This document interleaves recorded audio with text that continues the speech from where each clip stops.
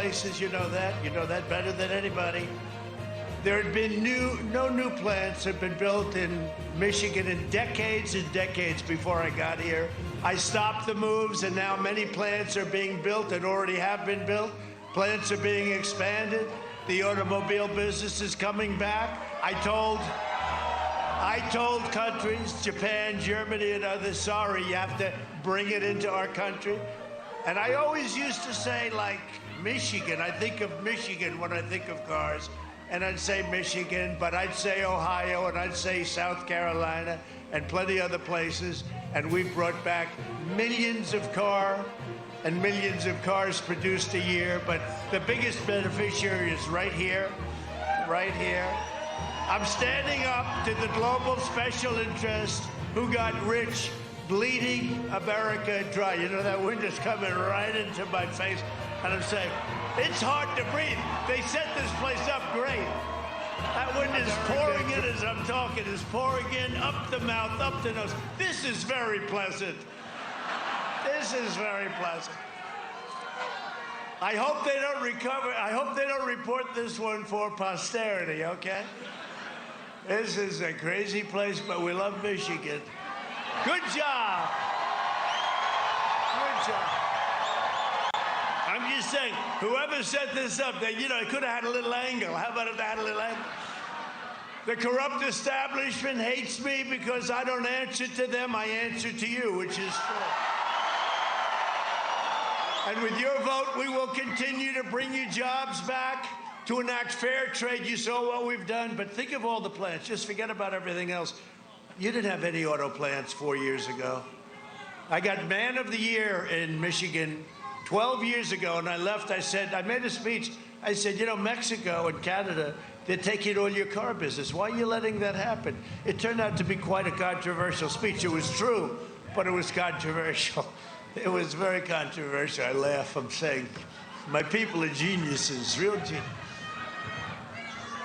But you know what? It turned out to be true. And since then, we've been doing things like nobody's ever done. Cut your taxes, cut your regulations, and ensure that more products are proudly stamped with those beautiful words, that beautiful phrase, made in the USA.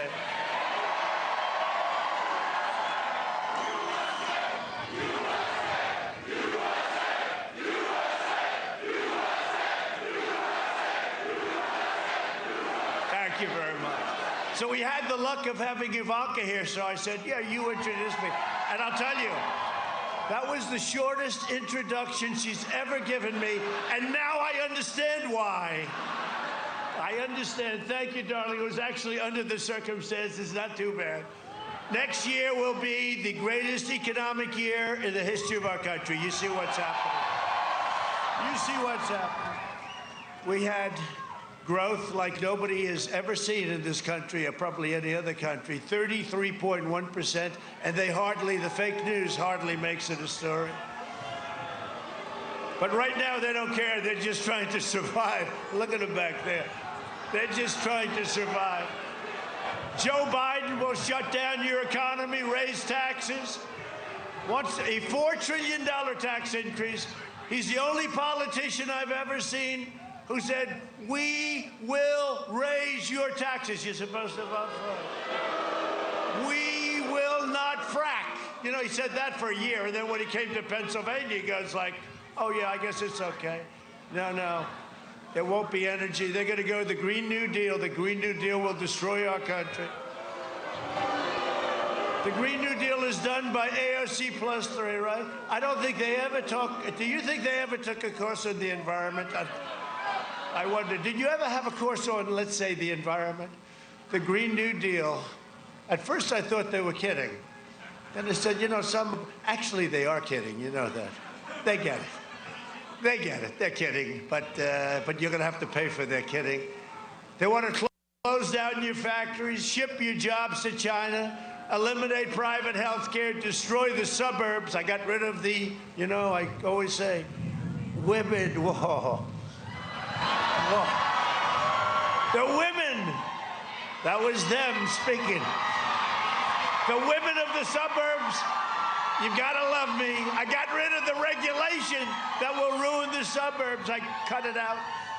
I said, let's terminate it, Ben. Let's just terminate it. But if they come back, then Cory Booker is going to be in charge. And that regulation will not be good. Now, we save the suburbs. They want to abolish oil, coal, natural gas, and send your state into a, you know what's going to happen here? You'll have a depression. You'll have a depression. Your gasoline will go up to $6, $7. How do you like the $2 gasoline? Is that well, you know, you'll have it for a long time if you elect Trump. If you don't, you're going to be, boom. The damage that Biden and Harris would inflict would endure for many generations. You can't fix it easy. You can't fix it easy. Under my leadership, our economy is now growing at the fastest rate ever recorded, 33.1%. This was announced yesterday, right? It was just announced. They didn't make a big deal out of it. If this were announced with Obama, they'd say, this is the greatest president ever. You know, he's so great that he left me 142 judges to fill, right? 142. You know what? If I were a Democrat, and think of it, I'm a Democrat, and my president left me 142 slots of judges. That's why we're going to be at 300 judges and 3 Supreme Court judges.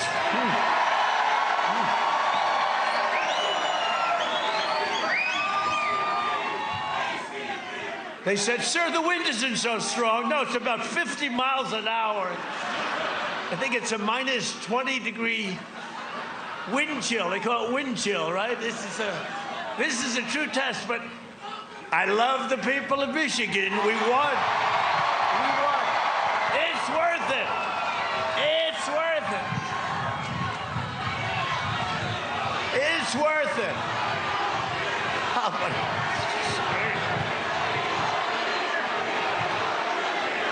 It's worth it. We won last time, right? It's worth it. If we didn't win last time, I probably wouldn't even be standing. I'd get up here and say, no thanks, this is like the great Pavarotti, the singer, when, you know, he was a diva. He was the greatest of all divas. He was an incredible talent with a most unbelievable voice. And I've gone to concerts where he would say, no, no, no, no, I do not feel good. I will not sing tonight, and he'd leave. See? And then I've gone to somewhere it was the most unbelievable voice that ever lived. I mean, the greatest, right? Pavarotti. But he liked me for whatever reason. He was very terrible to other people. To me, he was nice. He liked me. But he goes, Donald, I will not sing tonight. You don't have 1,000 people. I will not sing tonight because I do not feel, I will leave tonight. And he'd leave. I'd say, ladies and gentlemen, he's just canceled. But when he was great, he was great. But now I feel like him. I say, ladies and gentlemen, thank you very much. I'm getting it. No, I don't have that. I'm not a diva. While foreign nations are in free fall, we are creating the world's greatest economic powerhouse. We are the economic envy of the world, and now the military envy of the world. We have the greatest new equipment anywhere in the world. A recent Gallup poll found that 56% of Americans say they are better off today than they were 4 years ago under Obama-Biden. And we're rounding the turn on a pandemic. Think of that. And that's a record. In my first 3 years, I raised middle-class family incomes $6,500. That was in a 3-year period. Whereas the Biden-Harris agenda was projected and is projected to, if you go by that crazy plan, Wall Street Journal, you're going to lose $6,000. They're going to take it out, and they're going to waste it. But it's not 6, it's much more than that. And we're going up to a substantial number, and that's not including energy. And if you think about energy, when you're at $2 and your electric bills are nice and low, when they get rid of all our petroleum products and other things, everything, and they go to wind. Let's build windmills all over the place. Let's litter the landscape. Let's have littered the landscape. You know, when you build a windmill, I'm not against wind. It should be in industrial areas, maybe, but it's very expensive, very expensive. And if you want to see a lot of dead birds, all you have to do is go to the bottom of a windmill. If you'd like to see a lot of dead birds, go to the bottom of, they pile up. They don't know what to do with them, I'll tell you, it's crazy. And they're environmentalists. They want wind. And when the wind doesn't blow, let's watch President Trump's speech tonight, State of the Union. He's done very nice State of the Union with Nancy ripping it up in the back, crazy thing. Let's watch President Trump, let's watch his, and the man, the husband, will say, darling, I'm sorry, we can't. The wind is not blowing tonight. It's intermittent. They call it intermittent television. You have a network, intermittent television. No, we have to power our great factories. We have to power these great plants and factories. And you can't do it that way. Maybe someday, but right now in solar, I like solar. It's extremely expensive. And it doesn't have near the power that you need for what we're talking about now. And you know, when we do what they want us to do, but China doesn't do it, and Russia doesn't do it, and India doesn't do it, we will be at such a competitive disadvantage, we might as well just fold up the tent. We have the #1 economy in the world right now by far. By far. And we're not losing it on my watch, I can tell you that. Joe Biden, Sleepy Joe, spent 47 years outsourcing your jobs, opening your borders, and sacrificing American blood and treasure in endless foreign wars. Michigan lost half of its auto job thanks to Biden's NAFTA and China disasters. You know that. You know, it's amazing. Nobody saw the debate, I'm sure, the other night, right? Nobody? Do you notice the way I kept saying, Joe, why didn't you do it? He'd say, well, I would do this, and I would do that, and I would. I said, Joe, why didn't you do it? You were there for 47 years, and you just left 3.5 years ago. You know, why didn't you do it, Sleepy Joe, you sleepy guy? Sleepy. You see him now, he's got the shades on. Comes out. Hey, do it, Sleepy Joe. Hey, be quiet up there, be quiet. He said, they keep clapping up there. They're all our people. We have more people show up. They're all people. No, he's very agitated. You know how angry he is? He's so angry. You know why he's angry? Because he's losing. That's why he's angry. No, he's very agitated. I don't think he knows he's losing. I don't think he knows anything, actually. No, he's very, very angry and agitated. But now he's got the shades. What do they call them? Aviators? But they're too small. They should be bigger, you know? Got the little shades on, doesn't have to work on the eyes.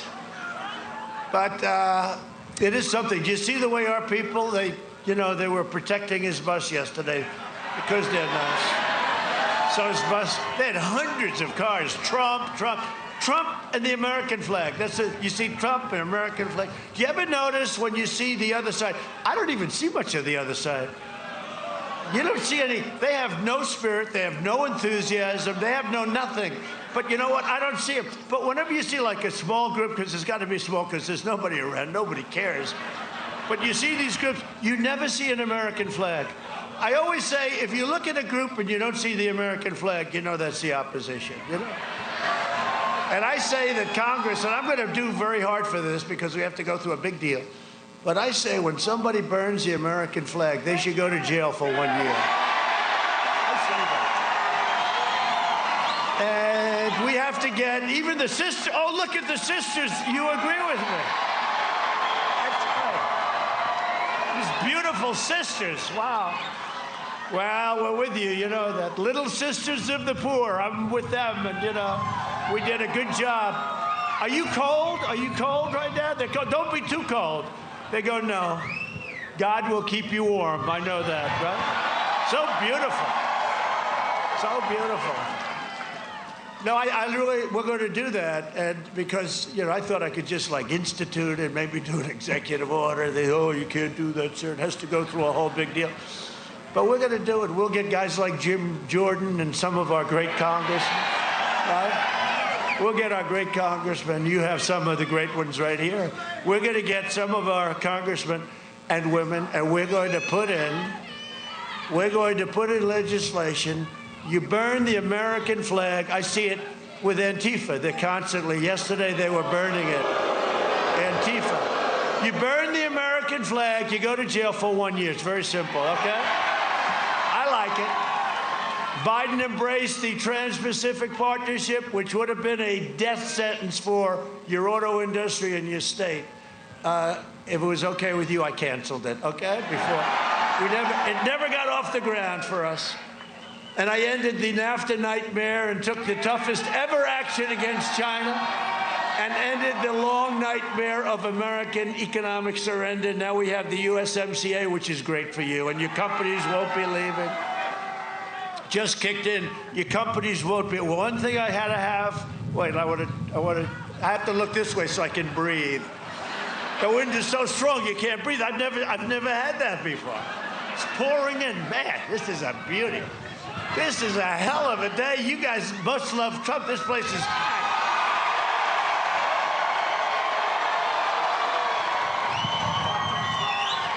It feels so good when I look at them. It's perfect.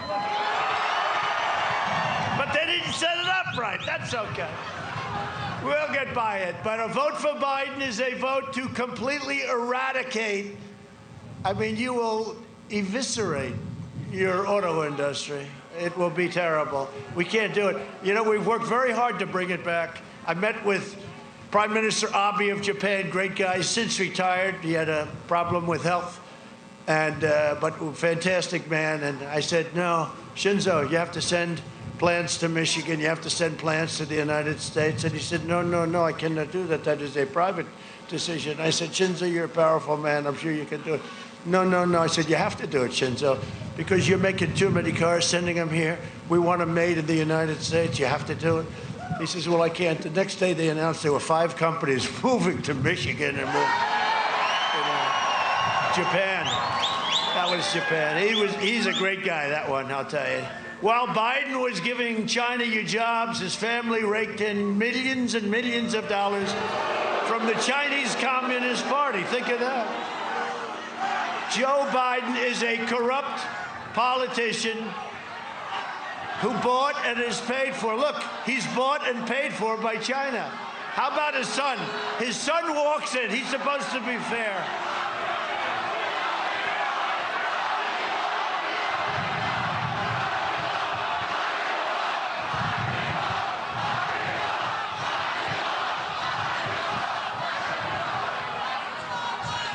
Now, how the hell can this guy deal with China? His son's, like a human vacuum cleaner. Hey, Dad, what country are you going today? China. Oh, good. Maybe I can take in a couple of million, but really it's not that. It's much more. Let me follow you, Dad. I'm the vacuum cleaner. Let me follow. I'll give you 10%.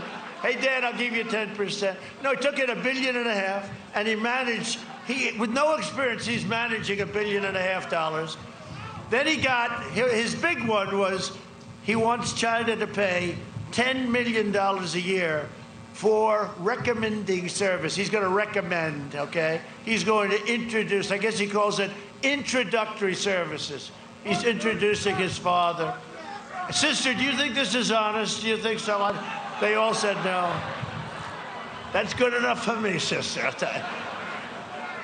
Although, how about Ukraine, the kid? Do you have any energy experience? No. When was the last time you worked? Well, I was thrown out of the military. I haven't worked in a long time. Oh, I see. But you know something about energy? No. Well, we'd love to have you serve on the board of Burisma. Would $183,000 a month be satisfactory? No. I'd like you to make an upfront payment of $3 million. Okay, so we'll give you an upfront payment of $3 million. We'll give you $183,000 a month. Would you be? Yes, we'll accept that. But we want very big escalation over the course of a year. Oh, we'll work that out, too. This is so corrupt. I mean, this is so corrupt. And how about just to find a Russia? Did you see the laptop from hell? Now Shifty Schiff. Okay, Schiff, the world's most dishonest politician, Schiff. Shifty Schiff, he said, he thinks the laptop from hell was created by Russia. It was right. They go, in Russia, they probably looked, they said, oh, no, here we go again. These politicians, a friend of mine told me, a great guy, very successful guy. I mean, he's not really a friend anymore because he keeps calling me Mr. President. He used to call me, hey, Don, let's have dinner. Very successful. Richard. Hey, Don, let's have dinner. Let's get together. And you talk and you'd have fun. You know, it's normal, right? Now he calls, hello, Mr. President, sir. How are you? How are you doing? Is everything good? I said, yeah, it's good, Richard. You have to call me Mr. President. It's just, I can't. It's like you lose all your friends because they're intimidated by the office. Does that make sense? You don't have any friends. I have my friends in Michigan. So, that's good. We have our friends in Michigan. Hello, Mr. President. I said, Richard, call me Donald. Okay, Donald. 2 minutes later, Mr. President, thank you very much. Thank you.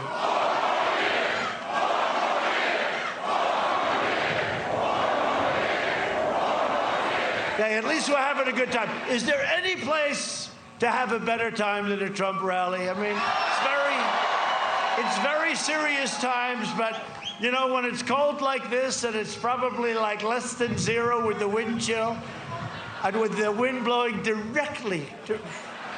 This was a person that works for us that doesn't like me probably very much. But no, it's direct. But we're having a good time. I'm having a good time. It's really a contest.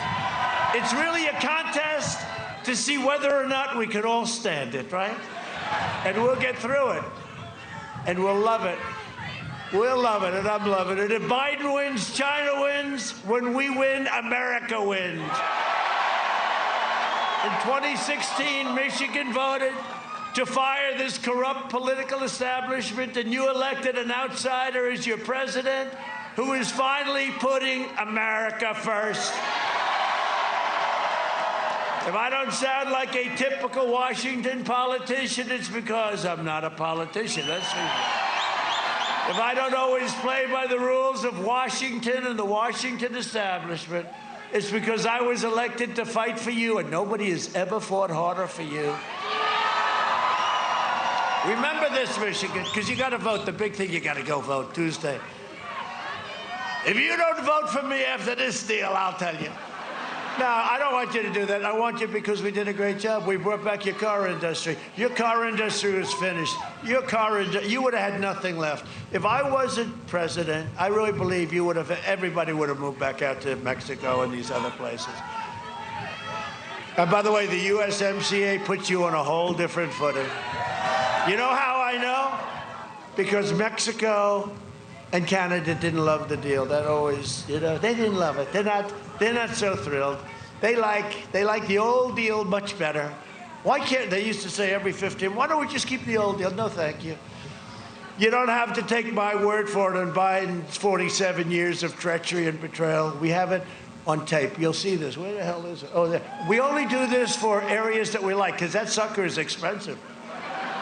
No, I mean, just seriously, just holding it up in this wind. Go ahead, roll it. My problem is I voted for NAFTA. I'm supporting NAFTA because I think it is a positive thing to do. And I do not pretend to be an expert on international trade matters. Trade agreements like NAFTA and permanent normal trade relations with China, which forced American workers to compete against people who are making pennies an hour, has resulted in the loss of 160,000 jobs. The president is absolutely right when he says that China has been cheating for 25 years and that Bill Clinton didn't do enough about it, George W. Bush didn't do enough about it, Barack Obama didn't do enough about it. Rising China is an incredibly positive development for not only China, but the United States and the rest of the world. Rising China is a positive development. It is in our self-interest that China continue to prosper. We want to see China rise. China's a great nation, and we should hope for the continued expansion. China is not our enemy. We talk about China as our competitor. We should be helping. The idea that China is going to eat our lunch is bizarre. The idea that they are our competition, they're going to beat us, is bizarre. They're not bad folks. China's not a problem. Allowing China into the World Trade Organization, which he supported, extending most favored nation status to China, which he supported, those steps allowed China to take advantage of the United States by using our own open trade deals against us. No. Do you think in retrospect that you were naive about China? No. But doesn't he deserve some credit for that? It's better. The USMCA is better than NAFTA. It is better than NAFTA. You know, we have to come together. That's why I'm running. I'm running as a proud Democrat for the Senate. So vote! Vote! Visit iwill.com/Ohio. God bless you. Can somebody tell Joe, by the way, it's not a real website, and Joe, you're running for president, not senator, and by the way, that senator, the Mormon guy, is Mitt Romney, not some Mormon governor. Now, sadly, what we showed you, that's just from a couple of hours today, because every time that Joe actually leaves the basement bunker and stays out past 10 a.m., well, disaster ensues. Here's a quick reminder. Look, tomorrow's Superstar Tuesday, and I want to thank you all. I tell you what, I'm rushing ahead, aren't I? We hold these truths to be self-evident. All men and women created by you know the thing. If you agree with me, go to Joe 30330. We choose truth over facts. Play the radio. Make sure the television, make sure you have the record player on at night. The phone. Make sure the kids hear words. Poor kids are just as bright and just as talented as white kids. Donald Trump does pose an excellent threat to this. It's not hypothetical. This is pretty serious. By the way, these are way beyond an occasional campaign gaffe, and I am beginning, well, I'm more than a little worried that this man could represent a clear and present danger to this country. He's obviously not capable of leading. He's been hiding the entire campaign, and the corrupt media mob is covering for him. Joe wants to be the president of the United States of America. That would be the toughest job in the world, and at times, Joe doesn't seem to remember that he's even running for president, or what state he's in, or what day of the week it is. Does anyone really believe that if elected, that Joe Biden will actually be in control of anything? What kind of country we're going to be? 4 more years of George, he is going to find ourselves in a position where if Trump gets elected, we're going to be in a different world. Barack and I think it's a right for people that bad at health care. Folks, we got a lot of work to do. I don't only need you to get me elected, I need you once I'm elected. I'll lead an effective strategy to mobilize true international effort to pressure.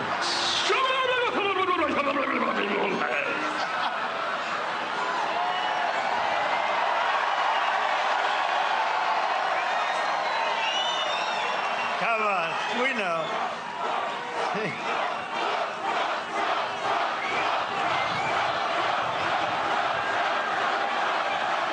That is something. That is something. I don't know.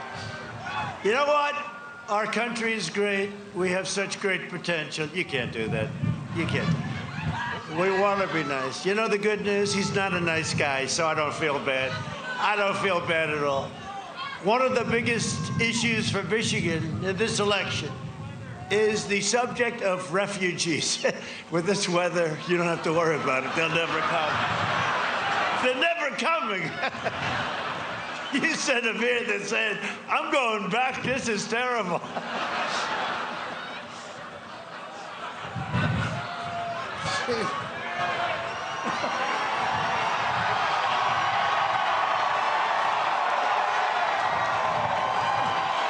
It's freezing up there. I want to go back immediately to Syria.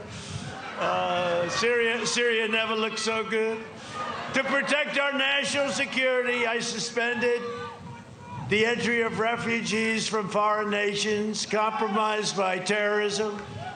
You know that. If it's okay with you, I'm going to do that. And you see what? You see what's happening in France? You see that mess that's going on over there? Called the president with condolences, but they're having a big problem. Biden has pledged with Bernie the manifesto 700% increase. They've agreed to this in refugees from the most dangerous terrorist spots in the world. Syria, Somalia, Yemen. The Biden plan will turn Michigan, Minnesota, and many other Midwest great states into refugee camps. which I'm sure you're thrilled about. He's also vowed to terminate all of the different elements of, look, we have some very strong bans, some very, very strong bans, and he wants to terminate. I got a travel ban that was tough stuff to get it, and it was not easy, but he wants to terminate the travel ban, and we have a travel ban that works. When we have people that hate us, when we have countries that hate us, they come out of regions that are a disaster.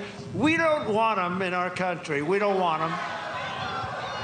But it would have allowed what they want. They want to allow virtually unlimited immigration into our country. They want to allow virtually unlimited access into our country.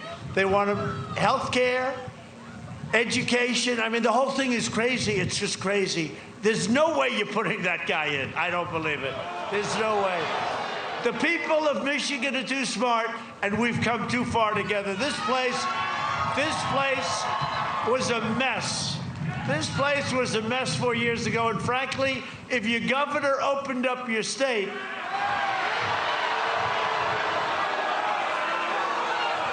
which he has to do. Well, Biden, Biden's all about lockdowns. He loves a lockdown.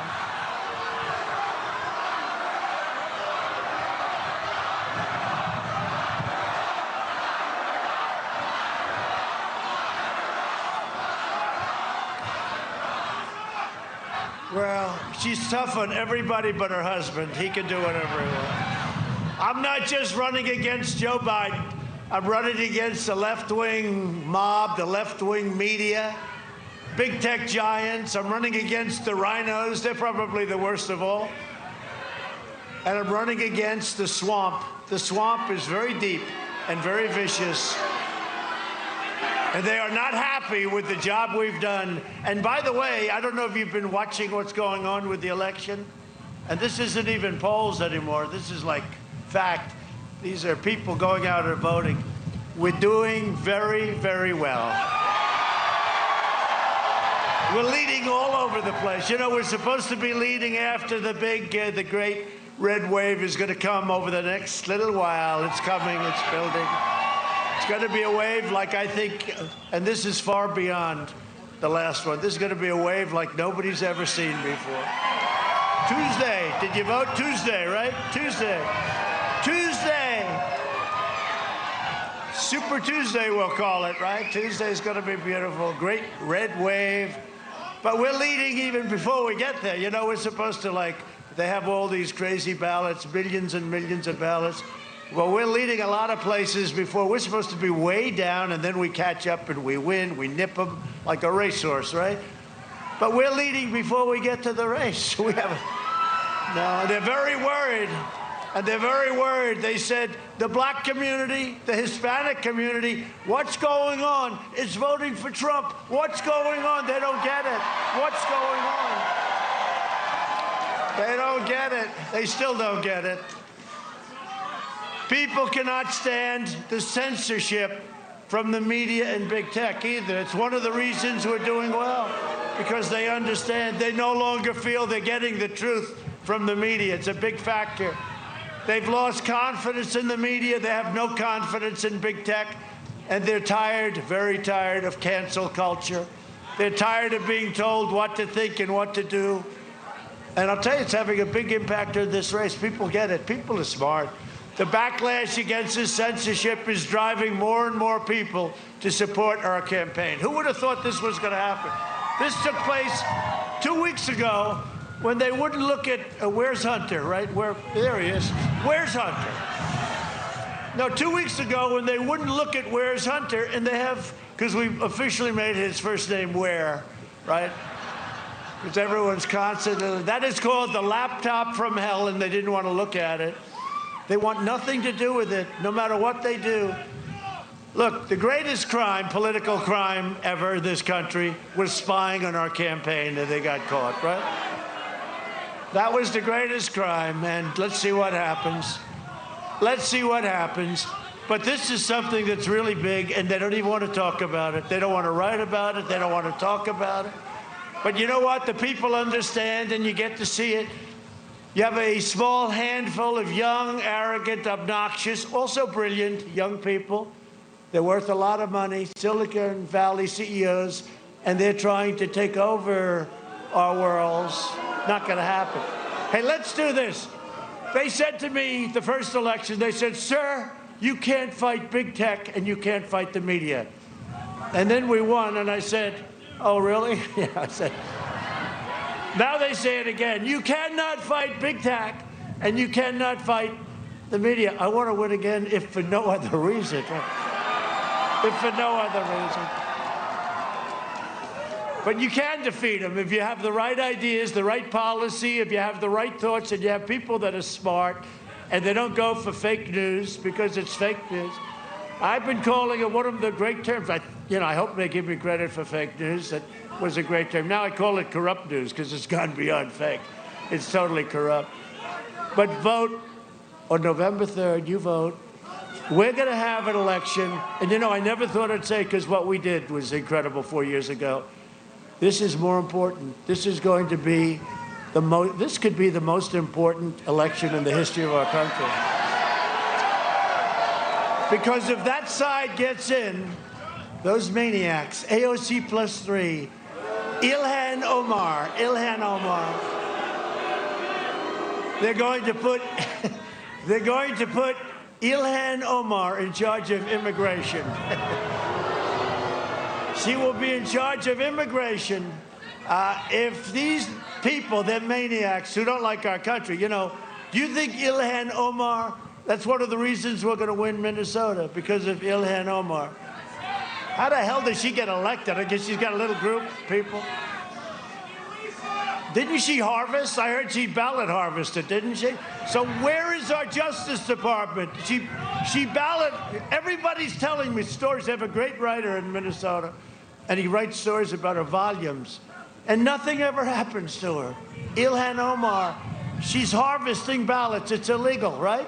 They have a story. So where the hell, why aren't they looking at her? If I did that, they'd be looking at me. They'd be looking at anybody here. It's a disgrace. Honestly, it's a disgrace.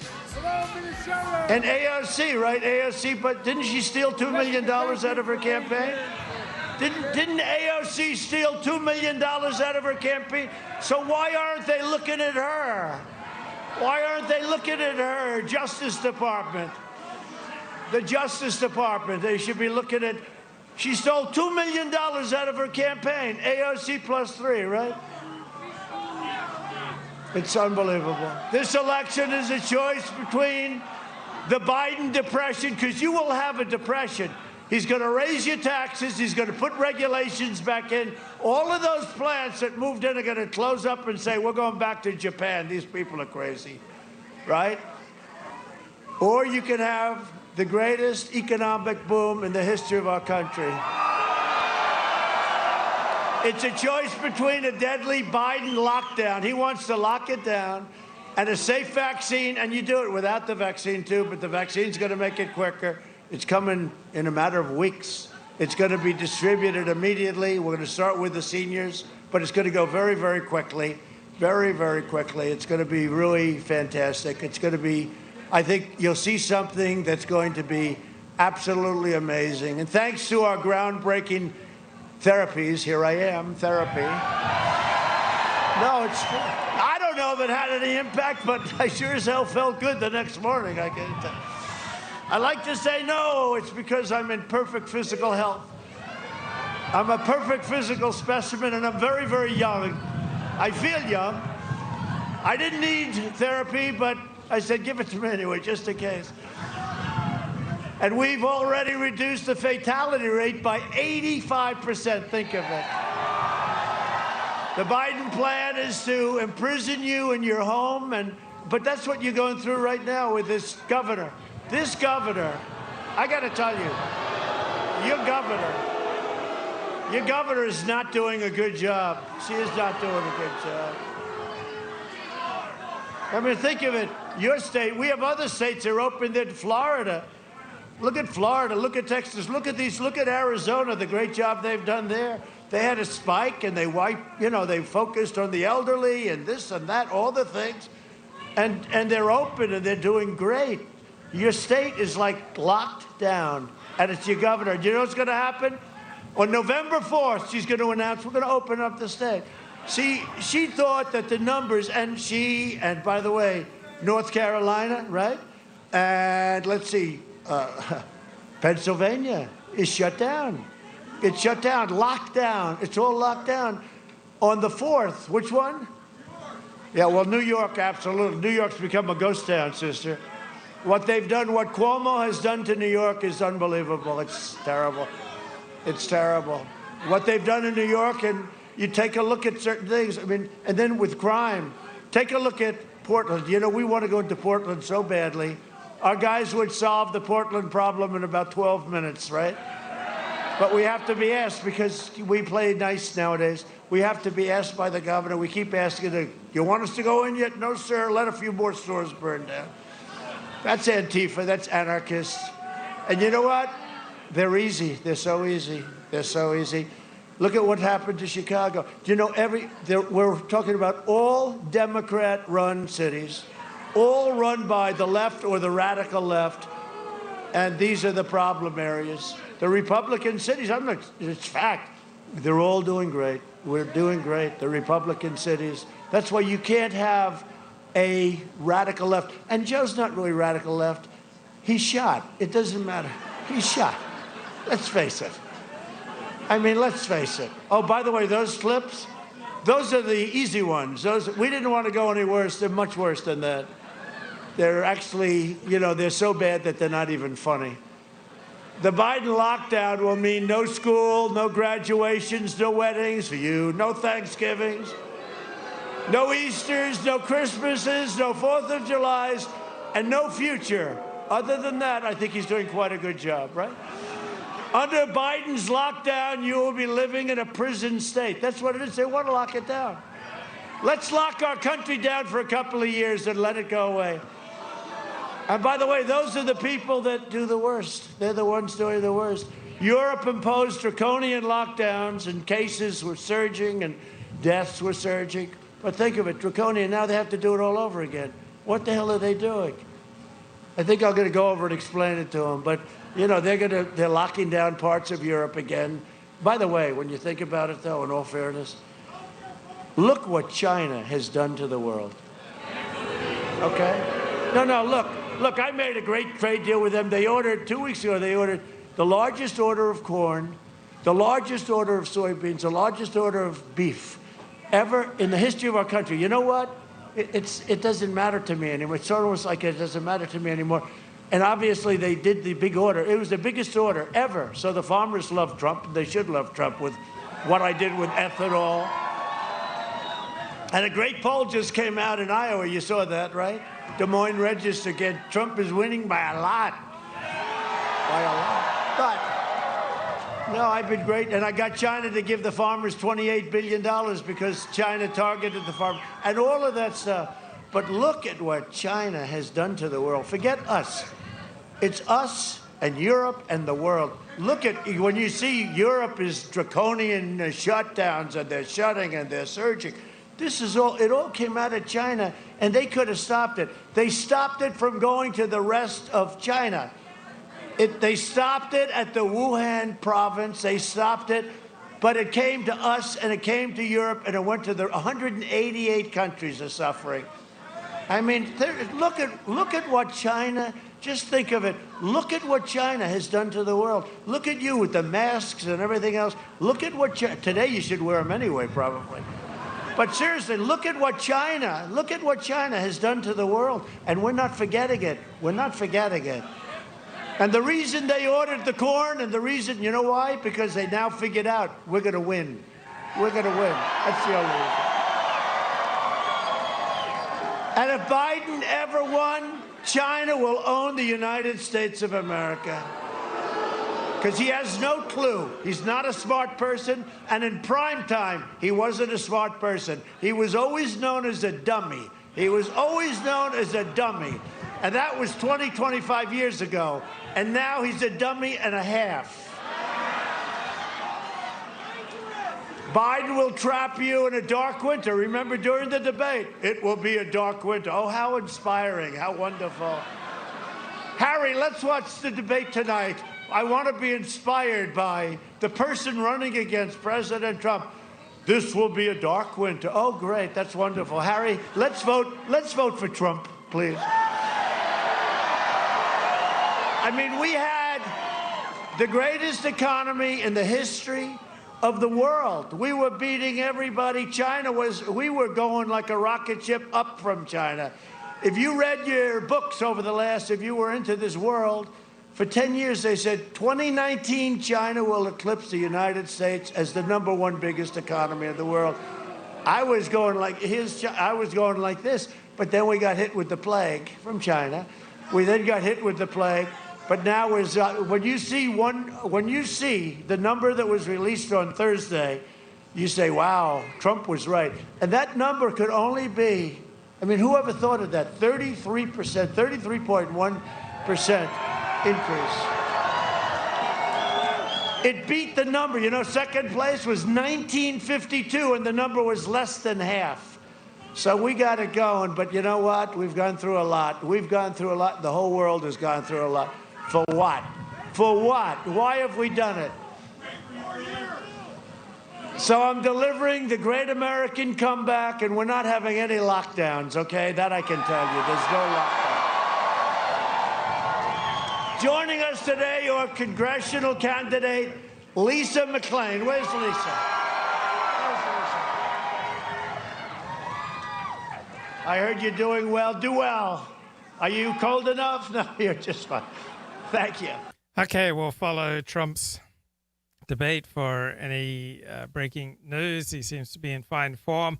I've not seen anything in the last 15 hours that moves me from believing that Trump will win.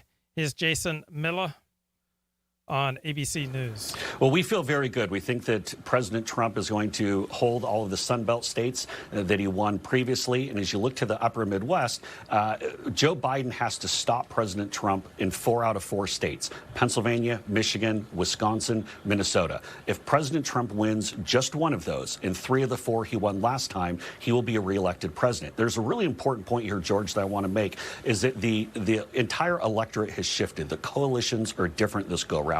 The fact that Joe Biden had to go back to Minnesota, a state that Republicans haven't won since 1972, just the other day shows how they're worried about state shifting. President Trump is going to get well over 10% of the black vote. I think he'll get over 20% of African-American men. President Trump will probably get 40% of the Latino vote. The entire demographic shift within these parties, it's a different world now, George, and that's why we're trying to turn out our supporters. We feel good about it. And the one final thing, George, if you speak with many smart Democrats, they believe that President Trump will be ahead on election night, probably getting 280 electoral, somewhere in that range. And then they're going to try to steal it back after the election. We believe that we will be over 290 electoral votes on election night. So no matter what they try to do, what kind of hijinks or lawsuits or whatever kind of nonsense they try to pull off, we're still going to have enough electoral votes to get President Trump reelected. So okay. And Ashy Sensible on this. Make one final observation on this and kick it to you. The change, there's not so much of a change, but the change that we see in 2020 is right-wing vigilantism leading to serious escalation of violence. Kyle Rittenhouse being an example, not condemning, also not applauding. Where do you see the censorship issue and the overall street levels of violence? What direction do those two things move post November 3rd? My gut tells me that if Biden gets in, we'll see a leveling off of the censorship, but it certainly won't get better. We're not going to suddenly get our YouTube channels or Twitter accounts back or whatever. I think we'll see a somewhat leveling off of it, but it won't be as exponential as it was under Trump. That's just my gut telling me that. I think that the Trump administration feels this pressure, and maybe this is them fulfilling their purpose, to prove that they're not racist in such a way that they'll allow any dissident thought to be banned off of YouTube. They'll do nothing about any of these free speech issues, because to do otherwise would be to brand them as a racist, and they would lose social credit in the coalition that they're trying to build. So in terms of censorship, I think it would be worse under a second term of Trump. Slightly less bad, I hate using that term, but less bad under Biden. Either way, the momentum is going in a certain direction, and there's no way we can stop it. We're going to have to ultimately figure out some other way to kind of get our points across. So I think that's Well, there are other ways to get your points across. There's BitChute and DLive. And so I do believe that we'll see a flourishing of alternatives that will be essentially censorship-free, including for live streaming. So I see that in the year or two ahead. That's the first thing. If we're talking about street-level violence, I would say that the street-level violence would probably be worse under Trump. It seems to me that most of the bad actors, the Antifa and the people who are whipped up into a frenzy by Antifa, are more inspired to act out violently against Trump than they would be if Biden won. I don't really envision celebratory looting and riots on November 3rd if Biden wins versus angry looting and riots if Trump wins.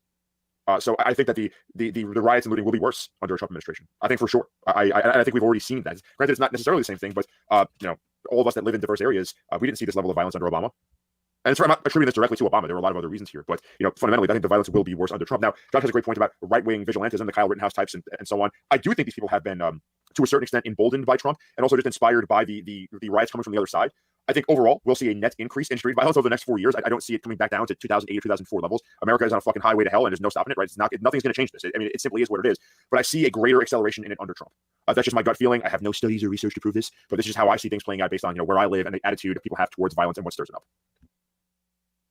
Yeah, well, I mean, they already figured out that there's no better strategy for them than to be at each other's throats as possible and whip up their respective bases into minor acts and sometimes occasionally major acts of violence against each other without letting it blow up into a full-on civil war, right? I think that they're using that cynically and strategically, and I think that's what they're going to continue to do. In fact, I think Walmart took out all the ammo and guns because of fearing election results, which they did as well after the George Floyd was killed. They took out all these things because they feared to be stolen in the rioting. And so I think this is something they're going to simply use against each other, which also plays the double role of not only keeping those tensions and weaponizing them against each other, but also having a pretense to lock up those who would actually be effective advocates for some kind of cause, right? It's a way of siphoning them or honeypotting them into something meaningless and destructive of themselves that's going to loosen any local connections or possibility of local organizations and networks of people who can present a professional challenge to the system, right? So I think that they play a dual strategic role for both sides, but also against each other.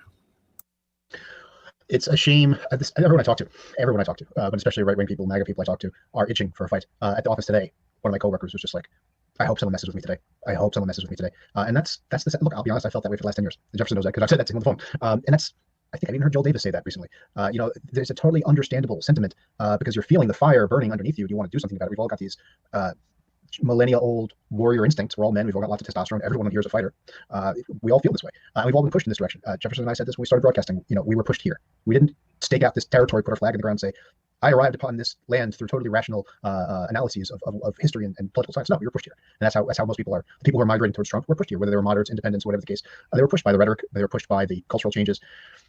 But just because these people have guns or military training, like who's sitting in a boardroom or at some big round table with white papers, ready to throw some money and resources behind right-wing vigilantes? It's the thing. Somebody asked in the chat, why am I not applauding Kyle Rittenhouse? You're going to another place to fight people that you don't know for a cause you're not invested in, and nobody is going to defend you. Kyle Rittenhouse had his GoFundMe removed because he was called a mass shooter. Go ahead, Jeff. I don't want to. It's been a while since we spoke about this, and we talk about it a lot here, and a lot of current events. I'll give Tyler a ton of credit here. When we start talking about philosophy in a way, it's like these are things that actually matter. These are questions that have always been asked, and so it's easy to forget about current events when we're talking about. We're constantly trying to take on things that are quite frankly more important than something that happened, just last week to a certain extent. If I'm not mistaken, though, was Kyle Rittenhouse? Someone had said this to me before, and I'm sure someone in the chat would love to politely correct me. He was a volunteer firefighter who happened to be there for that reason. I'm not entirely sure. I've heard that, but either way, whether he was there for that reason or he was there because he was looking for a fight, whatever, that type of right-wing rhetoric is responsible for that behavior. And what's tragic about it is that rhetoric comes along with the knowledge of the people who are pushing the rhetoric, whether it be Trump or someone else, that there will be no real legal system to protect them. Now, Rittenhouse might, to a certain extent, be the exception because he's so high profile, right? But there have been many other people that have not had that luxury, right? They don't have that type of populist Republican support or something. So I think that you're onto something there, Josh. Even if we're wrong on the details, which whatever at this point, who cares? There are right-wingers, Republican right-wingers in that sense, that are being pushed towards this brazen attitude towards violence. And I get it. I understand why they're looking for a fight. They're even though we might hate them in some respects for what they believe, they're tired of being shamed for what they believe in. But they haven't quite gotten the memo that there is no country. That what they are kind of walking around with their chest puffed up to defend actually fundamentally hates them and would use them as an example and throw them under the bus the first chance they got. And that's the real tragedy in this, is that some of these conservative right-wingers who might actually have good instincts, who might actually otherwise be people who are closer to us, people who are illiberal, they're being drawn into a machine that hates them. They don't quite get it. And it makes me sad to think about how many of these guys would be just kind of chewed up and spit out by the system. But by the same token, they would provide the media that boogeyman necessary to push the evil, angry white man rhetoric further down the road. Well, I mean, that's what internationalism means. That's what globalism means. So people with money and lots of stocks, and they own corporations or whatever. The world is their country. They can go wherever they want. We're just renting this country. We're here. It's not our land. You're not defending something that you own. And the people who run this country don't believe in countries. They don't believe in national sovereignty. They believe in what's mine is mine, and I don't care what happens to you. And the sentiment behind it, people keep talking about civil war, and it certainly looks like you're pushing towards a civil war, but you guys probably know better than me. American Civil War 1.0, the original, there were more than one set of elites. It was two groups of people who were fighting over the whole pie, and that's not the situation in America. I don't know, Tyler, what are your thoughts? Yeah, I mean, I remember when we talked about this right when it happened, I basically said the same thing I'm going to say now, that Kyle deserves our sympathy, our respect, our support, because he's someone who, like many other young men who believes that their country is still a living, breathing idea in the sense that they're raised and taught it was, get shuffled into these kinds of situations, and then they get used as a political pawn while their whole life gets completely destroyed and no one gives a fuck about it. And so I do sympathize with them. right? I do sympathize with him, but at the same time, the point needs to be made that these kinds of causes aren't something that you should ever support or get yourself caught up into, because it's not about you and you're just playing their game, right? I think everyone here watching this should recognize that your greatest political activism that you can do right now is stepping back and finding your local group and networking and building something that could last, because no matter what happens, and things are going to get worse, right? If you don't have a stable group of people that are able to deal with legal problems or employment, things like this, or, you know, training and fitness or being healthy, if you don't do that, no matter as things get worse, you're going to be in trouble. So don't ever put yourself in these situations. Don't play their game, and just weather it out and become strong, both individually and as a group. Well, this is the Zizek quote I always go back to. I'm going to butcher it. Sometimes the most revolutionary act is to do nothing, and I think we have a lot of nothing left to do. Frankly, this is not the time to pretend that you're John Rambo and go out and or do your Punisher impersonation. And then now's not the time to do that.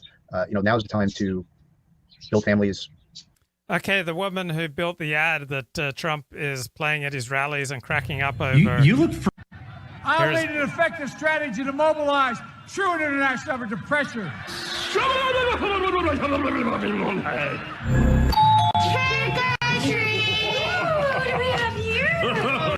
Spooky, creepy. Creepy Uncle Joe. Oh, it's funny. It's Joe. Come on, man. Candy's for the kids. Maybe he forgot. Wait a minute.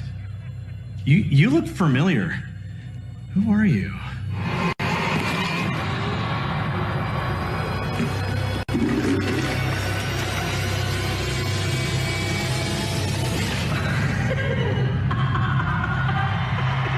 Are we gonna let her get away with this? She took everything.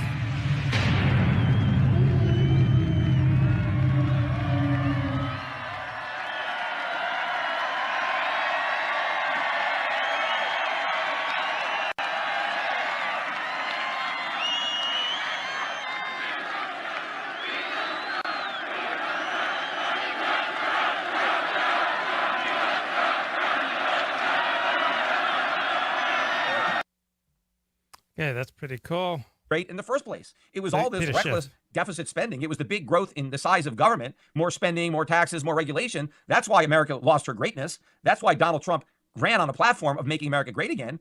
But now he's governing based on the same policies that caused America to lose her greatness in the first place. And so none of what Trump campaigned on, none of those promises are actually being delivered, which is probably why he's not going to return for a second term. But one of the most frustrating things for me personally about the Trump presidency is having to listen to all these Republicans talking about how great Trump is. Like Rush Limbaugh. I mean, he's fawning all over Trump, letting Trump, deliver one lie after another. And, the same thing bothered me when George W. Bush was president. He was another guy that the Republicans were talking about how great he was during the housing bubble.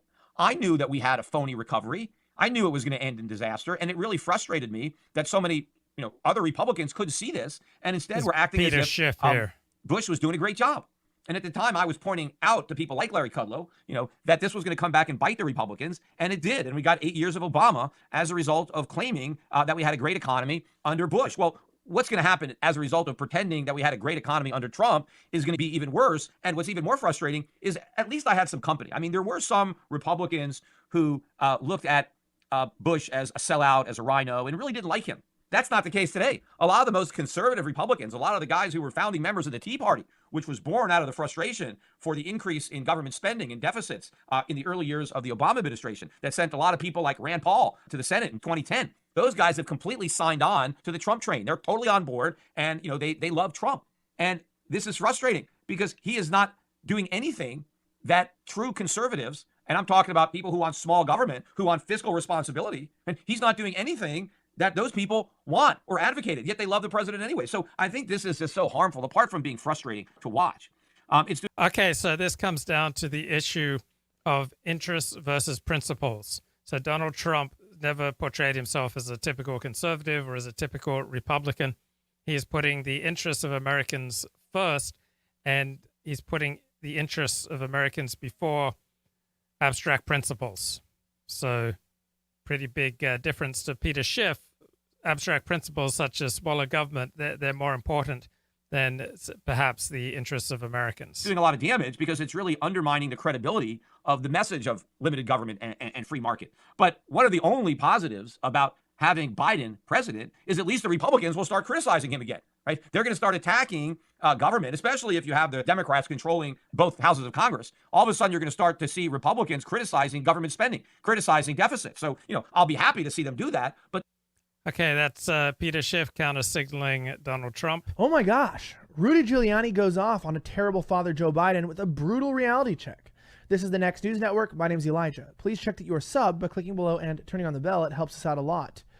Joe Ha from the Gateway Pundit reports that Rudy Giuliani went off on Joe Biden, the Prince of Darkness, for placing his son Hunter in the middle of dealings with the most vile and violent mafia types in the world.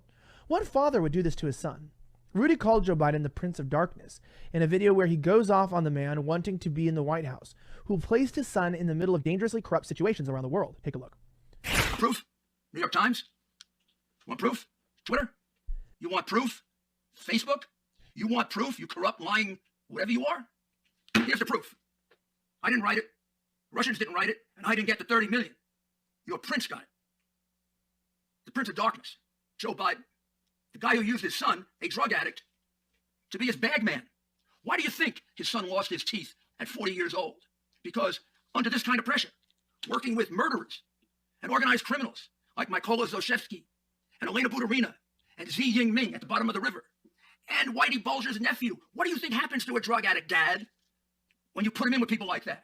He becomes a much worse drug addict. He becomes a degenerate drug addict. You couldn't find some bum in Washington to do this for you? You had to use your son and ruin his life? And you want to be president of our country? My goodness, you should check in to the local federal prison and start doing your time. That's where you belong, not in the White House. You use your family to pick up your bribes, hide your bribes, live the life of a billionaire. And by the way, I don't think you failed in all those negotiations just because you're stupid. I think you failed in those negotiations because you sold out the United States of America. That's what I think you did. And you were ready to do it again if we didn't catch you. Now it's true. What kind of man would put his drug addict son in situations dealing with murderers and mafia types? Well, I could give you a hint. I'm sure you're smart enough to know what I'm already talking about. But if you're not, or if you just want a little bit of a hint and a reminder that you are as smart as you think you are, I'm talking about Joe Biden, a man with 47 years in the government who has used it to line his own pockets rather than to help people and to really get this country ahead. I mean, these people really are corrupt at the highest levels. I wouldn't want the job, but apparently Joe does. He wants 47 years of it, and apparently 8 more. But I know we've got to stop him. Anyway, thank you so much again for watching. Have a great rest of the week.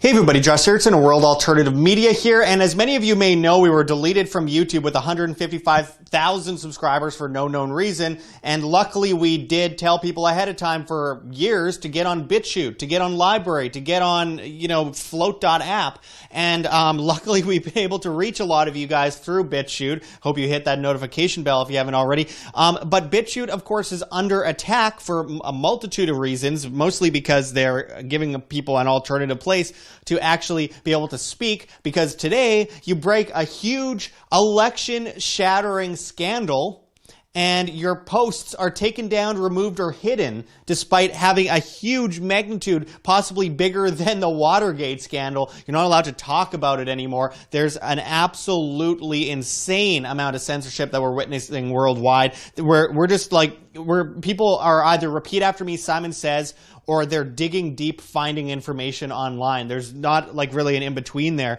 They're censoring things so badly that it's just blatant, and people actually support it. A lot of people actually support it. It's insane. Well, we're seeing more censorship of BitChute because, of course, there's such a huge movement happening on BitChute right now that a lot of the establishment is afraid, just like they've been afraid of Library and removing them from Google App Store, and they've been trying to attack Float.app on Facebook and things like that. As this Reddit post says, Reddit admins are automatically removing links to BitChute cannot be overwritten by moderators. And it says, I just posted a comment that contained a link to BitChute and got this message immediately after submitting the comment. It says, please be advised that Reddit removes all links to BitChute immediately upon submission. This policy comes from Reddit management, and community moderators are not able to override this. If you still want to submit this comment to r/NoNewNormal, please submit it using a different video hosting service. I am a bot, and this action was performed automatically. Please contact the moderators of this subreddit if you have any questions or concerns.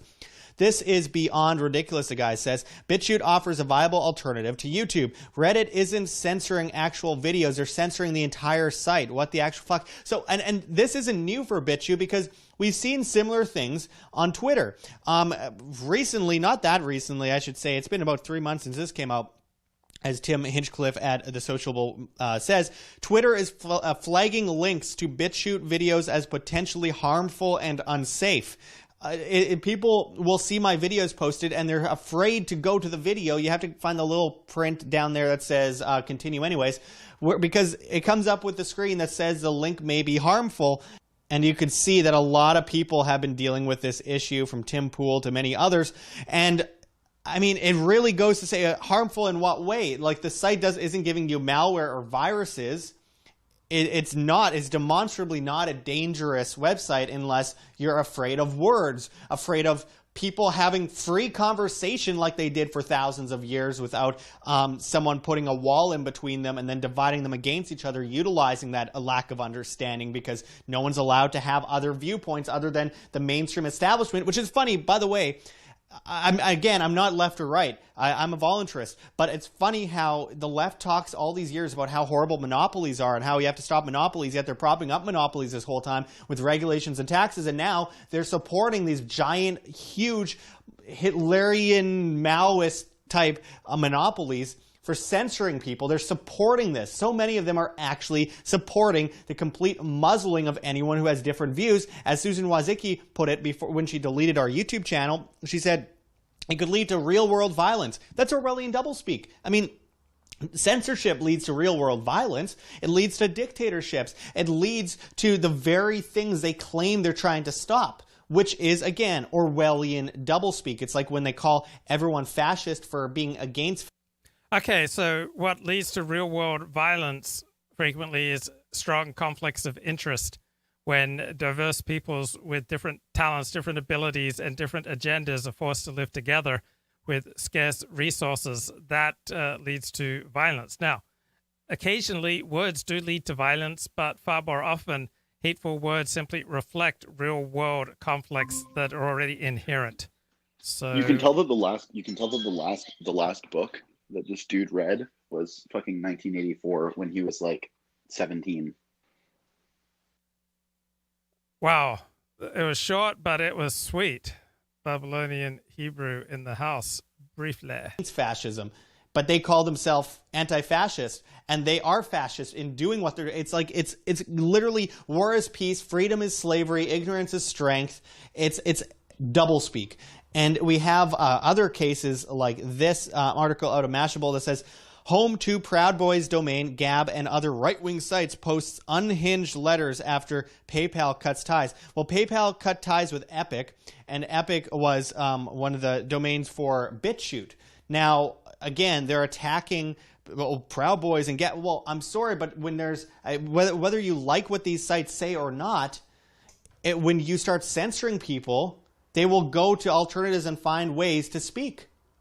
And so it's not the fault of the host.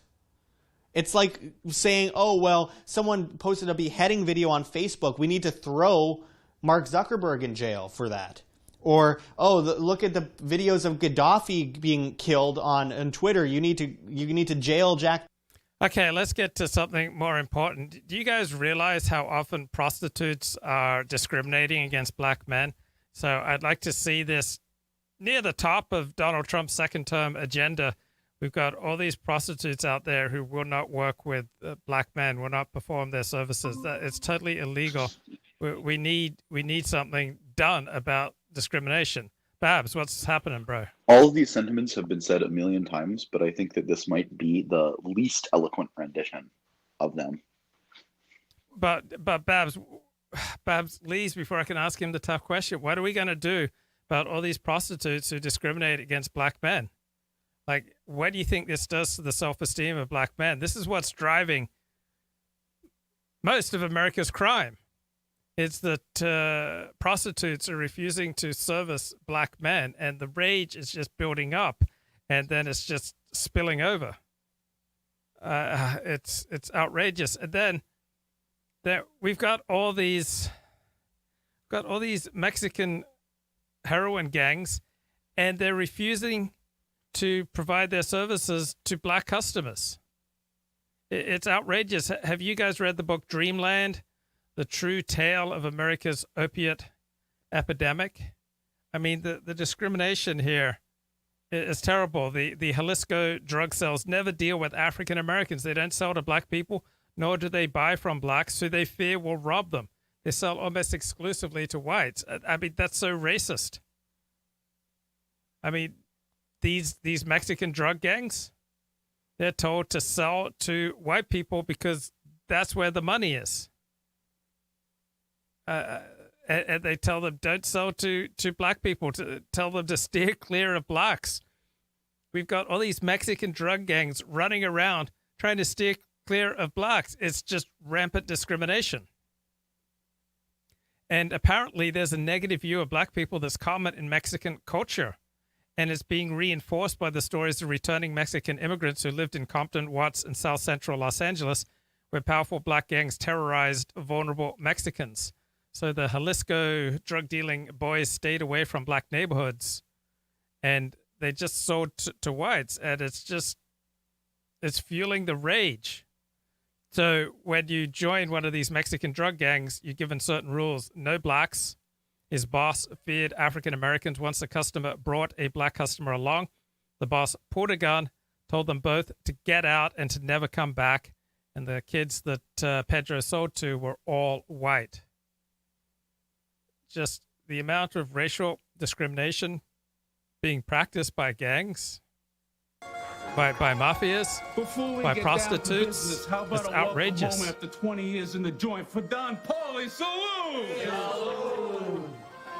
You know, as I look around this room, I see what used to be the most ruthless, powerful crime family in the city. Damn right. Shut up! I said used to be. Babs, what's going on? I just want to say, I think your framing of this is slightly off. It's actually, if someone refuses to sell you heroin, that's a good thing. They're actually trying to help you, and they're actually more on your side than the person who sells to you. Quite frankly, I think that this is actually what activism looks like. This is what doing the work looks like, and I actually. I give my to any gang leaders who have implemented that policy. I actually say thank you for, keeping drugs out of the urban inner city communities. So you don't think they need racial sensitivity training? I mean, I don't know. It sounds like they already are on the right side. They're trying to keep dangerous substances out of the African American ADOS community. Oh, what about all the prostitutes who won't work with black men because they fear that they have STDs, that they're violent, and that their dicks are too big? I mean, what about all the black men who are not getting pleasured and serviced by prostitutes? Well, actually, if you want to look at it from a different angle, they're actually this is an activism effort in order to keep coherent families in the Black American community, which has been something that regardless of where this comes from, this is something that people have pointed out is socially and culturally detrimental. So this is actually like one of the most clear-cut examples, I think, of activism, trying to help and lift up the Black community through not enabling certain toxic behaviors. So what are you seeing on the streets around you? You seeing a lot of big black dicks? Not exposed. Okay, good. Yeah, no. I don't want them to get frostbite. Fair enough. Yeah, that's another real concern. Well, anyway, keep doing the work, Ford. Thank you. It means a lot to me. Okay, this is Don Pauly returning home after 20 years in the clink. Because that sure as hell ain't what it is now. I mean, what happened to this gang? We used to own this city. I go away 20 years, and all of a sudden now there's friggin' Mexicans controlling the neighborhood? Okay. What? What, I say something wrong? No disrespect, Don Pauly. We all get your point. I just think it's a little weird that you made it so, I don't know, racial. Yes, thank you, one person. What do you mean racial? Vinny, the Diablos control all the drugs in the neighborhood, do they not? Yeah, they do. They do. Okay. And the last I checked, the Diablos are friggin' Mexicans. Are they not? And he's doubling down. Great. Oh, phew. Joey, you got a problem with what I'm saying here? Huh? We're losing money over here. We understand your point, Don Paulie, but with all due respect, your choice of words to some people may seem a little, I don't know, outdated. My choice of words? Is this a joke? Huh? Is there a hidden video around, huh? Is Jamie Kennedy around here somewhere gonna film me? Jamie Kennedy? Yeah, who's Jamie Kennedy? Jamie Kennedy, the king of the pranks. He got the TV show, he pranks people. Oh, you mean Ashton Kutcher? No, Kutcher was punked. Just forget it. Just forget it, all right? Am I losing my friggin' mind over here? I mean, Nikki the Nose, you tell me if I'm going nuts, right? You tell me? Hey, Don Paulie, you know I don't mean no disrespect to you, but I just go by Nikki now. Well, you've been Nikki the Nose since we were kids. Yeah, we don't give people nicknames based on their physical appearances anymore. That's called shaming. And don't feel too great sometimes. Yeah, see, Don Paulie, your words have, I don't know, power. Yes, thank you. I can't believe my friggin' ears. I mean, are we still gangsters here? We still in the friggin' mob over here? Of course we are, Don Paulie, but a lot's changed in the last 20 years. No kidding. This gang didn't used to be filled with a bunch of queers. Easy, Don Paulie. No disrespect, but as someone who identifies as queer, I take a little exception to that last comment of yours. What? So if you don't mind, I think I'm gonna take a mental health day, and I'm gonna work from home now. Of course, Johnny. God bless. Hey, salute. Salute. Whoa. The hell was that all about? Don Paulie, you gotta understand, Johnny is, sensitive. Sensitive? He's a friggin' murderer. Hey, they're a friggin' murderer. Jesus, I mean, what happened to you people, huh? Whoa, you people? With all due respect, Don Paulie, what do you mean by you people? No, I didn't mean it like that. I just meant everybody in general. Wait a minute. Who's the black chick? The woman of color you're referring to is Gladys. She's a capo. This gang? How the hell did that happen? We got slammed pretty hard on Twitter for our lack of diversity. Yeah, you remember the hashtag Mafia So White? Oh, you gotta be friggin' kidding me. Look, Don Paulie, representation is very important even in crime. Besides, I'm more capable and dangerous than any cis black white male gangster here. Oh, really? Okay. Then shoot Vinny. With all due respect, Don Paulie, that's not how we... Oh! Whoa! Get over here! That's what I'm talking about, all right! Let me welcome you officially to the club. Hey! Did this guy just try to frickin' kiss me? With her consent? In a pandemic! No! What I say? Oi. Watch your language, mate. All right, we have an important article that's just come out in Crime, Law, and Social Change. I hope you all have your subscriptions up to date. Volume 74, pages 547 to 569. It's an analysis of sexual inequality in organized crime, that women play a much smaller role in organized crime than men. Something like only 15% of drug dealers, drug kingpins are women. The crime gender gap is one of the most persistent and well-documented patterns in the social sciences. And does anyone ever even talk about that? I mean, organized crime is plagued not just by racism, but also by sexism. It's very disconcerting. Very disconcerting. Okay, Politico says White House plots possible second-term cabinet purge. Second-term Trump administration is considering expelling cabinet members who have crossed the president, refused to mount investigations he has demanded, or contradicted him on the coronavirus. So, shift would amount to a purge of any cabinet member who has crossed the president. Evictions could run the gamut from senior health officials to much of the national security leadership. The White House administration officials have started to vet names of healthcare experts who could take over the agencies running many elements of the government's pandemic response, overseeing the country's health insurance system. The president is also eyeing a remake of leadership at the FBI, the CIA, the Pentagon. He's exasperated at what he sees as unwillingness to investigate his preferred subjects and to take on the government's deep state. Personnel overhaul of the Trump cabinet at the start of a second term would mirror the turnover his administration's already experienced during the first 4 years. I can only imagine the score settling Trump would undertake if he won. So you'll probably see departures of figures like Health and Human Services Secretary Alex Azar. What a giant loss for America. CDC head Robert Redfield, NIH head Francis Collins, and Medicare head Seema Verma.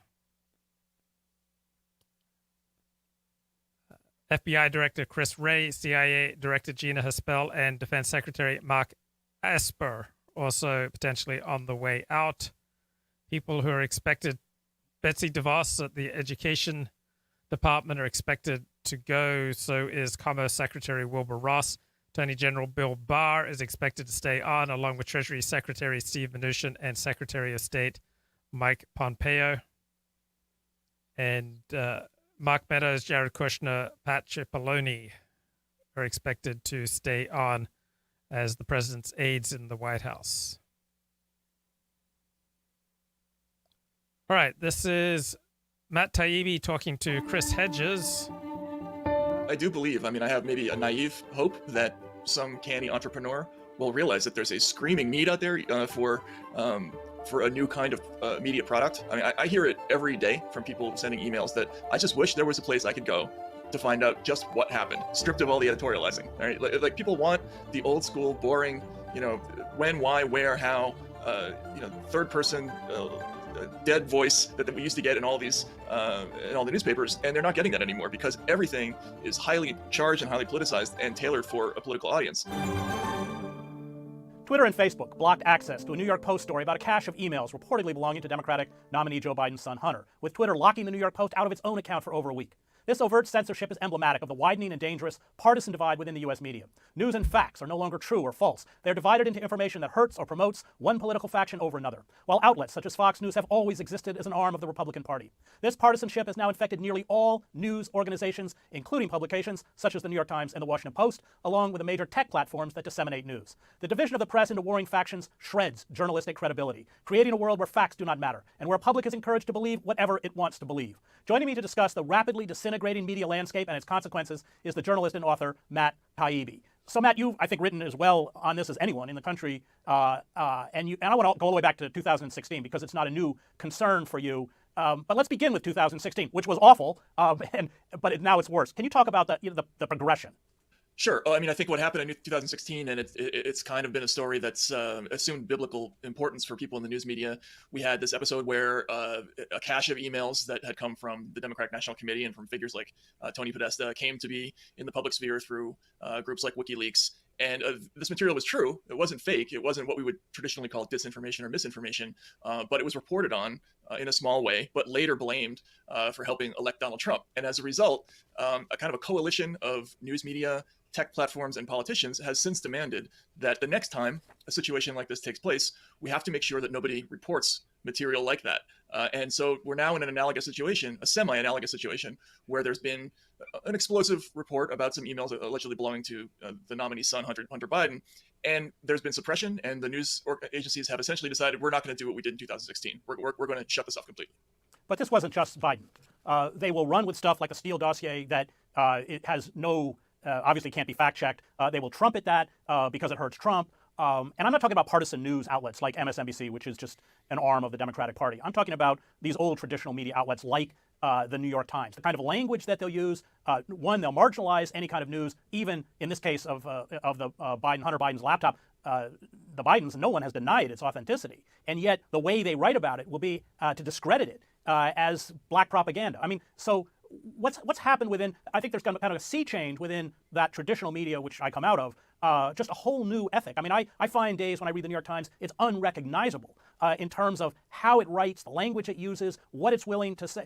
It has many faults, which you know as well as I do. However, it's really a completely new organization in many ways. Can you talk about that shift? Because I find that very frightening. Sure, and of course, obviously, you would know this better than I would. But I think traditionally, what the New York Times would do with a story like this is they would work very hard to ascertain first whether the material was real, and it would wait to come out with some kind of pronouncement about its news value until it had done that. And that is exactly what they don't do anymore. Really in the first days after the story broke, they already had a story by Kevin Roose in the paper that the headline was something along the lines of, there was a mistake in 2016, and the Facebook promised to fix it. Well, this is what the fixing looks like, and then the lead of that. Right. Let me interrupt you, because this is the headline, which I take from your Substack. Will tell people how they can get it. Everyone should subscribe. Facebook and Twitter dodge a 2016 repeat and ignite a 2020 firestorm. The companies have said they would do more to stop misinformation and hack materials from spreading. This is what the effort looks like. And then, reading from your article, Roose, who you just mentioned, notes that, quote-unquote, politicians and pundits have hoped for a stronger response from tech firms ever since Russian hackers and WikiLeaks injected stolen emails from the Clinton campaign into public discourse. This is, again, a quote from him. Since 2016, lawmakers, researchers, and journalists have pressured these companies to take more and faster action to prevent false or misleading information from spreading on their services. The Podesta emails are not false. I know, exactly. They're real. It's a bait and switch, and this has been going on all across the media landscape. But they're doing that. They're saying in the public memory what happened in 2016. They've used the word disinformation or misinformation so many times that people associate those emails with words like that, and so they can get away with saying, "Well, we have to do something to stop this misinformation or disinformation," even though, again, we're talking about things that are real and true, but just happen to come to the public through a means that is, in their minds, infamous. So again, the traditional mission of an organization like the New York Times, and they exist specifically because they have the resources and the training to hunt out whether or not stuff like this is real. They're just skipping straight past that and going to the editorial pronouncement about how this is the kind of material that should be suppressed, and this is what suppression looks like, and good for them. And that's the angle that they're taking right now, which is really extraordinary. It's an amazing change. Yeah, no, it is. It is seismic. So, Matt, I want to ask you about this podcast because I don't think it's unrelated. Caliphate, where it's a 5-part series. They interview, it turns out that he's an imposter. You call it correctly stuff of snuff films. He's talking about stabbing. He claims to have been an Al-Qaeda murderer and putting people up on crosses and putting daggers in their hearts.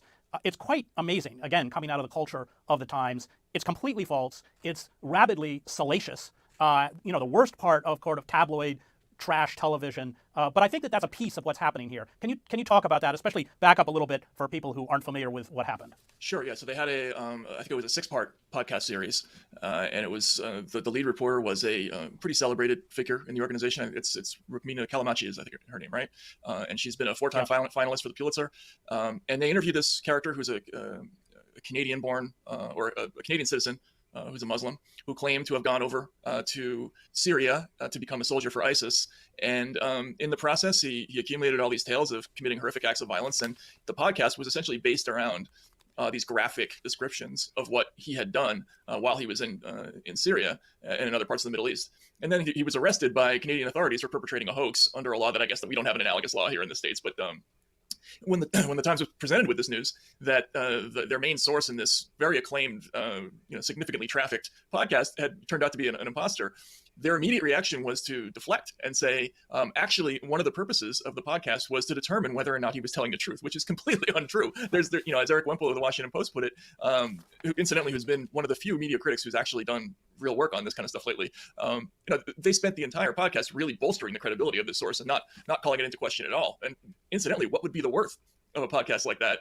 If there was any question at all about whether or not it was true, it would be a complete waste of time to do the story. So they undermine themselves rather than do what I think a traditional news organization would do, which is to say, okay, we might have a problem here. We're going to look into it. If necessary, we'll bring in an outside auditor to see what went wrong, and we'll come out with all the results of our investigation later. And in the meantime, we apologize. That's exactly what they didn't do anymore. They've learned that audiences now forgive this kind of thing. And if you just pretend that it didn't happen, you can move along and just go to the next thing. And that's now kind of more the modus operandi, which of course wasn't what it was when you worked there. And I think when a lot of other people entered the Times, back in the day. Well, they will forgive it only if it bolsters the dominant narrative. Right, exactly. Yes. If it doesn't bolster the they won't forgive it. Right.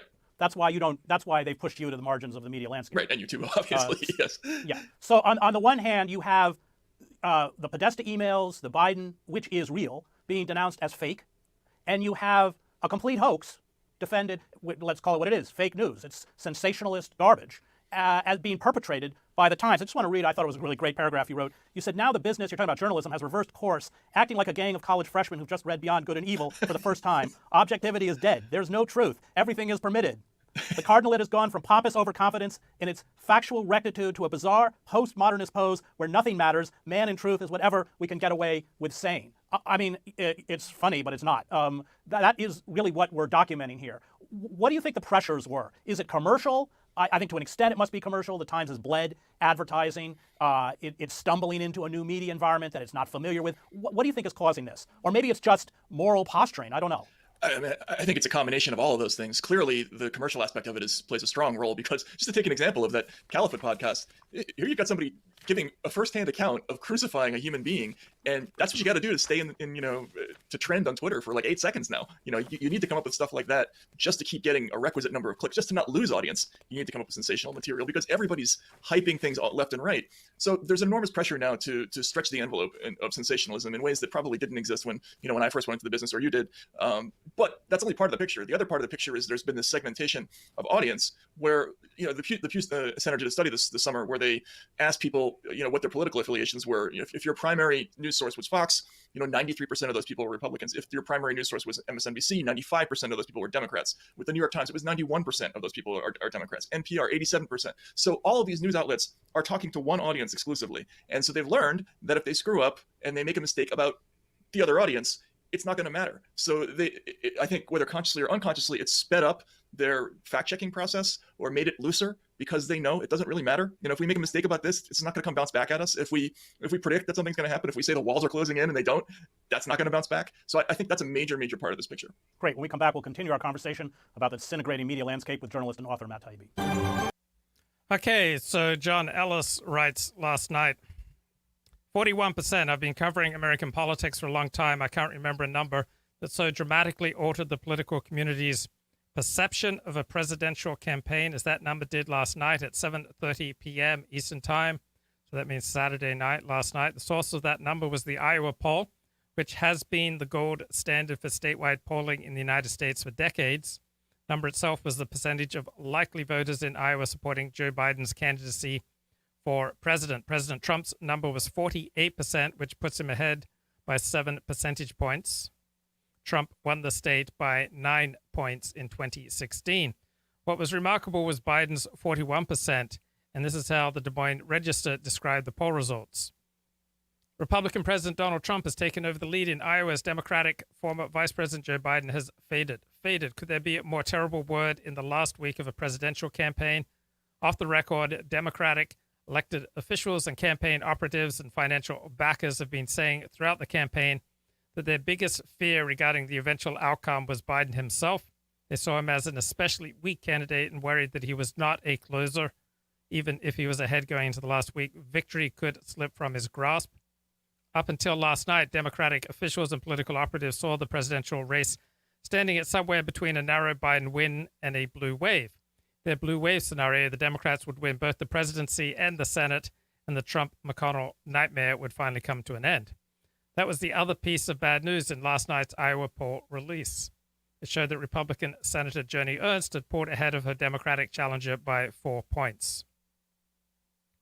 For Democrats, last night's Iowa poll was the worst possible news at the worst possible moment, it foretold close results in Wisconsin and Minnesota. It undermined the Biden's campaign momentum and morale, and it fracked Democrats' self-confidence, which had seemed reasonably certain. What had seemed reasonably certain no longer seemed certain at all.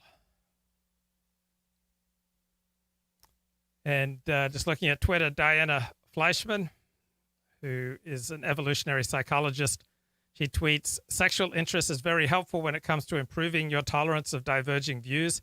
It's one of the only motivations that's stronger than tribalism."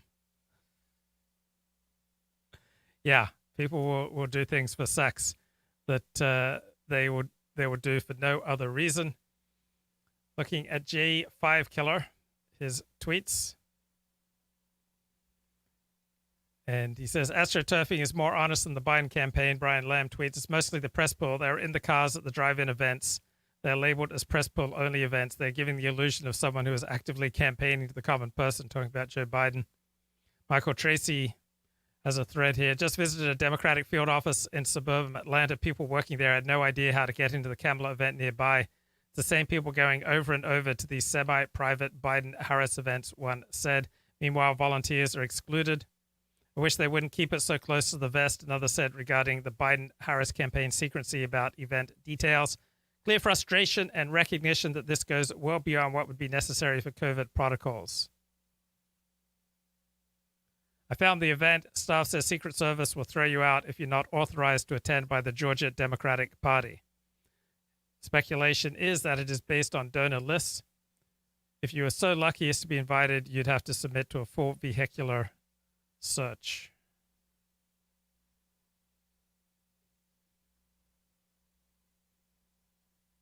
And Jay says, most Biden voters are terribly mistaken, deceived, weak, or all three. Jonathan Haidt describes the underlying mindset well, but susceptibility to the media and desire to conform are at the root of our common problem.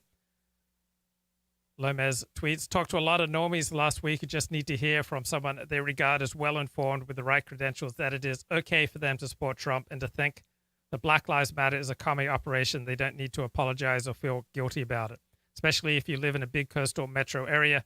Do not underestimate the value of telling friends and family calmly and without provocative rhetoric that Trump is fine and the Progressive Project is degenerate and anti-human, and to trust their intuitions about both. Jay says, respectable people who have their lives together should tell their acquaintances that it is okay to support Trump. What wins is having your life together and being a leader. Self-assurance, confidence, and kindness to those around you will change minds faster than anything else. Anytime a Democratic partisan screams about Trump trying to cut off voting, just reply, glad the president is taking steps to ensure the integrity of the electoral process, or American voters should not be disenfranchised by fraudulent ballots returned late. Democratic governors are attempting through illegal executive orders to trample the voting rights of law-abiding citizens and to enable widespread electoral fraud. Thank goodness President Trump is protecting the honesty of our elections. Law is clear in Pennsylvania, Michigan, Wisconsin, and Minnesota. Ballots that arrive after Election Day are not to be counted. All right, back here to discussion between Chris Hedges and Matt Taibbi. Welcome back to On Contact. We continue our conversation about the disintegrating media landscape with author Matt Taibbi. And before we go on, tell viewers how they can get your Substack columns. Sure. Yeah, you can go to taibbi.substack.com, and it's most of the material is free, but there's extra material for subscribers. So I appreciate the support in this sort of new independent media landscape. Great. Well, we have to support the few journalists who are left. Is this the death of journalism? I mean, I expected you had a great book, Hate Inc., where you had Sean Hannity on one side of the cover and Rachel Maddow on the other. I don't hold the commercial networks to the same kind of standards. Maybe it's nostalgia that I do for the Times. But if you can't communicate across these divides, which is essentially what's happening, then the country just bifurcates into warring antagonistic tribes, which is exactly what happened in Yugoslavia, because you had competing ethnic groups seize rival media outlets and speak only to their own and demonize the other. But to see this happening in the New York Times and in the Washington Post.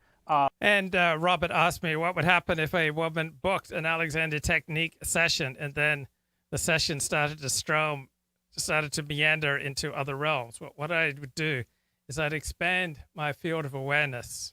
I'd allow my neck to be free so that my head released forward and up, leading my whole back into length and width. So I think about the length from my right shoulder to my left hip and the length from my left shoulder to my right hip, and just kind of expand my field of awareness, let go of any unnecessary tension in my face, around my eyes, and around my lips. So that's how I would react in that unfortunate circumstance. Is this the end of traditional media?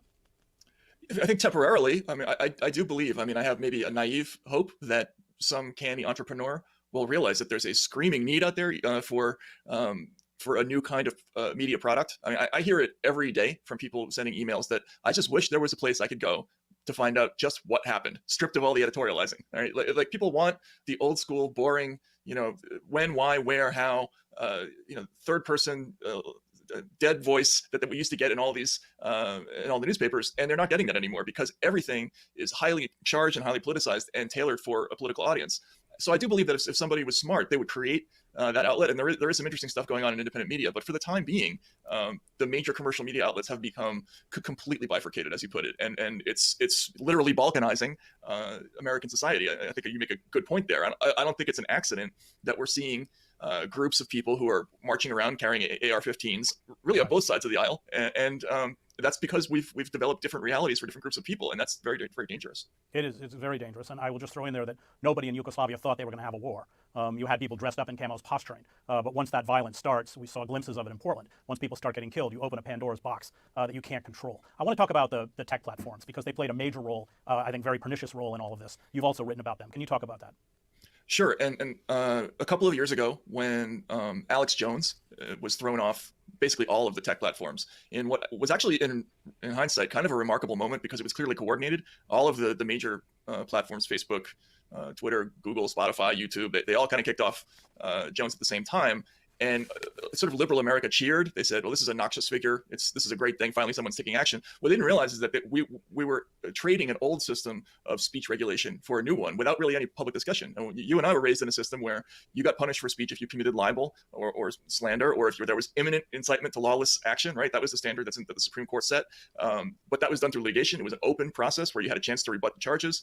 That is all gone now. Now, basically, there's a handful of media of these tech distribution platforms that control how people get their media, and they've been pressured by the Senate, which has called all of their CEOs in and basically ordered them, we need you to come up with a plan to prevent the sowing of discord and prevent the spreading of misinformation. And now I think this past week is when this has finally come into fruition, when you see a major reputable news organization like the New York Post, with a 200-year history, is now locked out of its own Twitter account. And that story, which has not been disproven, it's not disinformation or misinformation, it's being suppressed in the manner of, the same way it would be suppressed in a third world country, which is, I think, I don't know what you think, I think it's a remarkable kind of historic moment for us.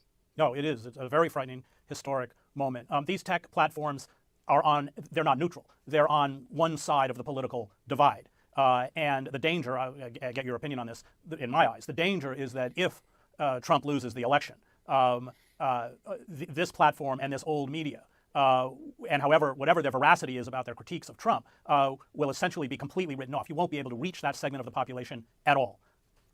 Right. Yes, exactly. And I know some of the people who are high-ranking executives at some of these companies, and I've had discussions with some of them in the last year or so. And one of the things that I've tried to communicate is there's no possible way to institute a standard of something like, factual reliability that can be done in an even-handed way without an awesome amount of people going through the each and every submission. And they're clearly not doing that. They're clearly creating rules and selecting out some content that they don't like and allowing other content that they do like go through. There's no possible way to do it either with AI or with manpower in any kind of even-handed way. It's automatically either going to be a mess or a double standard, right? Like whack-a-mole or a double standard.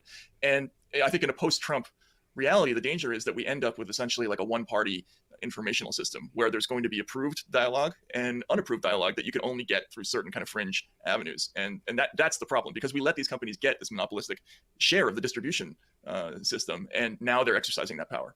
And I know you lived in Russia, I worked in Eastern Europe. What are the political consequences of that, because you've seen it?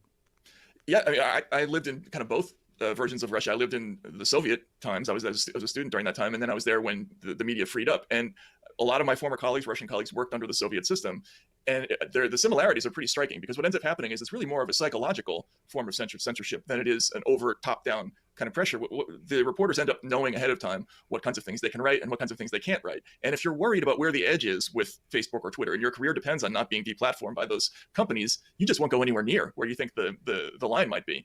And already, somebody like myself or you or Glenn Greenwald or even reputable journalists, we're already within range of a possible suppression effort, which I would have said was outlandish even 6 months ago, and that's no longer the case. So that's what you worry about, is where it's the fear is going to take hold of the business very quickly. Well, doesn't the fear come from the fact that critics such as you have credibility and therefore are dangerous? Because as the kind of moral center erodes within journalistic organizations, critics such as yourself, who point it out, they're no longer a nuisance. They essentially can be fatal. And so the suppression becomes much heavier.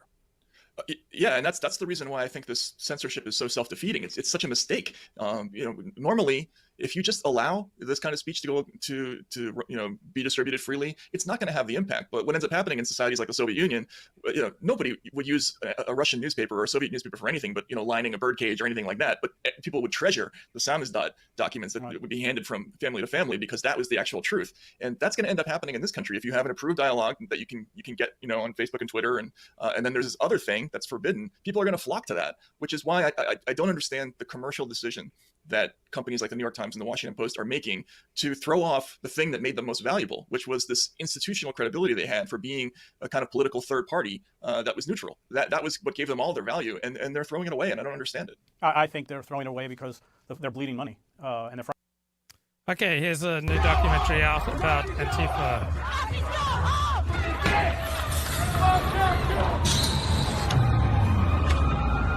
So if Trump gets reelected, what? City's burned. Times to be organized and orchestrated chaos.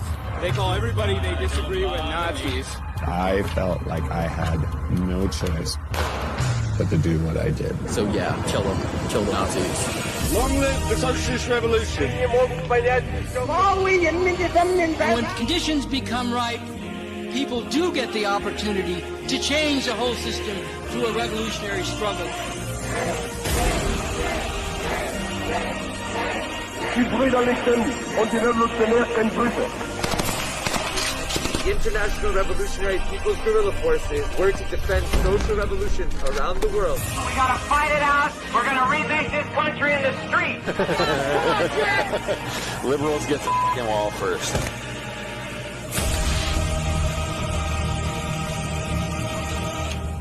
Someday, we gotta knock those motherfuckers who control this thing right on their ass.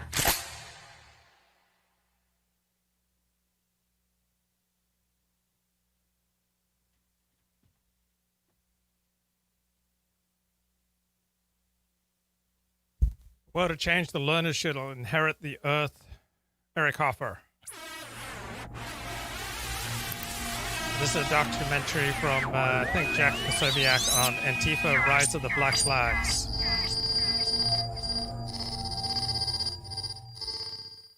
George Floyd's life is going to matter, and his death is going to count for something. It has to lead to the death of America.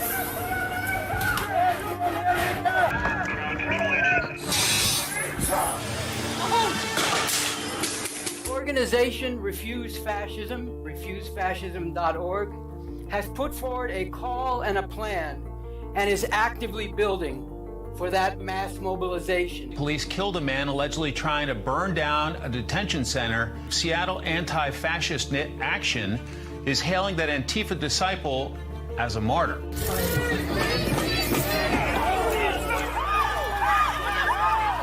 Body cam video released by Seattle police show the violent confrontation between officers and protesters. I want to be clear in how I characterize this. This is mostly a protest. It is not, generally speaking, unruly. And when conditions become ripe, people do get the opportunity to choose a different system. That is to change the whole system through a revolutionary struggle and a revolutionary transformation. While they do this under the cover of anti-fascism, the reality is that Antifa defines the entire American political system, regardless of party affiliation, as fascism. Some protesters at some building in Portland, Oregon. You disavow the violence from Antifa? That's happening in Portland right now? That's a myth. This division, this insurrectionist revolutionary arm of American politics, that Antifa represents, it serves the interests of Russia and China, because as they seek to weaken America on the world stage, Antifa seeks to usurp and revolt against America here in our own domestic backyard. That is the threat that they pose. That is their goal. They don't support Republicans. They don't support Democrats. They support anarchy and violent revolution. That is who they are. And so those that would benefit from that do include America's foreign adversaries. Hey, sounds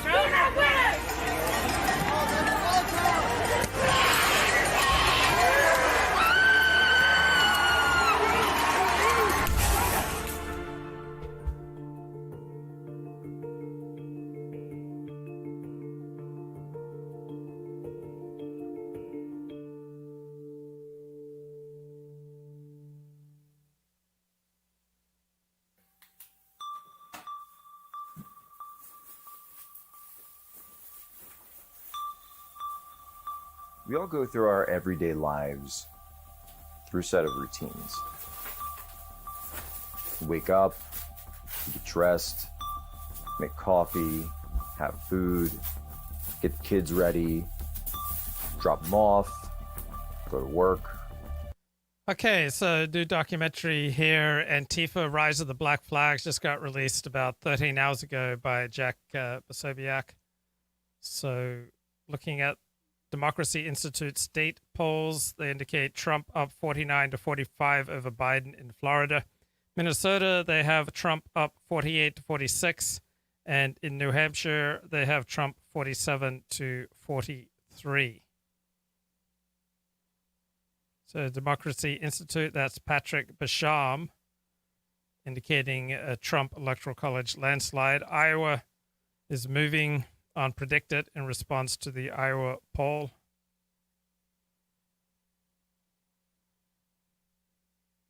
And Matt Taibbi, it's Taibbi. I just heard him in an interview.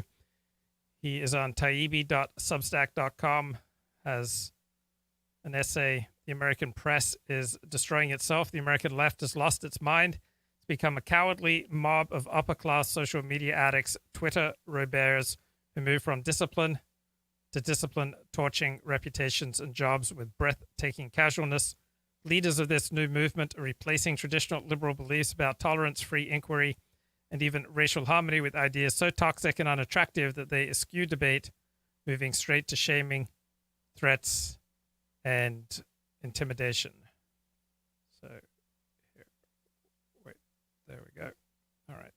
Now, this madness is coming for journalism. By my count, at least 8 news organizations have dealt with internal uprising. Most involved groups of reporters and staffers demanding the firing or reprimand of colleagues who'd made politically problematic decisions. What about Nancy Pelosi and Chuck Schumer kneeling while dressed in African kente-clothed scarves? These are orgiastic, quasi-religious, most of all deeply weird scenes, and the press is too paralyzed to wonder at it. Journalists make great shows of shaking fists at our parody president. Not one of them will talk honestly about the fear running through their newsrooms. People depend on us to tell them what we see, not what we think. What good are we if we're afraid to do it?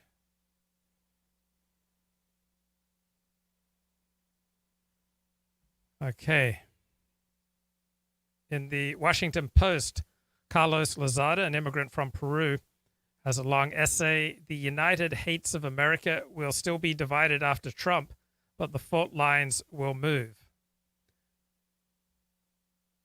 The pandemic and the economy, race and immigration, healthcare and climate change, guns and abortion, justice and inequality, and the Supreme Court.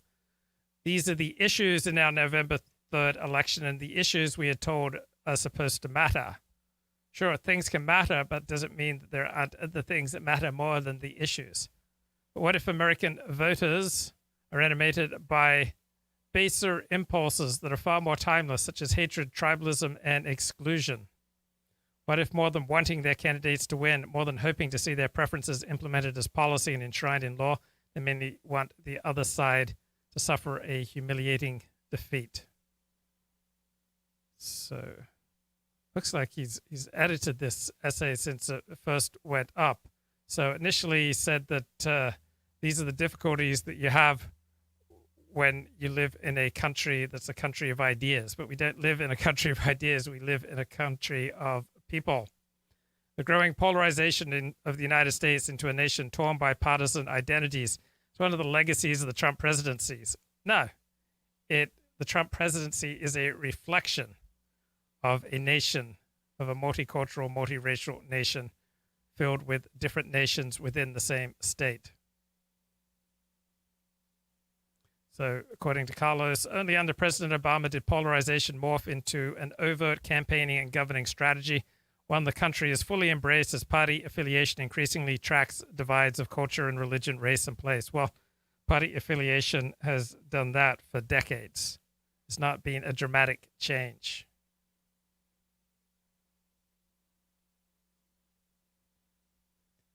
So he starts out here talking about how America's... here we go. The challenge of a nation defined by ideas. America has never been defined by ideas. No working nation is defined by ideas. only deluded intellectuals removed from reality can think about nations being defined by ideas. The challenge of a nation defined by ideas is that ideas can lose their appeal, their seeming relevance, even their understood meaning. Okay, a nation is simply an extension of the family. You have families that are defined by ideas. So if you now disagree with the ideas that your parents hold, are you no longer part of the family or part of the nation? This is moronic. Does anyone ever talk about, oh, this family, they're defined by their ideas? Nation, simply an extension of the family. The nation is the smallest possible unit where people can regard each other as part of the same family. The great Enlightenment principles of modernity, liberalism, secularism, rationality, equality, free markets, do not provide the kind of tribal group identity that human beings crave. Exactly. People are not primarily defined by their ideas. They're primarily defined by their identities. This is Amy Hsu, professor at Yale Law School. She writes in her new book, Political Tribes.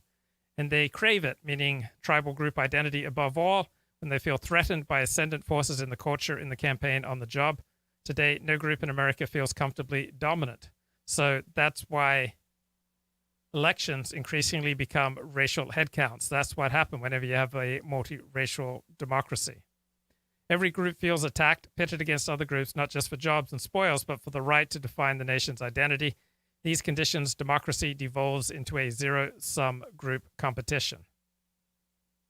Right, that's why you want to have one dominant nation in a state so that elections don't fall into just a racial headcount.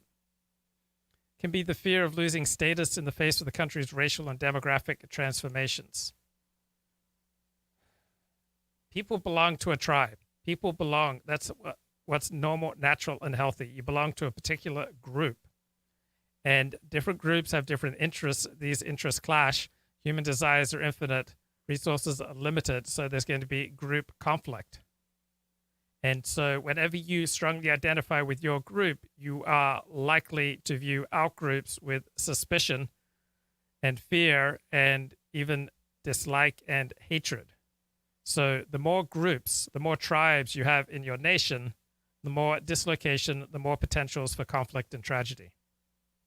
Could be the anger at never receiving enough status to avoid the threat of harm, harassment, and even death at the hands of an unfair justice system. Right, so when I served on a jury, there were 2 black women on the jury who would not convict the defendant who was black, even though he was clearly guilty of driving drunk. The tests were objective, very clear that he was driving drunk, but they would not convict him because they said there are enough black men in jail. So it completely wasted my time to go serve on a jury. It wastes everybody's time to have trials and to serve on juries when juries become just racial headcounts. So the jury system worked for an Anglo-Saxon nation. It no longer works for a multiracial, multicultural nation. It's just a waste of time, much of the time. Cultural and political trenches of the Trump years. Okay, the cultural and political trenches of the Trump years are reflections of the demographic reality in America. The resurgence of racist forces. Okay, the resurgence of racist forces reflects changing racial demographics.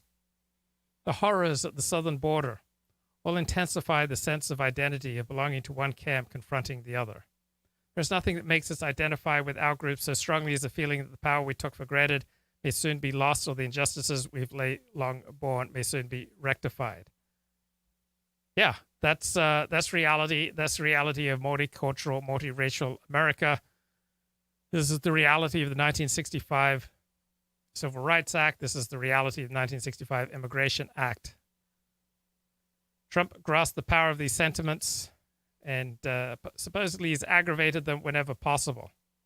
Well, maybe he hasn't aggravated them. Maybe he simply articulated them.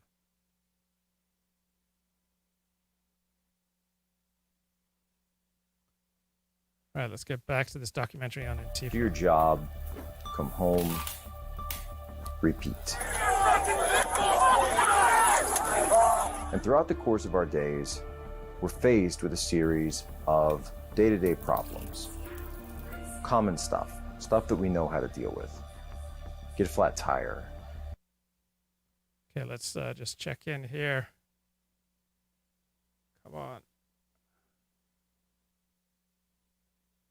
with Fox News. Oh, man. Sometimes my browser goes crazy. Here we go. On Election Day and after, compared with more than 22% who are not concerned. David, what do you say about this? Is this a problem for people going to vote? Violence has no place in our electoral process, Harris, and fortunately, you have the Department of Homeland Security coordinating at a level unseen in the past with Secretary of States and local law enforcement to make sure that not only are voters not intimidated by casting their vote, but also that cybersecurity is at its highest to make sure that every vote that counts is counted correctly. Add to it that historically, voter intimidation. Okay, let me have a look at the chat here. Question, Luke, then why do family relationships break apart? Because of different political views or different religious views. So that happens, right? So I'm not saying that identity is the only factor. Ideas can definitely shift people. But generally speaking, what holds families together are not common ideas. Is that this is my mother, this is my father, this is my sister, this is my brother. That's what tends to hold families together. So ideas do affect people, ideas matter, but for a functioning family and for a functioning society or for a functioning community, genetic similarity generally matters more. Not always, but most of the time. Glib says the size of nations is such that it is a mere abstraction of a tribe. The conflict comes through ideological efforts to define and direct the abstraction.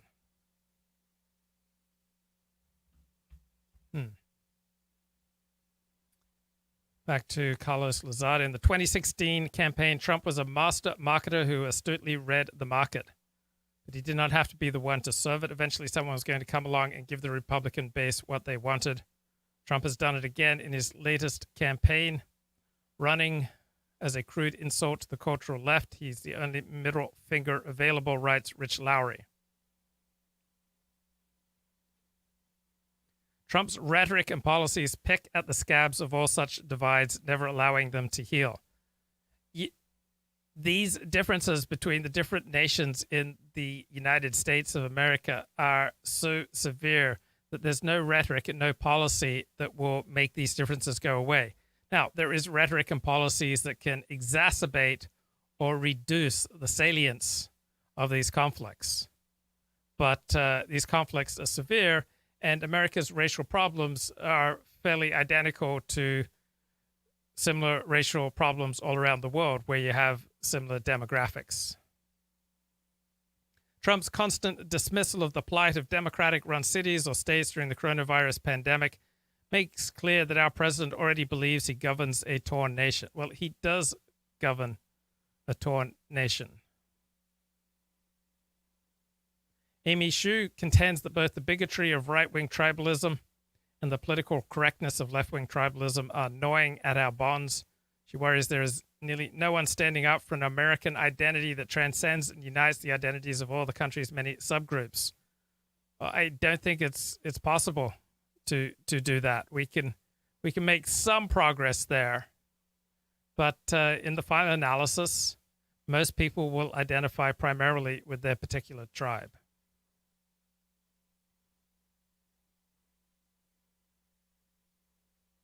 David French wants a new federalism so that different communities can live in a live and let live manner. That's not going to happen. It's tempting to conclude that Trump, with his divisiveness and his indifference to the needs of the nation as a whole, is a prime mover behind our polarization, and that his departure could ease our tensions, could take us beyond a world where even the hat you choose to wear or the mask that you don't becomes a marker of political identity. But it's also possible that by bifurcating our disagreements, Trump is papering over them. By simplifying our discourse into pro-Trump or against him, he is inhibiting the more meaningful and painful debates before us. Without Trump, Americans would suddenly have to wrestle with everything else that keeps us apart, with all the discord and estrangement within and between our parties, our movements, our cultures, and our regions. Okay, a lot of talk about the rise of China. Here's a little bit from Michael Beckley speaking with the American Enterprise Institute. Most challenging in the near term is that China seems to be basically perfecting dictatorship in the sense that it's using digital technologies in ways that give the Communist Party control over its population in ways that Mao Zedong couldn't have even imagined. So for all these reasons, China has been making big steps forward in terms of the goals for the Chinese Communist Party. So it's totally understandable why people would view China as this rising juggernaut. I do think though, when China's rise does get exaggerated, that's a big part of my research, and there's a few reasons why. I think one is the metrics that we usually use to size up countries, the ones that are just easy to print in like a newspaper headline, or things like GDP, defense spending, R&D spending. And what a lot of my research has shown is that those kind of gross metrics systematically overstate or exaggerate the power resources of countries that have big populations. Because even though these countries, they have a lot of resources, they have a big economy, they also have a lot of costs because they have to take care of, in China's case, 1.3 billion people. But a lot of our metrics only look at like the asset side of the ledger, and we pay less attention to the fact that China leads the world in most like problems, even like debt, pollution, et cetera. So when you factor those in, it becomes clear that China's rise still has a number of challenges ahead of it. I think another reason China's rise tends to get exaggerated is it does serve a lot of interests. It's very useful if you're in fundraising to have a 10-foot tall adversary. So whether you're in the Defense Department and you want to raise budgets, it's a lot easier to do so if China looks like this rising peer competitor. If you're a company and you want the government to give you subsidies or give you certain tax breaks, you say, well, look, in order to compete against the rising Chinese juggernaut, we need these kind of tax breaks. Media, it's if you want to sell copy, writing about the dynamic rise of an emerging superpower is a lot more interesting than sort of middle road option. So for all these reasons, I think the rise of China has gotten tons and tons of press. Some of it is warranted, but I do think it tends to get exaggerated for a number of reasons. Great. And you mentioned that oftentimes those gross measures tend to perhaps overstate China's strength, or at least mask some of its weaknesses. Some of these include economic measures, such as investment rates, growth rates especially. So can you talk about maybe some economic trends that should cause China's leaders some concern? What I think first, if you just look at sort of the wealth balance, China's economy is really big, but it's very inefficient. So even though it produces a lot of activity and a lot of output, it does so at enormous expense. So Chinese businesses on average have to burn twice the amount of capital and use 5 times the labor of the average US company to produce the same amount of output. So you're just burning a lot more inputs. More than a third of China's industrial capacity is sitting idle because it's just not, it's not needed. It's just excess capacity. Half of China's R&D spending is stolen. For all these reasons, there's just a lack of efficiency in China's economy that drags down the amount of wealth that it can generate. And at the end of the day, China still is, in large part, a developing country. I think unless you've lived in China, you don't realize that, almost half the population is still considered rural, essentially. And 30% of people as workforce are still basically small farmers, like peasants, and are just growing food sources as subsistence agriculture. So Chinese big, sort of a big part of the population is just tied down in trying to essentially feed itself. And when you look ahead, I've argued in my book in a number of articles that China actually faces a number of headwinds sort of on the horizon, because a lot of the advantages that sort of propelled China's rise over the last 30 years are actually going to become liabilities. So like in the 1990s and early 2000s, China enjoyed sort of expanding market access to all kinds of countries as people tried to bring it into the WTO. China had plenty of food and water and energy resources. And I think most important, China had the greatest demographic dividend in human history. So because of the one-child policy and China's population history, it had eight workers for every retiree in its population, whereas like the US today has 3 workers per retiree. So just a super, it's primed for productivity, essentially. The problem is all of those things are starting to go away and will go away over the next 20 to 30 years. So China is going to suffer the worst aging crisis of any of the great powers over the next 30 years. It's already decimated its natural resources and is running out of just basic things like water and arable land. It's super dependent now on foreign energy resources, and it's also racked up, its debt has quintupled in absolute terms just over the last 10 years. So there's all of these headwinds that are going to make growth much harder for China over the next 20 to 30 years than it has been over the last 20 to 30 years. Great. And on that economic front, there's often a lot made about how economically intertwined China and the United States are, to the degree that it's often a talking point in the media and among different policy experts that we might be too intertwined to really be able to risk a major political, economic, even military confrontation with China. So what degree is that statement? Okay, looking at Twitter right now, both pollster Richard Barris and Robert Cahaley are seeing late breakers going to Trump in strategic battleground states. So let's follow the latest polls here. So we're seeing breaking Trump in Arizona, Florida, Pennsylvania, Wisconsin, and Minnesota.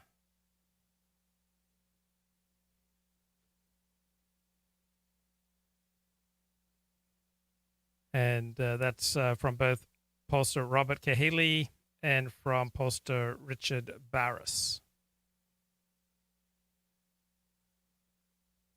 True, and what level of interdependency should we strive for? So, I mean, we are interdependent to a significant extent. I don't know if it rises to the level, though, that it would be a major constraint in a serious security sort of crisis. And frankly, I think there's going to be a fair amount of decoupling over the next 10 years. We certainly trade and invest a lot with China, but I think what's crucial to understand is there's a big difference between just if you trade with someone versus are you actually dependent on that other country. So, we import a lot of, like shoes or assembled computer devices, even things like medicines and rare earths. If the United States really needed to. Okay, here's pollster Robert Haley with Maria Bartiromo. Oh, welcome back. With just 2 days to go until the big vote, the latest Fox News polls show the race for the White House is tightening. We know that President Trump outperformed most polls in 2016. Can it happen again? Joining me right now is Trafalgar Group Chief Pollster Robert Haley, who accurately predicted the 2016 election, along with former Clinton Chief Strategist and Managing Partner of the Stagwell Group, Mark Penn. Great to see you, gentlemen, this morning. Thank you so much for being here. We want to get up to speed on where we are. It's interesting to me, Robert, that your polls are so different than the broad number of polls out there. Can you tell us what you're seeing, Robert? Well, we are different, and what we're seeing is a movement toward Trump with late breakers. We're also seeing folks that had initially given every indication they were going to support Biden or they were undecided, moving toward Trump. And the issue we see moving on is shutdowns. Even young people who identify that they don't like the president, they like shutdowns even less. Even suburban women who say they have problems with the president, they like their children at home and shutdowns even less. Very interesting. Mark, what are you seeing? Well, we're seeing a race that's about 7-8 points, and so that's a tough one for Trump to make up, particularly with weaknesses in the suburbs and with seniors. I think Kevin McCarthy was right. This does come down to Pennsylvania and Arizona, but that's only if the president clears Florida, where it's within the margin of error, and North Carolina, where it's within the margin of error as well. Now, Robert, you break out the local races within your polls. Tell me how you're polling differently than others. Well, one of the things we do is we try to give people a more comfortable environment to participate anonymously. We think the more anonymous someone participates, the more honest they are. I think it's one of the problems with most of the polls out there is that there's this thing called the social desirability bias where people don't give their true opinion because they don't want to be judged or thought harshly of. And so we try to minimize that. We also do very short surveys so that we get average people to participate. This model of calling people with 20, 30, 40 questions, people just don't have time and they don't participate. So average people often get undercounted. And Mark, you also have the Harris poll. How is that done? Are you calling people at home? Are you doing cell phones? Is there a population of people that you're reaching out to more than others? Tell us what's behind your polling. Look, we take a broad sample on the internet, and we give people the anonymity of the internet, and we look out for various biases. Are we getting enough rural voters, for example? But I think we are getting enough rural voters. The questions here are a little bit more in the suburbs. We also have to look at the complexity here of mail-in voters, because half the people who say they mailed it in are heavily Democratic, and the people who are supposed to show up on Election Day, heavily Republican. So a lot of this will be about Election Day turnout, and no poll can measure that exactly right. But I'm telling you, 7 or 8 points, that is a tough one for even a cat with 9 lives. What do you think about that, Robert, what you're hearing from Mark? And we talked when we spoke on the phone yesterday about Iowa. The Iowa poll is being spoken out a lot. And I also want you to talk about Pennsylvania, because there's also worry that we're not going to know at the end of the night on Tuesday night. And there's this mail ballot hanky-panky going on in the last several weeks. What do you say to that? Well, first of all, I think the new Iowa poll kind of confirms what we've been saying all along. Iowa was not a real battleground state. Joni Ernst was not ever really in trouble. I never bought into any of that. Now, in Pennsylvania, it's rather interesting. I keep hearing that the president is down in Pennsylvania because the Democrats have voted more than Republicans. Well, look at Pennsylvania's registration. Its registration is so outweighed Democrats by Republicans. If there weren't Democrats voting for Donald Trump, he wouldn't have won Pennsylvania the first time. So you can't just assume because Democrats are voting that they're not voting for Donald Trump because they did 4 years ago. I see. That social question, I think, is so important. And we talk about that poll a lot that says we're not asking you who you're voting for, but we're asking you who your neighbor is voting for. You think that indicates shy Trump support? I think it can. It's a projection device, and there are lots of other ways that it is done, and we're employing those this year. But, we're living in a day and age where people are being shamed, they're being canceled. A lot of folks just aren't interested in expressing a controversial like that, political belief on the telephone to somebody they don't know. Mark, what do you think the number one issue is for voters today? Is it the economy, coronavirus, or something else? Well, you see, the number one issue is the virus. Number 2 really is the economy. 3 is health care. You notice the Republicans still didn't close the gap on health care. I think that clearly Trump has an advantage in every poll, 10, 12, 15 points on the economy. That is his absolute strong suit here. And on the virus, Joe Biden has the advantage, even if he didn't manage it. And that's, I think, the way the polls are all showing. All right, I think real quick, Robert, before you guys go, it's interesting to look at the African-American and Hispanic vote. We've been hearing a lot of outreach from that community in this election cycle. We haven't seen that before. What can you say about those groups? We're going to speak with Herschel Walker, one of the outspoken people that have talked a lot about support for Trump coming up in the program. what we found in the African-American vote is it is absolutely moving toward Trump. And whereas some of those votes were shy voters before, they're not so shy anymore. And, you know, led by strong people like Herschel Walker and some of the other major folks in the black community who've endorsed, not to mention the information provided in the debate, where all of a sudden so many people heard all the things Trump had done for this community. You know, these guys are thinking and making their own decisions and not going to be taken advantage of or taken for granted. And who can blame them? It's a strong move. I think it's going to make a difference. They're going to talk about the Platinum Plan. We'll be talking about that coming up. Robert Cahaly and Mark Penn, thank you very much, gentlemen. It's good to see you both. Okay, and looking at Nate Silver, he says his read of the polls, to the extent there's been tightening in national polls, it's been from Trump clawing away at undecideds. Biden is essentially unchanged, but Trump is improving among undecideds. That's Nate Silver's role. He also tweets, for better or worse, a lot of Joe Biden travel seems oriented around trying to have a clear and unambiguous win rather than maximizing the chances of 270 electoral college votes. So that seemed pretty similar to Hillary Clinton's 2016 campaign strategy. She wasn't primarily just trying to get to 270. She was aiming for a historic victory. And so she didn't even show up in Wisconsin. Laura Bronner tweets, four reasons Biden has a better shot than Clinton did in 2016, and 2 reasons there's still uncertainty. 1, Biden's lead is bigger and more stable than Clinton's was. Clinton's lead was smaller throughout and more unstable. Biden's national lead has never been less than 6.6 points. There are fewer undecideds in 2020 than in 2016. A week before the 2016 election round, 14% of respondents said they were undecided. This year, much fewer.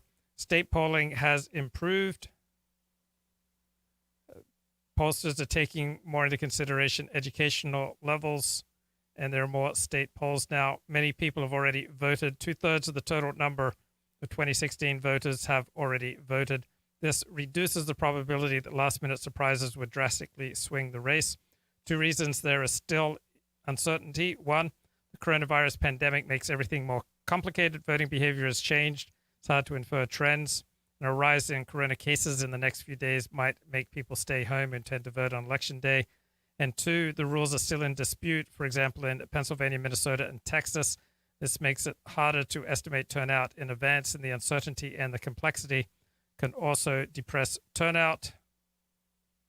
So in conclusion, 10% chance of a Trump victory, according to Laura Bronner, is a lot smaller than the 29% chance Trump had in 2016.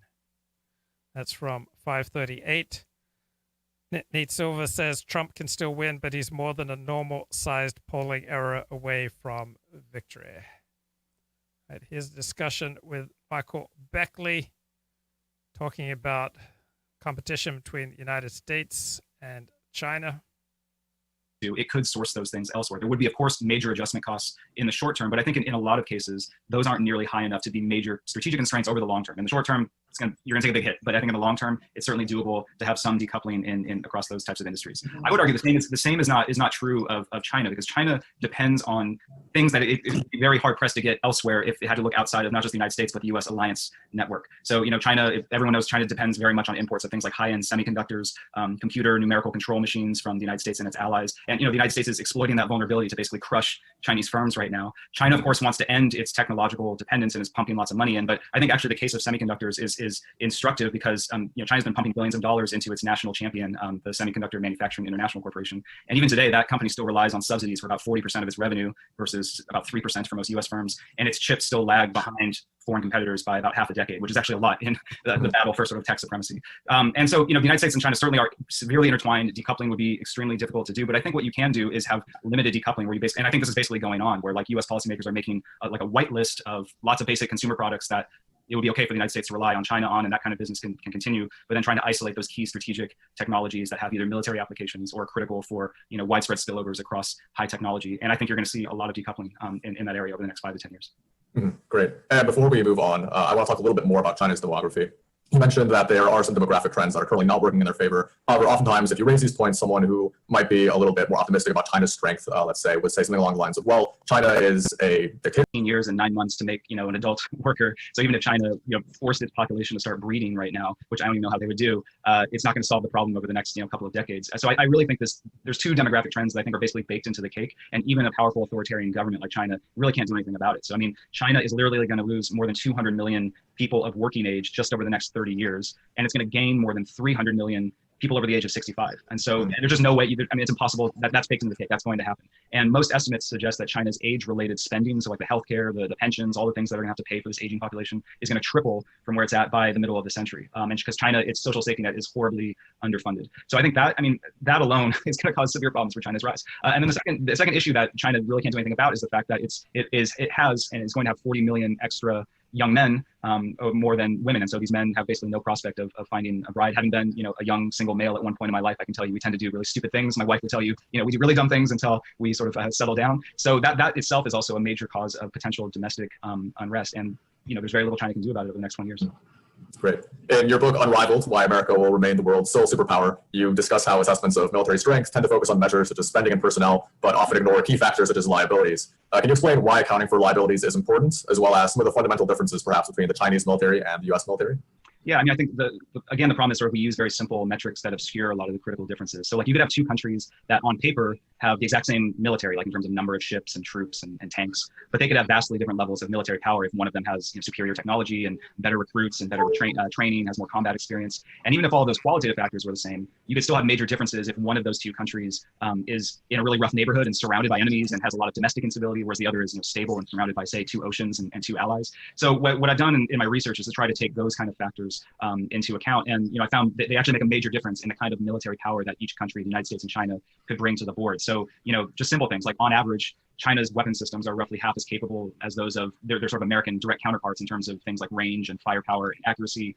China's military personnel, as troops and pilots and sailors, don't have any combat experience, and they receive less than half the training of their American counterparts. And I think most importantly, China's in a really rough neighborhood, and so border defense and internal security drain about 35% of China's military budget and bog down half of its active duty force, whereas the U.S. military enjoys a secure home base and can basically project its capabilities abroad. So simply by the fact that China has to keep so much of its military on guard at home actually saps a big chunk of its overall military power. So just looking at those kind of liabilities kind of helps put China's military rise in perspective. Great. And I think any conversation about China's current geopolitical strength would be incomplete if we didn't discuss the impact of the coronavirus pandemic. How do you think that COVID-19 has impacted China's hard power and its soft power? And what do you think China's management of the crisis tells us about the sort of superpower that it would be? Yeah, I think some of the costs to China are not necessarily unique to China. So like every great power, well, not necessarily every great power, but let's say the United States and China both are taking a major economic hit, and both countries have taken a big hit in terms of their soft power. I think they both, for different reasons, look pretty terrible coming out of the crisis. So they're both sort of I would say, but then each of these countries has sort of unique things that are uniquely bad for its situation. I think in China's case is that there's sort of a backlash to China, a diplomatic backlash, especially within the region. So you take something like Taiwan, for example. If you look at Taiwanese opinion polls, it's not like people were pro-China to begin with, but they become virulently anti-China and become even more determined to not be sort of folded back into China because they see that the regime, with the cover up and the fact that its response and the numbers on its response to the COVID crisis have been so bad compared to Taiwan's, that gives them more faith in their own democratic system and less faith in China's system. So it sort of reinforced Taiwan's determination to remain independent. And then just around the region, China's worn out a lot of good faith. The second sort of big negative thing for China coming out of it is I think the crisis has heightened calls to decouple especially the U.S. economy from the Chinese economy. But it goes across all the major powers where there's this fear now of, I think it's heightened fear of, first of all, things that can cross borders like disease, but second of all, just having any kind of major dependence on China for critical things like medicines or other consumer products, masks, et cetera. And so it's heightening this push to decouple economies, for the developed economies to reshore more of their industries or at least move them somewhere else, like into Southeast Asia. And because China still depends for a big part of its GDP on integration with the global economy, exports, and being able to import raw materials, I think that also is a big negative for China coming out of the crisis. The United States has its own set of terrible things that are happening in the wake of this, but at least for China, those would be the main things. Great. I'll turn it over to the audience for questions in just a second. So if you have any questions, feel free to type them in using the Q&A function. But I do want to ask one final question, and that is what we should consider a successful relationship with China to look like. Should we consider success simply as maintaining our current balance of power? If so, what is the best way to ensure that outcome? And if not, what should our concept of success be when it comes to our relations with China? I think that's an incredibly tough question. I think maybe if you'd asked me that question 5 years ago, I might have had a more optimistic view about ways the United States and China could find ways to work together. You could say, hey, let's focus on these transnational problems, and we both have interests in things like climate change or reducing nuclear proliferation, and maybe that can transcend parts of the rivalry. There might have been some crisis stability things we could do, working out codes of conduct. But I honestly feel like in this political climate, a lot of that ship has kind of sailed. And so I've become incredibly pessimistic about the future of US-China relations. I actually can't think of a good way to really eliminate the root cause of US-China rivalry. I think it's basically inevitable for at least the next decade, and is actually probably going to get worse given that both countries are going to face economic headwinds, which is going to make them more prickly and more economically nationalist, and probably less willing to back down in crises because they feel the pride is online. We've seen this happen with great power throughout history. So what I would say at this point is the United States just needs to find ways to protect its interests with China while trying to do what it can to avoid a slide into an all-out Cold War or even a hot war. And I think there's some basic stuff we can do, like in terms of military deterrence. Right now, we put a lot of our eggs in the same basket with these big bases and our aircraft carriers, and that has really negative repercussions for crisis stability because so much of our military hardware is concentrated. There's new defense concepts that talk about spreading out our forces so they can't be hit in a first strike, and can also credibly deny China the ability to sort of overrun the region. I think in terms, we need to build up our alliances, which have been atrophying for the last few years. There's talk of not just military alliances, but sort of ideological alliances. There's talk of sort of forming like a D10, a group of really strong, powerful democracies to stand up to China in terms of its attempts to spread digital authoritarianism around the world. And then I think a lot of the stuff we need to do is domestic investment, so domestic research and development, maintaining high skill immigration, whether that's through the H-1B process or actually just increasing the cap for high skill immigrants, maybe even trying to reform our immigration policy. So a lot of it is sort of nation building at home. These are all pretty standard precautions, and I don't think they're going to really solve the problem between the United States and China, but I think they just help the United States compete better and hopefully at least keep the lid on conflict enough so that we don't have some full crisis with China. Great. I think he's fully determined to hang on to power. He's purged more of his rivals than any Chinese leader since Mao. I do think people underestimate how much resentment there is because he's crushed a lot of very powerful families along the way. So I'm not saying that kind of scenario is out of the question, but in terms of his determination, he clearly wants to rule for the rest of his life. Mm-hmm. Great. Our next question. In the wake of crisis after crisis, so the 2008 financial crisis and now the COVID crisis, that people flee to dollars in times of insecurity, and it's sort of the currency of last resort. And so I think China has its work cut out there if it actually does want to displace the dollar. I'm also not so sure that China really wants to do that because that would, of course, require the Chinese regime to loosen a lot of its capital controls and let the renminbi float on international markets. And that would reduce a lot of the autonomy that China has to regulate the economy, to manipulate its currency, and to frankly prevent massive capital flight like we saw in 2015, where China kind of experimented with some of these things, and $1 trillion started flowing out of the Chinese economy. So I think the Chinese government is extremely worried about capital flight, and therefore maintains these capital controls, and therefore challenging the dollar, while it would be nice, is sort of a second order issue for them. Mm-hmm. Our next question comes from Noah, who asks, what does U.S. withdrawal from the WHO mean for China's standing within typically Western-led international organizations? Is it within U.S. strategic interest to prevent Chinese capture of international organizations? Yeah, so here's an area where I'm torn, because obviously I wouldn't want the United States to pull out of the World Health Organization in the middle of a pandemic. I believe in international institutions like the WHO. At the same time, I think there's no denying that China has had an incredibly corrupting influence on a lot of, especially the UN institutions, and including the WHO. I think it's clear they got their favored person in charge of the WHO, and the WHO sort of bent over backwards to put on a good face for China, and I think that's really problematic. So this is an area where I'm torn, where I don't think the right solution is for the United States to pull out, but I also get what the Trump administration is doing in the sense of trying to really turn the screw on these international organizations so that China can't simply take them over. I think the better solution would be to basically take a page out of China's playbook, where they've seeded personnel throughout UN agencies, and they toe a consistent line, putting China's interests at the forefront. I think the United States would need to do something similar in order to counter China's pernicious influence in those organizations, but just pulling out basically cedes that territory to China without a fight. Great. And on this question of international organizations and how they basically impact China's behavior on the international stage, we have a question from Deanna Schmidt, who asks, what do you make of China's recent human rights violations in regards to the Uyghur population in the West, i.e. forced abortions and sterilizations to limit population growth? Is this something that you foresee causing further strains or having more far-reaching implications between China and the United States? I mean, it sounds like, genocide, essentially, right? So what is happening in Xinjiang, I think we're eventually going to find out more, and it's going to be even worse than many of us imagine at this point. So yeah, I mean, I think that has, even though I have my doubts about how much this particular administration really cares about human rights, because this issue dovetails with the desire to get tough with China, I think it's going to be a salient issue. We've actually seen the administration, put it front and center. So I think the more that comes out, and stories are leaking out quite rapidly at this point, it's going to be a major issue. And it's not so much that the United States has love for the Uyghurs, but this sounds like one of the worst cases of population control, and maybe even a move towards ethnic cleansing that we've seen in the post-1945 period. So this would put, I think, the U.S., it would basically infuse the U.S.-China competition with that much more of an ideological schism, where, you know, if the United States is smart, it can position itself as sort of a defender of human rights and try to garner some credibility that way and to put China on the defensive. And I don't know what the United States can do other than what it's done in terms of sanctioning Chinese officials that are affiliated with what's going on in Xinjiang. But at least by naming and shaming China, it can start to impose costs on it for what seem to be absolutely horrific actions. Great. And our next question comes from Amy White, who says, in Samuel Huntington's Clash of Civilizations, Huntington argues that the West's influence on other civilizations is decreasing, in part because Asian and Islamic civilizations are becoming less attracted to Western values. To what degree might we expect this increased rejection of the currently dominant Western, and specifically American culture, to possibly play into China's rise? Yeah, I actually am really worried about sort of the dissolution of the West, as it were. I think part of it is that, you know, what we think of as like the free world, that people were united there. It started during the Cold War, essentially. And when the Soviet Union dissolved, that kind of took out one of the major sort of raison d'etres of having this sort of liberal democratic capitalist alliance. And then since then, the liberal democratic world is going to be hit by major structural crises over the next 30 to 40 years. So demographically, it's going to be absolutely devastating. I think the average liberal democracy, its working age population is going to contract by 16%. Senior populations are going to rise by 50% or more. That means, you know, spending on taking care of these aging populations is going to skyrocket. And I don't know how liberal democracies are going to pay for it, because on average, they carry over 200% of debt on their GDP. So it's going to be a really tight fiscal condition. And I just worry, we've seen it throughout history, when economic times get hard, people tend to become more economically nationalist. And so something like the EU, the WTO, all these institutions, and this sort of common thread of a liberal democratic capitalist world, I can see countries, you know, things starting to come apart. And frankly, the United States may be sort of leading the way through a lot of this, because the United States not only will be experiencing a lot of those same problems, but the United States could very well just say, well, we have this giant continental economy here in North America. We're going to focus there, care a lot less about, you know, defending allies abroad. So I just worry that what Huntington talked about is sort of Western civilization is going to start fracturing from within. I don't necessarily know that like the Chinese civilization or the Islamic civilization is going to be any less divided, especially given that China's aging crisis is going to be way worse. It's going to have a lot of problems with automation, given that so much of it relies on mass low skill employment for social. Okay, so pollster Nate Silver says that Joe Biden will become the underdog if he loses Pennsylvania. Where's your forecast this morning?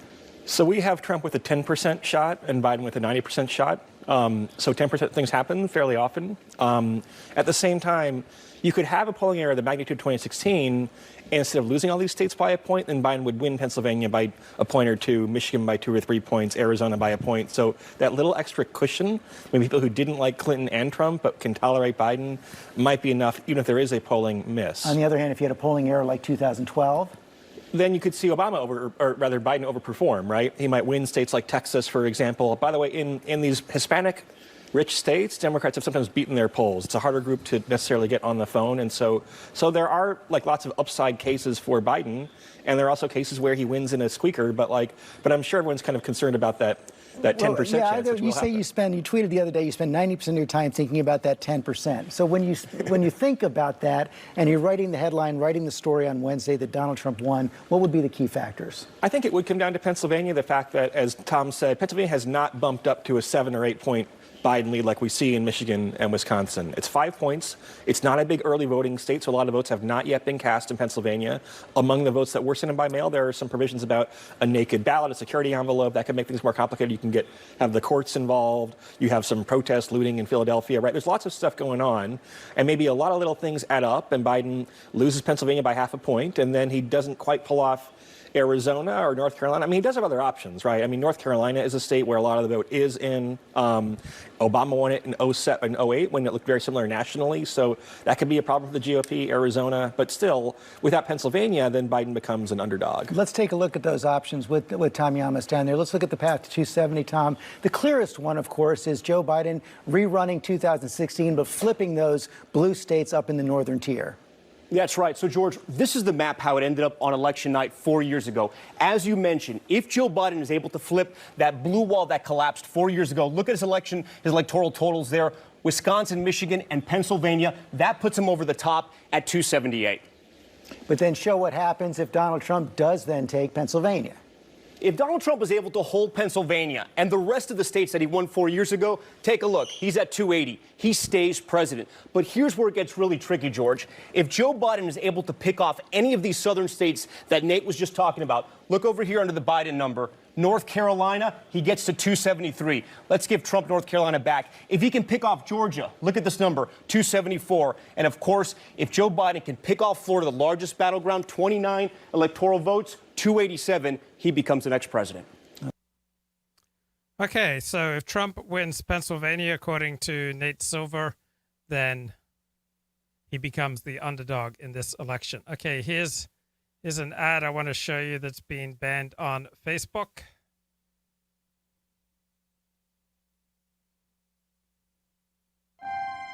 America is a land of heroes,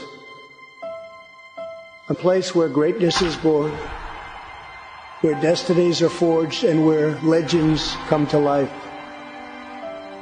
This is the home of Thomas Edison and Teddy Roosevelt, of many great generals, including Washington, Pershing, Patton, and MacArthur.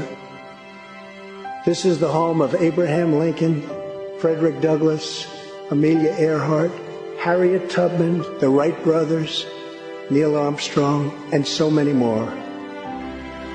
This is the country where children learn names like Wyatt Earp, Davy Crockett, and Annie Oakley. This is the place where the Pilgrims landed at Plymouth and where Texas patriots made their last stand at the Alamo. The American nation was carved out of the vast frontier by the toughest, strongest, fiercest, and most determined men and women ever to walk on the face of the earth. Our ancestors braved the unknown, tamed the wilderness, settled the Wild West, lifted millions from poverty, disease, and hunger, vanquished tyranny and fascism, ushered the world to new heights of science and medicine, laid down the railroads, dug out the canals, raised up the skyscrapers. Our ancestors built the most exceptional republic ever to exist in all of human history, and we are making it greater than ever before.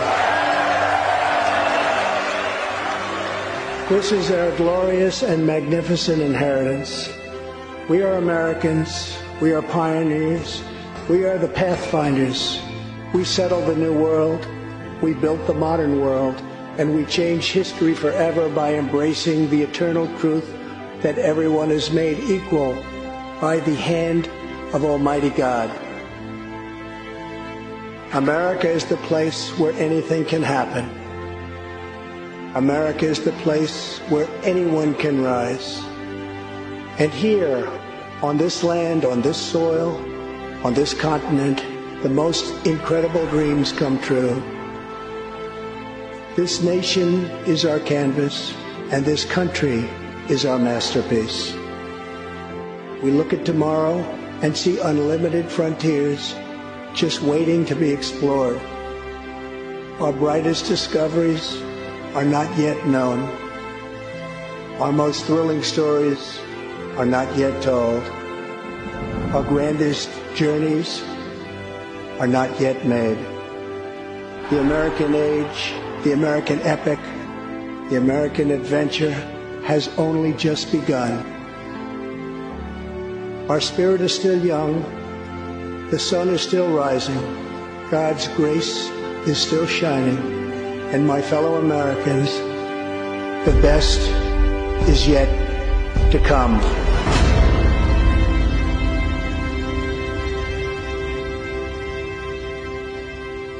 Wow, I gotta disavow what a hateful ad that was. Wow, can't believe it. America, which means I'm voting for Joe Biden. And if you live Lady in Gaga. Minnesota, Pennsylvania, Georgia, Michigan, Florida, or Arizona, I encourage you to vote. And if you have a friend that lives there, tell them to vote. I'm going to be in one of these states tomorrow.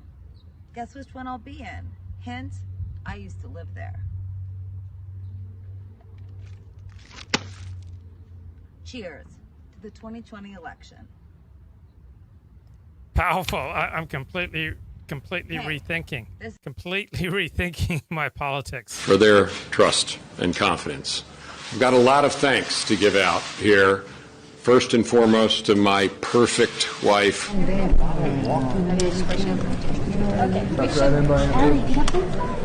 tell me what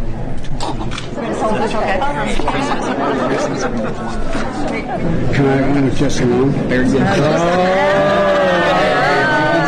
We met before. It's hard to forget those eyes. Oh, wait, no, come on. Okay.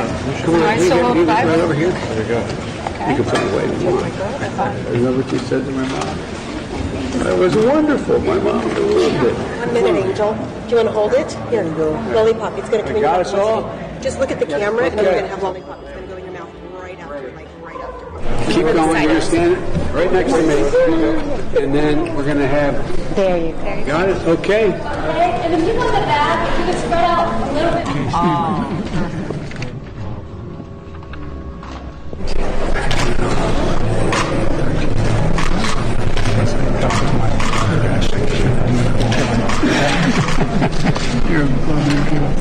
Welcome to the front row. You remember what I told you? No, not smile. No date till you're 30. Hey, Angel, how old are you? You're 12. What's your name? How are you? The problem is, you know, you guys, you got a hard time. All right, sister.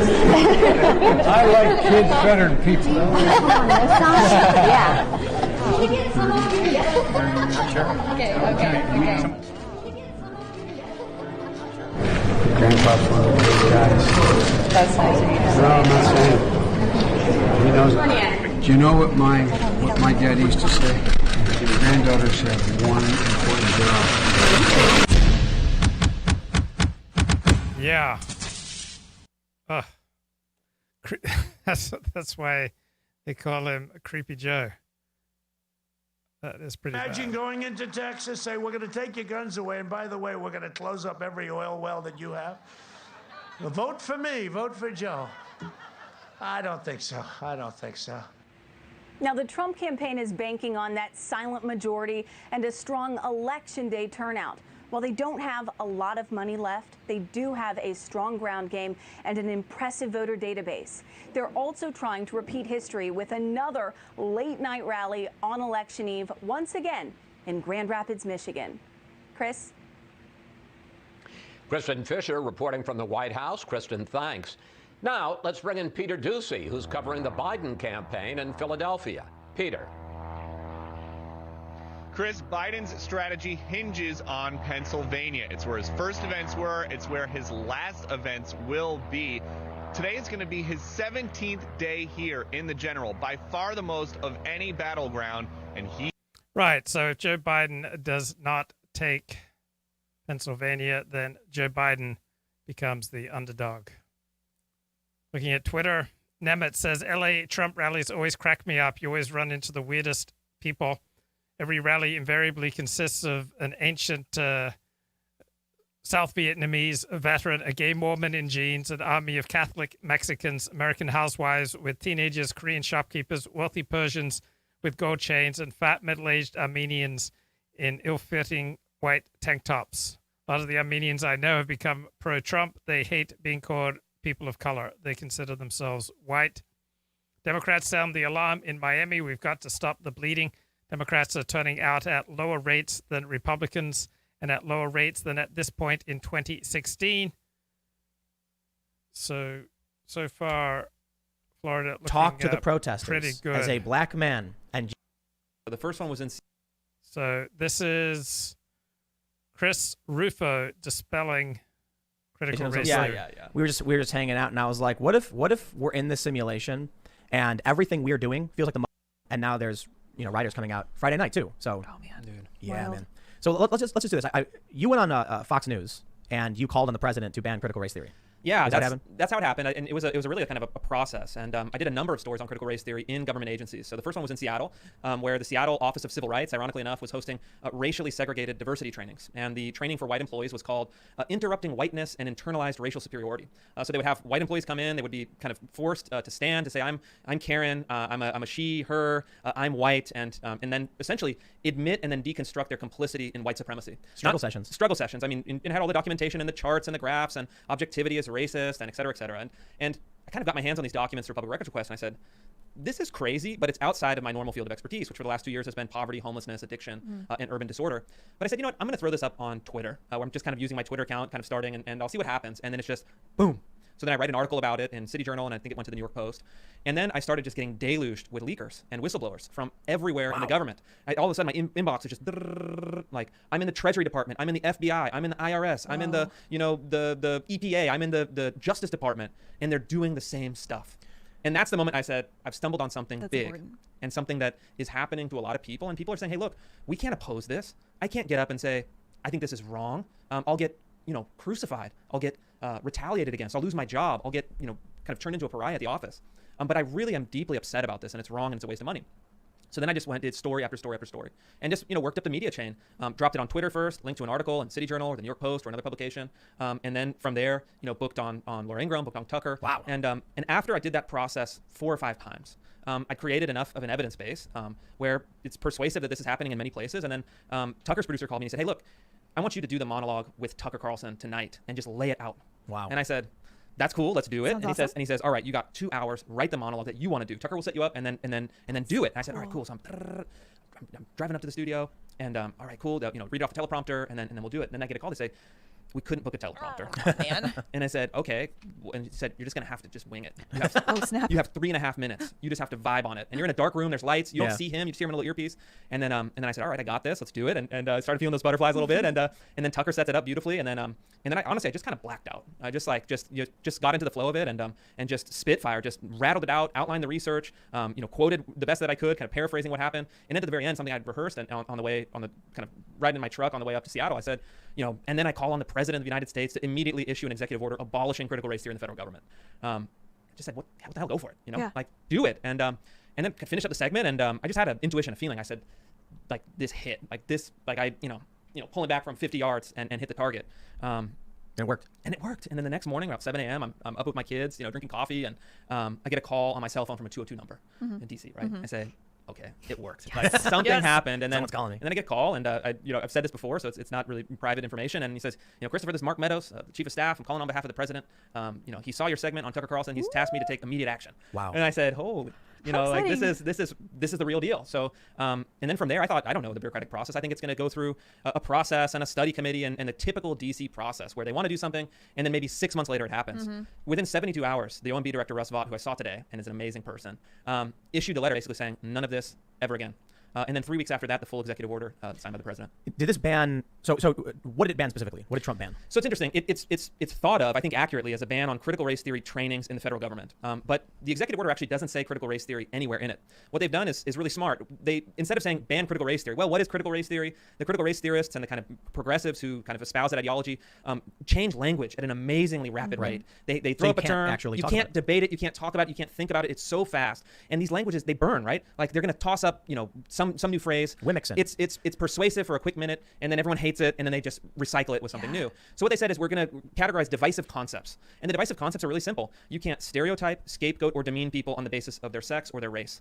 That's it. That's already illegal. That's already illegal. It's already illegal, but they basically codified it within the executive agencies. They gave a directive saying anything that falls under these divisive concepts, these categories of stereotyping, scapegoat, and demeaning. And then they did something really brilliant. They said not only in the federal agencies and the military, but if you want to do business with the federal government, if you're a large corporation, most of them are large corporations, you can no longer do this anywhere in your business because we don't want to work with people who stereotype, scapegoat, and demean. So basically what they're getting rid of. It's like sending white people on retreats, I guess, was one of the things on your website. They had all the white men go and like deconstruct their stuff or identity or whatever. Yeah, so exactly. So one of the most kind of egregious examples was the Sandia National Laboratories. This is the laboratory that designs our nuclear arsenal. Right. So this is a serious thing. It's not like the Department of Dietary Guidelines somewhere deep in the health sector. I mean, these people design our nukes that protect the United States of America. This is a serious thing. And they had basically, from the directives from the very top, they had said, we need to address our white privilege within the national laboratories. And we've hired a diversity training firm, literally called, this is the firm that contracted with the federal agency, White Men as Full Diversity Partners. And they specialize in what they did for the trainers here. They took white male executives, they put them on a 3-day retreat at a kind of luxury resort in New Mexico, and they set up this kind of grueling process where they were saying you have to deconstruct your white male identity. They put up on the board and had people they kind of fished for people to make associations, said, well, white male culture is associated with mass killings, the KKK, MAGA hats, white supremacy. These are all of the kind of evils that are lurking within your identity. To the top nuclear weapons engineers in the world. And then we're going to spend the next 3 days deconstructing that identity and forcing you to confront your white privilege, your male privilege, your heterosexual privilege.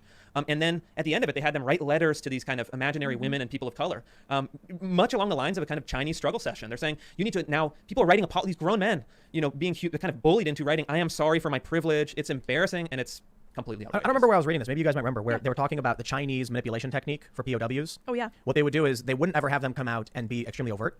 They would say, if you want to eat, you have to just simply write that the United States is not perfect. Little things. Little tiny things. And they'd be like, oh, well, that's fine. Of course not perfect. Then the next time they would say, tell us one thing you wish you could change about the United States. And that was the way they opened the door into getting them to saying, well, I've already said that. I can certainly say this. And the amazing thing is that they do it with social pressure. That's really the kind of most powerful part of this, is that if you don't comply, you are somehow bad or you endorse some bad thing. So people's fear, a lot of these folks in the government agencies are middle-aged people with families waiting for a pension. They don't want to rock the boat. So they just do it. And as soon as, it's like a sales technique. Hey, man, can I stop you for a second? Sure. As soon as you get the first yes, I've hooked you in. You don't even need a yes. That's like a sales technique from, Okay, Peter Schweitzer here with Maria Bartiromo talking about Biden family corruption.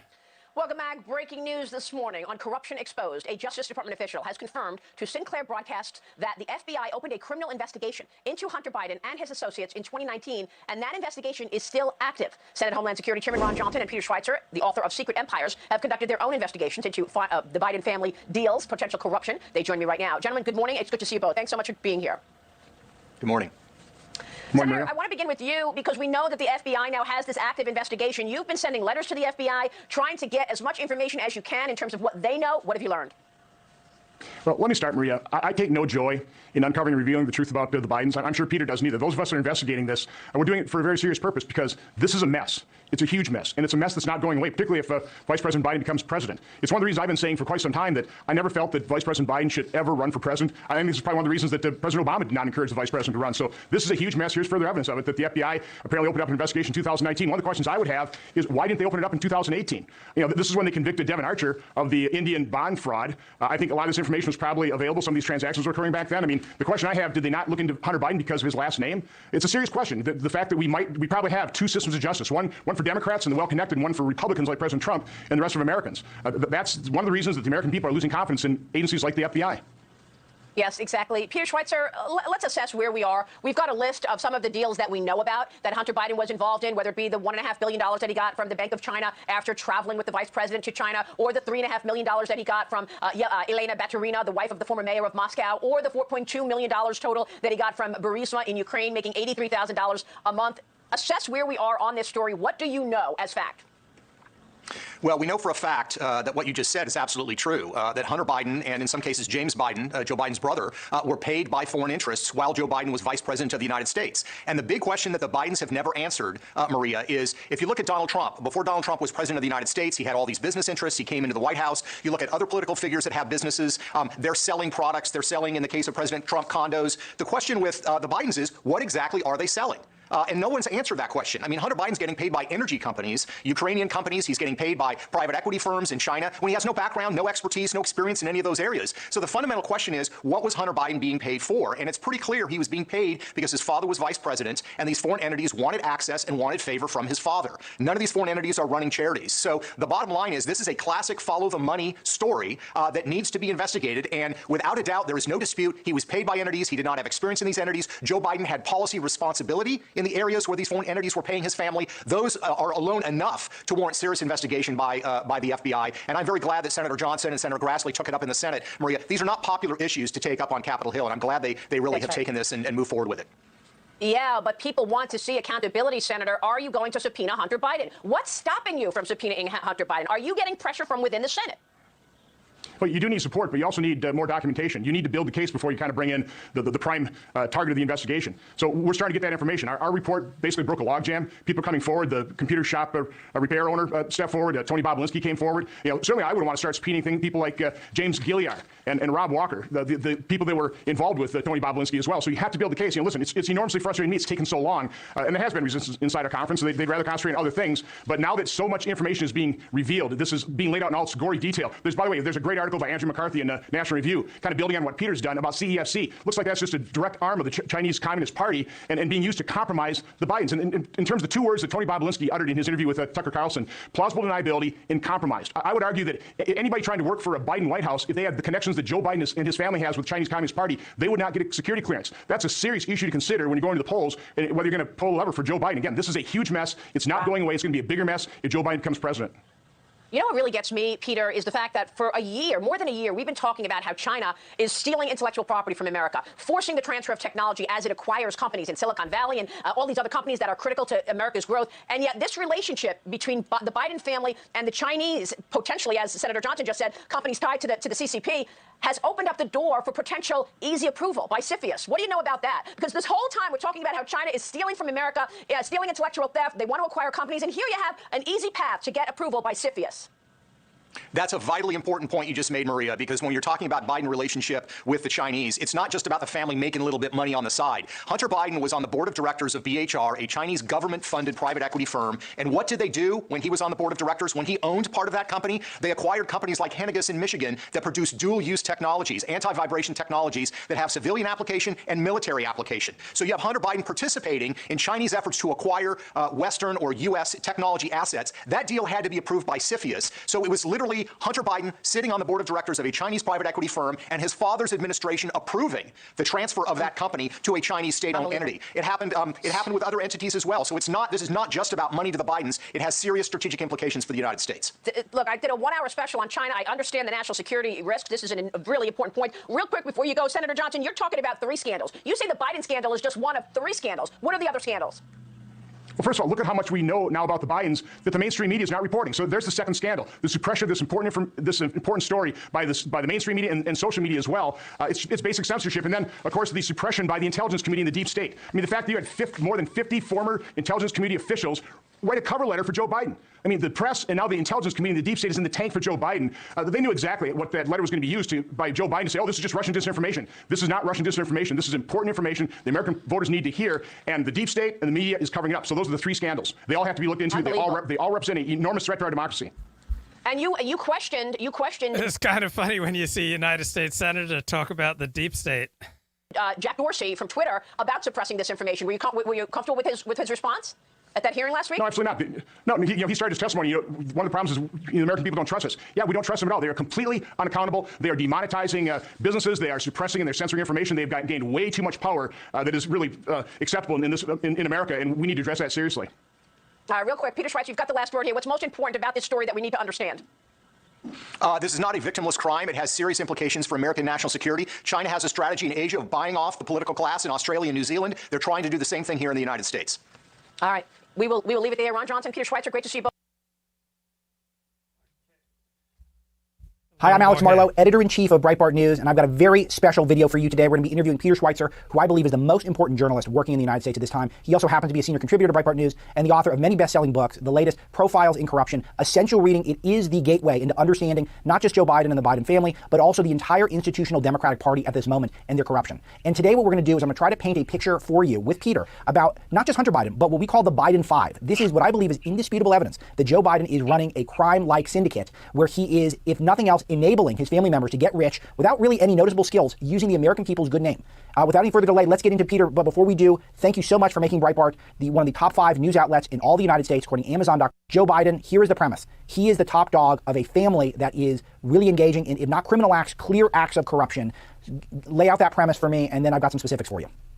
Yeah, absolutely. Great to join you, Alex. No, there's no question about it. Joe Biden is the planet around which the moons of his family travel. And the gravitational pull is Joe Biden's power and his position. And the family has enriched themselves based on the positions he has. And one of the most dramatic ways you can notice that, Alex, is quite simply that before Joe Biden is vice president of the United States, they're really not doing many international deals. But once Joe Biden becomes vice president of the United States, suddenly they've got foreign governments and foreign entities falling over themselves to cut them in on deals that they have no background or no expertise in. So there's a direct link between the corrupt acts of the family and the policy positions and power that Joe Biden has. And we're going to demonstrate what I believe is a pattern of unskilled Biden family members getting deals, particularly international deals, in particular while he was vice president. And let's start with the most famous of the Biden Five, and that is Hunter Biden. And why don't we begin with the fact that he cut deals with Russia, with China, with Kazakhstan? Where do you want to begin, Peter? Yeah, it's a veritable United Nations of corruption. And the thing you have to know is that before Joe Biden becomes vice president of the United States, Hunter Biden is a lobbyist for online gambling companies in Europe. That's what he's doing. That's his professional background. Once his dad becomes vice president of the United States, he suddenly starts doing a whole host of... Okay, here's an excerpt from the new movie Trumpcard, I think directed by Dinesh D'Souza. Editor-in-chief of Breitbart News, and I've got a very... And see the fallback positions as they roll them out. When we first reported on this in 2018, they said these deals never happened. They're a conspiracy theory. Then we showed the deal happened. So then what was their next fallback position? It was...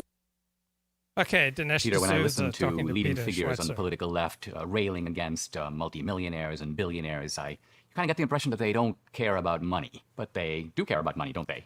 Absolutely, and they show it in all sorts of ways, especially when it comes to their own finances. When you look at Bernie Sanders' rhetoric, in the 70s, 80s, 90s, and 2000s, he used the phrase that America's politics is dominated by billionaires and millionaires. Beginning in 2016, he only talked about the fact that our politics was dominated by billionaires. Why? Because he's now one. He's now a millionaire. Yeah, exactly. The Obamas have gone from zero to what, $40 million in net worth in a few years? Yeah, that's right. The Clintons have gone from zero to $200 million. Exactly right. How do you make that kind of dough, in a sense, on a government salary? Well, you don't. You know, what political figures do is they need to create demand for their own services. And so they do that by accumulating power. If you want this from the state, you got to go through me, and that means you got to line my pocket. That's exactly right. And the price goes up. The more power an individual has, the bigger premium there is on actually having to pay them to get those favors in return. The Bidens have done very well, and Joe Biden's been very sophisticated and shrewd in the way he's done it. He's essentially offshored the corruption, which means he's been in politics, was in politics for more than 40 years, and during that time, his net worth really didn't grow. But what did grow was the net worth of his family members. A politician like Joe Biden, he has to disclose if he has $1,000 in General Electric stock. He has to disclose if he gets a $200 campaign contribution. But if his brother gets a massive government contract, if his son does a massive private equity deal with a foreign government, there's no disclosure requirement. Let's track a little bit of the Biden family racket. Biden's brother, James Biden. So James Biden now, and his company, Hillstone Holdings, made a big chunk of money in Iraq. How did they do that? Go back to November of 2010, a guy named Kevin Justice shows up at the vice president's office in the White House. 3 weeks later, Kevin Justice appoints James Biden, who has no experience, as the new executive vice president of Hillstone, a construction company that he has just formed. Then 6 months, this new construction company lands a contract to build 100,000 homes in Iraq. And what is that contract worth? About $1.5 billion. During this time, Joe Biden was the point person on Iraqi reconstruction. Now, there's another Biden brother. So Frank Biden had been a largely unsuccessful real estate agent in Florida. His brother is elected vice president of the United States in 2009, and he decides he's going to get into the energy business. His brother, in the spring of 2009, makes a trip to Costa Rica, meets with Costa Rican President Arias. Within a couple of months, Frank Biden is in Costa Rica. He has meetings with Costa Rican government officials, and he signs an exclusive deal with the Costa Rican National Power Company for green energy projects in Costa Rica. His company, Sun Fund Americas, is involved in a project that includes $47 million in taxpayer-backed loans in Jamaica. Again, Frank Biden, like other Biden family members, has no background, but for some reason prospers while his brother is vice president. Let's turn to Hunter Biden. In 2013, Hunter Biden accompanies his father, Joe Biden, vice president of the United States, to China. Hunter Biden is there because he's trying to finalize this incredible deal. It's a private equity deal expanded to $1.5 billion. The Chinese government is putting money into this deal. And is it a deal to invest in the Chinese economy in ways that are not typically open to Western investors? Yes, this is the key. Hunter Biden has no background in private equity. He has no background in China. He gets a deal through the Shanghai Free Trade Zone that nobody else operating in China has. The Chinese have had a strategy throughout the Asia-Pacific region of striking deals with the family members of political figures like Joe Biden because they expect favorable policies in return. And if you look at Joe Biden's trajectory as an official as it relates to talking about China when he was a senator to now when he's vice president and then afterward, he has become incredibly soft in his criticism of China. And I personally believe it is directly linked to the fact that his son was doing multiple deals with the Chinese government at the time that he was vice president of the United States. Was there a Biden family racket in Ukraine? Oh, absolutely. Go back to 2014. Barack Obama says, I want Joe Biden to be the point person for policy towards Ukraine, which means all aid dollars. Within 3 weeks of that appointment, a Ukrainian energy company called Burisma starts writing checks to the vice president's son. Now, the press reported it was $50,000 a month going to Hunter Biden. What was the actual number? Yeah, the actual number we actually have in the bank documents. Yes, payments were not $50,000 a month. They were $83,333 a month, paid twice, because both Hunter Biden and his business partners. Okay, Michael, to the Anton, wider talking about discarnate the internet world, and it's a live stream hang. What I want, but I have to give you some of what you want, is become impossible, if not or close to impossible. I think because the Democrats and the left got to the point where they thought they were on the cusp of permanent one-party rule, the way they are in California and New York and other states. I think they thought they were getting that, that Obama's reelect had cemented it in a way, and that 2016 was a foregone conclusion, and then it turned out not to be foregone. And they were shocked, not just that they lost, but that they lost to someone, the left as much vitriol and hatred as they poured on Romney and McCain and George W. Bush, on some level knew that these were standard issue politicians that basically accepted the framework of globalization and neoliberalism and open borders and trade giveaways and constabulatory wars in every part of the world that has become the dominant paradigm of American policy at home and abroad. Trump comes along. He's the first of either party really to just reject it wholesale. Bernie Sanders, you could say maybe, but to the extent to which Bernie just gave in to the Democratic Party, this year I think reasonably calls into question his commitment to being a real outsider. So Trump struck them as an existential threat, and they did everything they can to prevent him from governing. And it still seems like he might win a second term. I'm kind of knocking on. I don't know if this is actually wood, but it's like some knock on Formica. Cheap wood substitute. It looks like wood. I think he could very well win this election. I think even if he does, he'll still have a very difficult second term. In a way, maybe more difficult than the first term, but in other ways, probably better than the first term. It won't solve our problems, that's for sure. Yeah, victory alone. But I think losing guarantees we're going to have a lot of other problems. So it's better to win right now than to lose, even if winning isn't a panacea. You wrote an essay recently that got my attention called "The Coming Coup," C-O-U-P. And it's a sobering read. And by the way, it's a great note about your book. It's not an election book. It's not going to go obsolete on November 4th. But I think it is a slice. It's a window onto our era at the change up of the old way of doing politics that had to do with rhetorical device and argumentation and being persuasive to open advocacy of violence. I, as a conservative, I'm a practicing Catholic. I want to debate with anyone. I care about truth. Truth is not left or right. It's above that model, that paradigm. But the left, as opposed to classic liberals, the left want the right deleted, gone, sayonara. Yeah. Well, not deleted, though. I would put it this way. Okay. A fairly nominally Catholic writer who took last rites, but I would have to say in the actual things that he wrote, we would have to put him outside the pale with the teaching of the church. Niccolo Machiavelli says in chapter 9 of The Prince, he says that in every city or in every political community, there are two diverse humors. The great who wish to command and oppress the people, and the people who wish to be neither commanded nor oppressed. I don't think the left they want to delete the right as a political force. They want to delete the right as opposition that they have to deal with. But they don't want to get rid of red people or red states or red communities. They want to rule us. That's what they want. They want to boss us around, tell us what to do, and essentially be able to enjoy, in a way, the fruits of our labor. That is to say, the taxation that arises from that, the production of grimy things that bankers and photo sharing app coders on the coasts can't do. They don't know how to grow food. They don't know how to produce energy, but they consume all this stuff. And they know somewhere in their hearts that it's Hicks and Rubes and deplorable people in the heartland who do this. And we sort of need them, but we despise them. And so the answer is not to get rid of them. It's to rule them. That's what I think they really want. That's what I think they thought they were getting in 2016, the final resolution of the political problem, that the two Americas, which had diverged, they weren't going to break apart, but one was going to be forever the senior partner in the big chair giving orders, and the other was going to be subordinate. And the 2016 election upset that. So you're saying if they're deleted, there's fewer others to rule over. There's fewer others to rule over, but also I think that two things motivate the left on this question. One is a kind of desire for revenge, but it's a peculiar desire for revenge. That is to say, if 2020 brought this out in full clarity. If you followed, I spent a lot of time in academia. I am now an academic, which means I have academic training, so I've been on university campuses a lot. I first arrived on university campus to live and study in 1987. I remember quite clearly that spirit of revenge, that America and history is nothing but a collection of grievances of your group wronging my group. Therefore, justice requires I redress those wrongs. And I thought, everybody thought at the time, this is terrible, but hey, it's confined to campus, so who cares? It's not going to.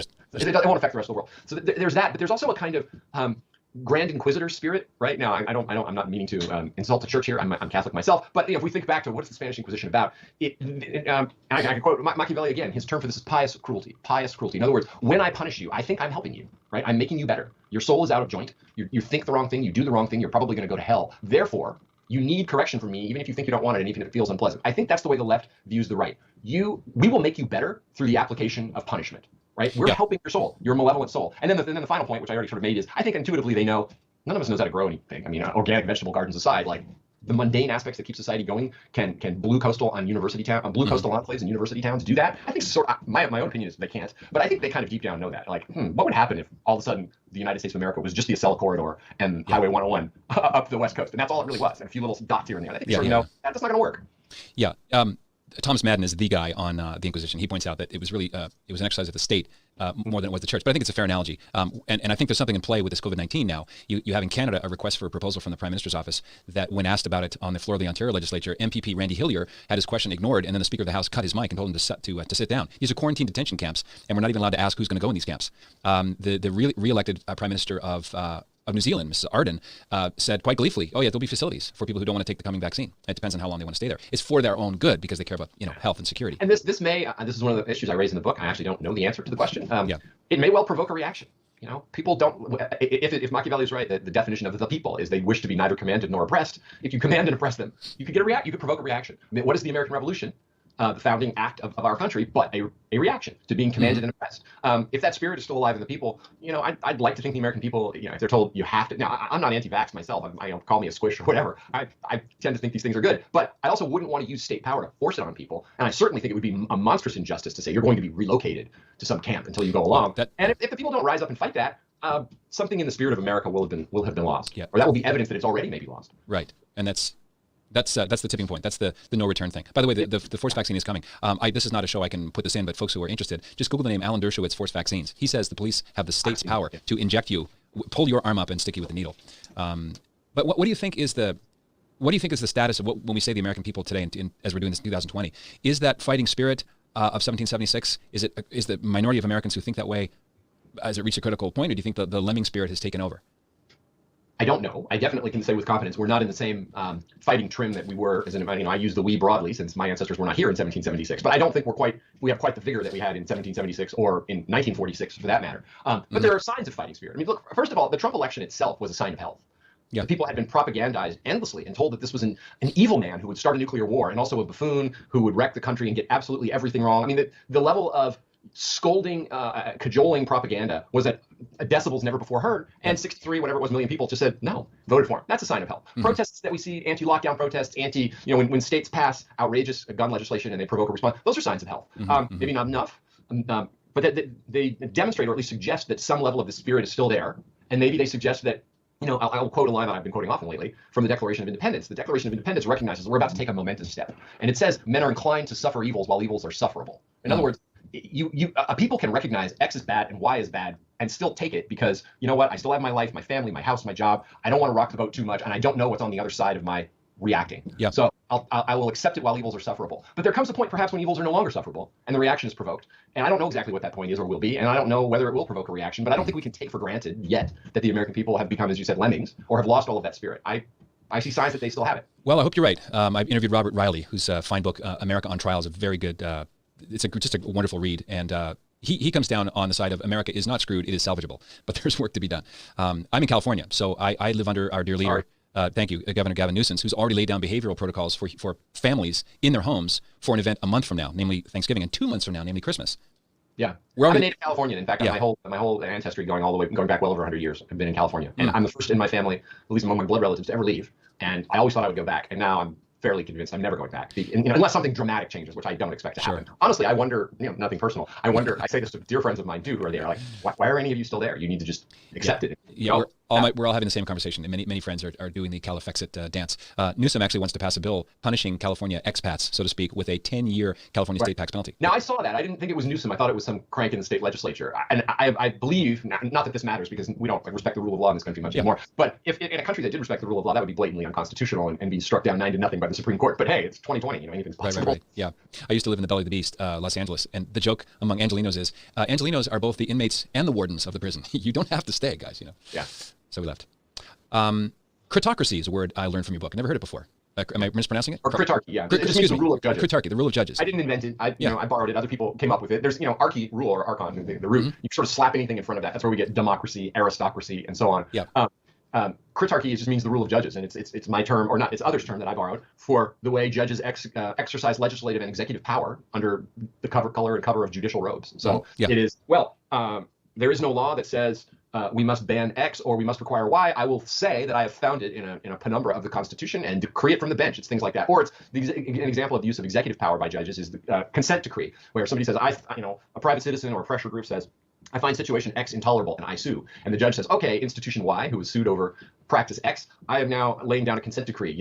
A school district, you must spend a certain amount of money and change your policies in all of these ways before I will lift this decree. In the meantime, the judge's rule effectively governs. He's exercising executive power. So those are the two chief ways that judges rule us. Now, go ahead. You mentioned Griswold versus Connecticut as a notable kind of first round of this fight example of that. I wrote a book on contraception, and I focus on the right to privacy, which doesn't exist except as a penumbra. So when you said the word penumbra, I thought about that.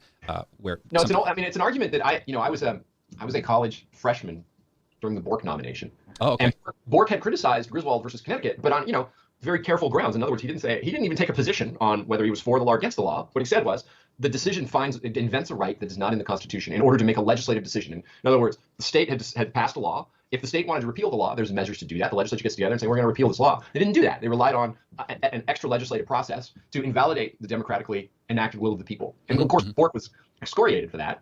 He was right. And he was also right that that precedent then becomes baked into the law and becomes the basis for all kinds of other critarchic decisions, above all, the most important being, of course, Roe versus Wade in 1973. Which used the right to privacy as a fulcrum to do the same thing, writ abortive. Right. Regarding the word penumbra, I like to repeat this wherever I can. I've actually never been in there, in Justice Thomas's chambers, so I can't confirm this as an eyewitness account. But I've been told by more than one person that there is a sign on the wall of his chambers in the Supreme Court that says, "Thank you for not emanating penumbras." That's great. Even if it's apocryphal, I hope that's true. That's I hope good. it is too. I don't. If it's not, I don't want to know. Tell me about the law. I don't know if it was sponsored by, but certainly supported by, may he rest in peace, Ted Kennedy in 1965 on immigration, and the solemn, straight-faced assurances that there would be nothing untoward would happen. He even mentions ethnically mixed cities will not happen, which is an odd. Nowadays that would be attacked as unspeakable. After a generation and a half or 2 generations of very, very high levels of immigration after the Civil War, which included I will admit, included my ancestors. So I have no DNA in me that traces itself to the Anglo stock, whatever, anybody who was here before the so-called Ellis Island wave.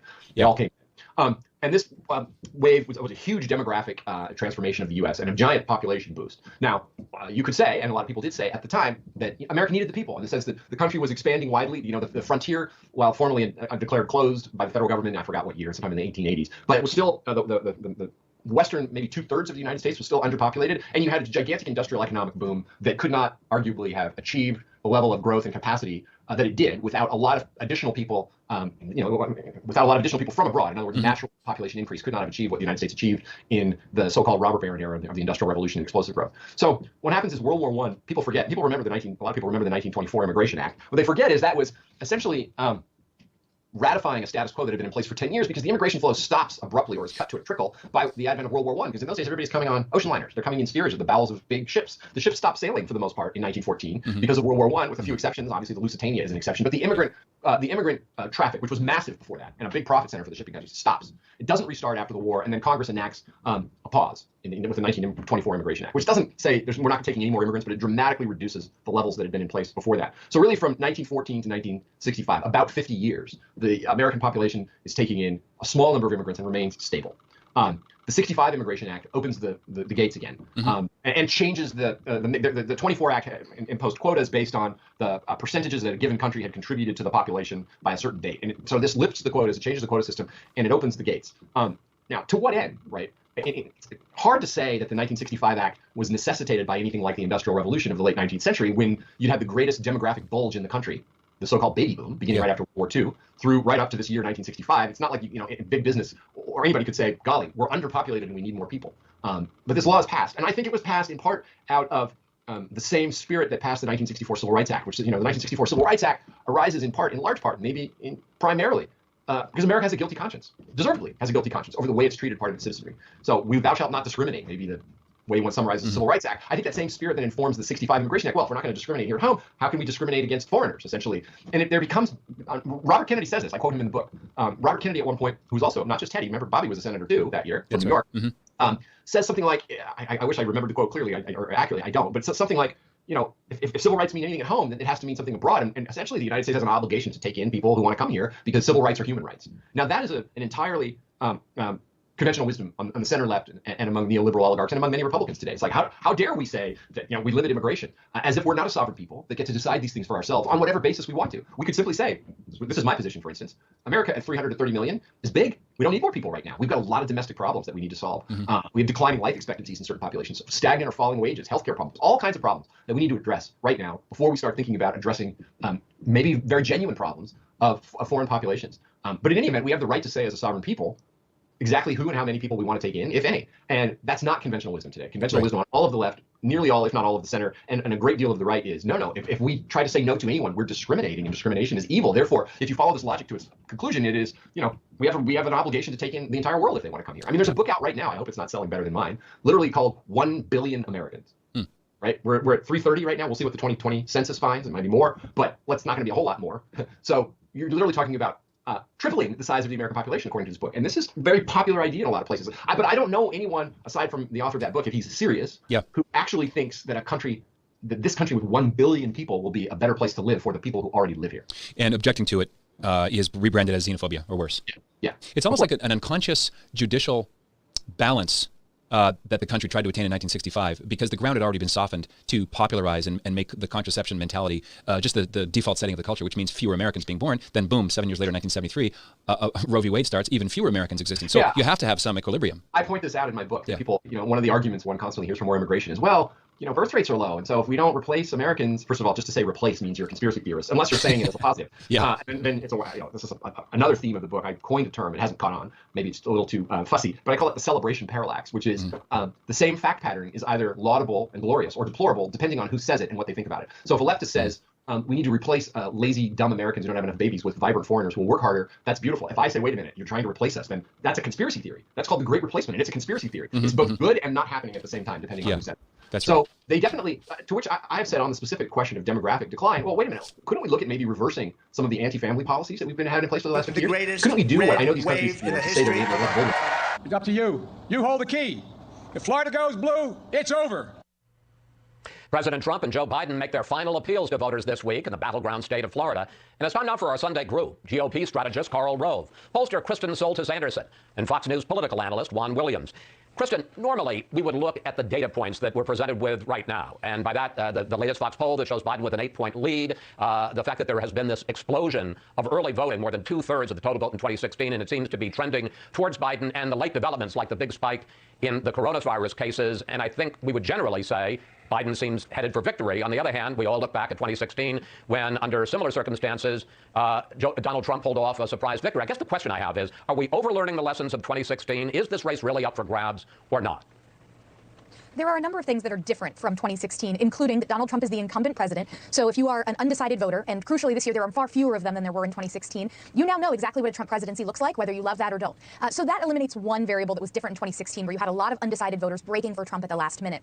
At the same time, the favorables for the other candidate are different. Hillary Clinton and Joe Biden are not the same person in the minds of many voters. And the negative feelings that many had for Hillary Clinton have not necessarily transferred to Joe Biden. So while Biden is in a strong position, as you noted, this is 2020. And the other thing that makes this year very different is the pandemic and the sky-high turnout that makes me feel a little more uncertain about being confident in any prediction. So, Karl, what are the chances? Because I pointed out, and then Kristen pointed out, a lot of factors that would seem to favor Biden as opposed to the Trump-Clinton race in 2016. Tell me why we shouldn't overemphasize those. Well, we shouldn't, and just go to the numbers. Take a look at this pattern. In Florida, Pennsylvania, and Ohio. Florida, Pennsylvania, and Ohio, in the last 3 weeks, look how the race is closed. 4.6 for Biden 3 weeks ago in Florida, 1.6 today in the Real Clear Politics average. Same, declined almost by half in Pennsylvania. In Ohio, it's gone from 3.3 in the RCP average to tied. North Carolina, this is over the last 2 weeks. In Arizona, this is over the last week and a half. So, Wisconsin. Let me just interrupt. Let me just interrupt for one question, though. That would make sense if we were expecting most of the vote on Election Day, but when you get 2/3 of what happened in 2016 already banked, does that closing in the final days make as much of a difference? Well, good question. We do think there seems to be general consensus that the early vote were those people who had made up their minds, ardent Democrats and ardent Republicans. So, yeah, we may have a smaller percentage of the people yet to vote, but when you have that dramatic a decline in Biden's margin in some of these states, you think that what that might mean is that the people who are making up their decisions at the end are more likely to vote for Trump than they are for Biden. I mean, think about it. In Arizona, gone from way ahead to barely ahead, but we don't know a lot about this election. What you and Kristen, I think she's right on point. There are so many intangibles in this election. We all ought to have a little humility and not be pressing for an outcome. We ought to be sitting here waiting for it to come to us.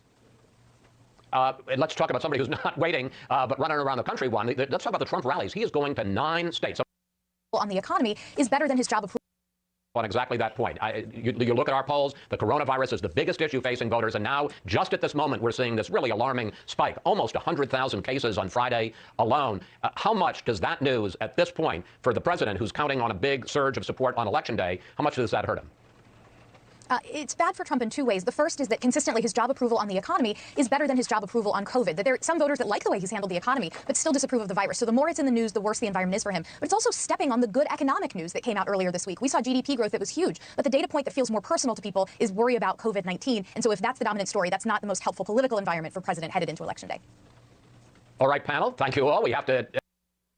Okay, let's just get a little bit more here from Michael Anton. But I'm going to say them anyway. Like Russia and Hungary and Israel, that one's not Voldemort, but Russia and Hungary to the left definitely are. They have raised their birth rates in recent years by pursuing policies that specifically encourage family formation. Couldn't we try that rather than saying, we give up Yeah. Let's just import foreigners. Yeah, the Quebec government's doing the same thing. Quebec and Ireland had the largest birth rates on earth in the 1920s. Now they both have really, really low birth rates. So there's their tax incentives. There's a conception day in a certain part of Russia. It's like, guys, isn't the old-fashioned motivation to want to have sex sufficient? No, you have to give cash prizes, apparently.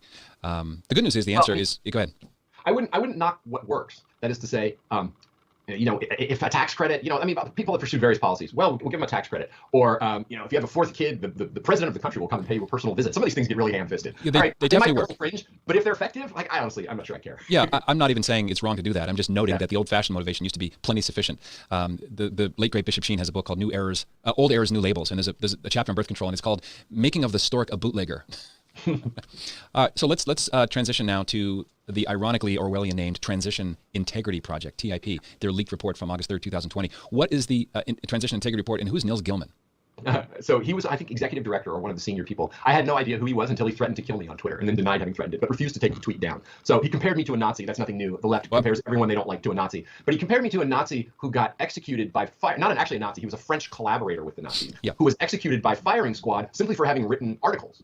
No treason was proved, and the phrase used was intellectual crimes. I mean, this tweet is still up there. You can look at it. Nils Gilman says, I deserve to be shot without trial by firing squad for having written certain articles. He's proud of this. The Berggruen Institute, a well-funded think tank in LA for which he works, they're proud of it. Both the institutions for which I work, the Claremont Institute and Hillsdale College, have sent letters to them demanding an explanation be taken down. No response. Our people as prominent as Ariana Huffington and Eric Schmidt, the former CEO of Google, a former president of Mexico, go look at the Berggruen Institute's board. It's a who's who of neoliberal oligarchs. They don't have a problem with this, which just shows the left, in the current environment, the left can get away with anything. They can openly incite violence on Twitter. Twitter will do nothing about it. Twitter, on the other hand, look at how it's censoring all kinds of legitimate revelations about Hunter Biden. I can't even begin to list all the ways that Twitter nickels and dimes and traffic cops to the right. But it literally allows the left to incite violence, and it doesn't do anything about it. This is one of those things that eventually, if a pushback is going to come, will come, because the left will get somebody killed. And I just don't, it's hard to imagine the right essentially accepting a kind of permanent open season on them from the ambient culture and not saying, I have to do something. This is certainly asymmetrical warfare. You would never, and I would not. I don't know anyone who would write a tweet like that. No, obviously, and I know. Look, let's stipulate that we both know some hot-headed people who, late at night, angry, might dash something off like that.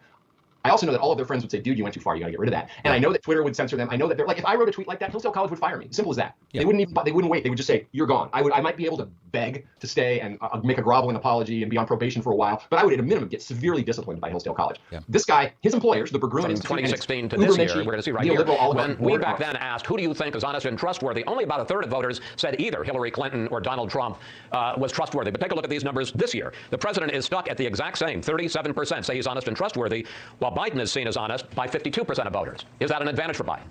Oh, absolutely, and it's a sign of two things. One is, in retrospect, it was brilliant to go to ground and to keep the, hang out in his basement studio in Wilmington and let the entire focus remain on the president. The president was happy to have that focus. He was happy to have that attention, but it helped keep the focus on him. And this is one of the amazing things. Think about this. We know that Hunter Biden did something really bad when he went on the board of Burisma. Had no experience in Ukraine, no experience in energy, was put on there along with his business partner, a longtime aide to then Secretary of State John Kerry, and he, the son of the sitting Vice President of the United States. Right. And what did Joe Biden say about it? Hunter did nothing wrong. But the focus hasn't been on that. In fact, I think it's been confused here at the end by all this sort of back and forth about these yet to be completely proved emails and what all that means. They're introducing a lot of new information at the end of it rather than keeping it focused on where I think it should have been, which is Hunter did nothing wrong.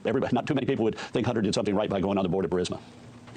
Finally, I want to turn to the battle for the Senate. And this gets complicated, folks, but follow me here on these numbers. Real Clear Politics rates Democrat Doug Jones's race in Alabama as likely GOP, likely to flip.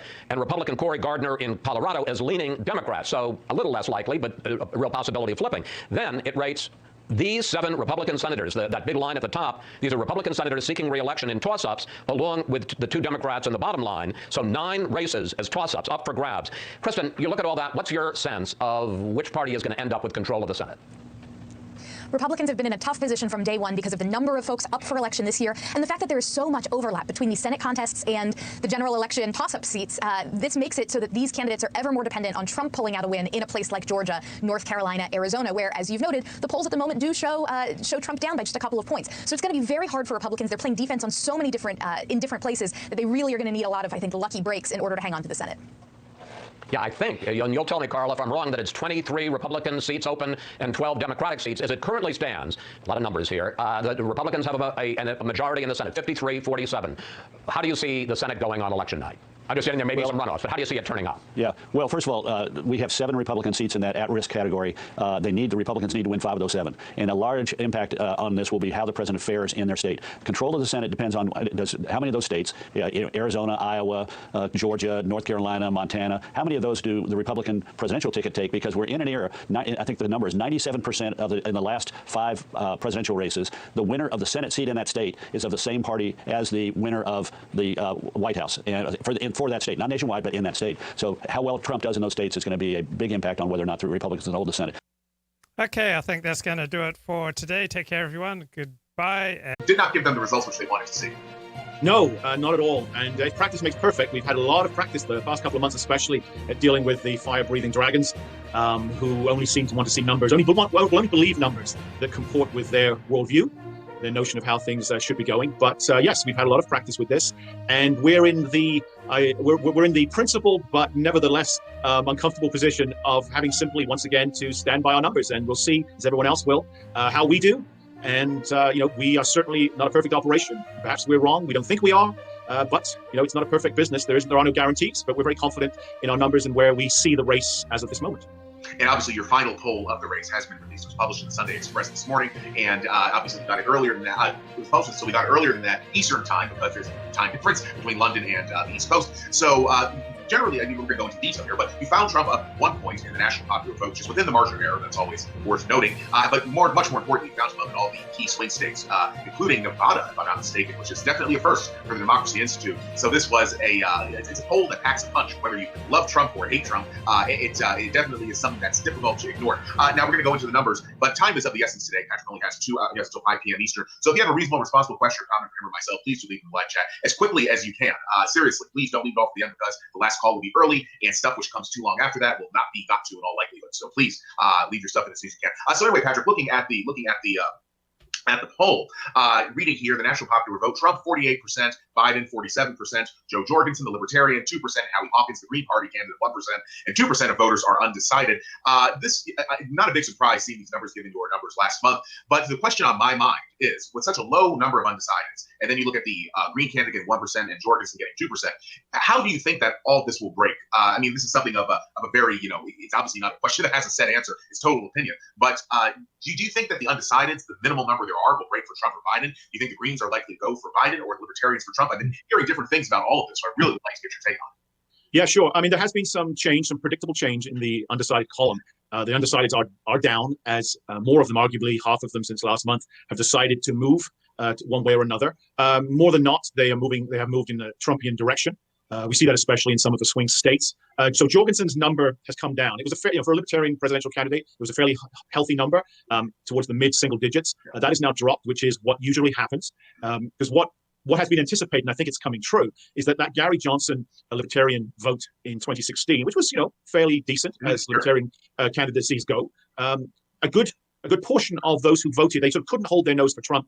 Many on the sort of free market right or the socially liberal, socially libertarian right, so they voted for Gary Johnson. A good number of those are, I think it's less a case of being unattracted to Jorgensen and more a case of recognizing in their minds that the threat from the left, the threat from the Democrats is such, seeing Biden rightly or wrongly as just a figurehead and recognizing the leftward lurch, the statist lurch among the Democrats, that they do this time feel they need to hold their noses and vote for Trump.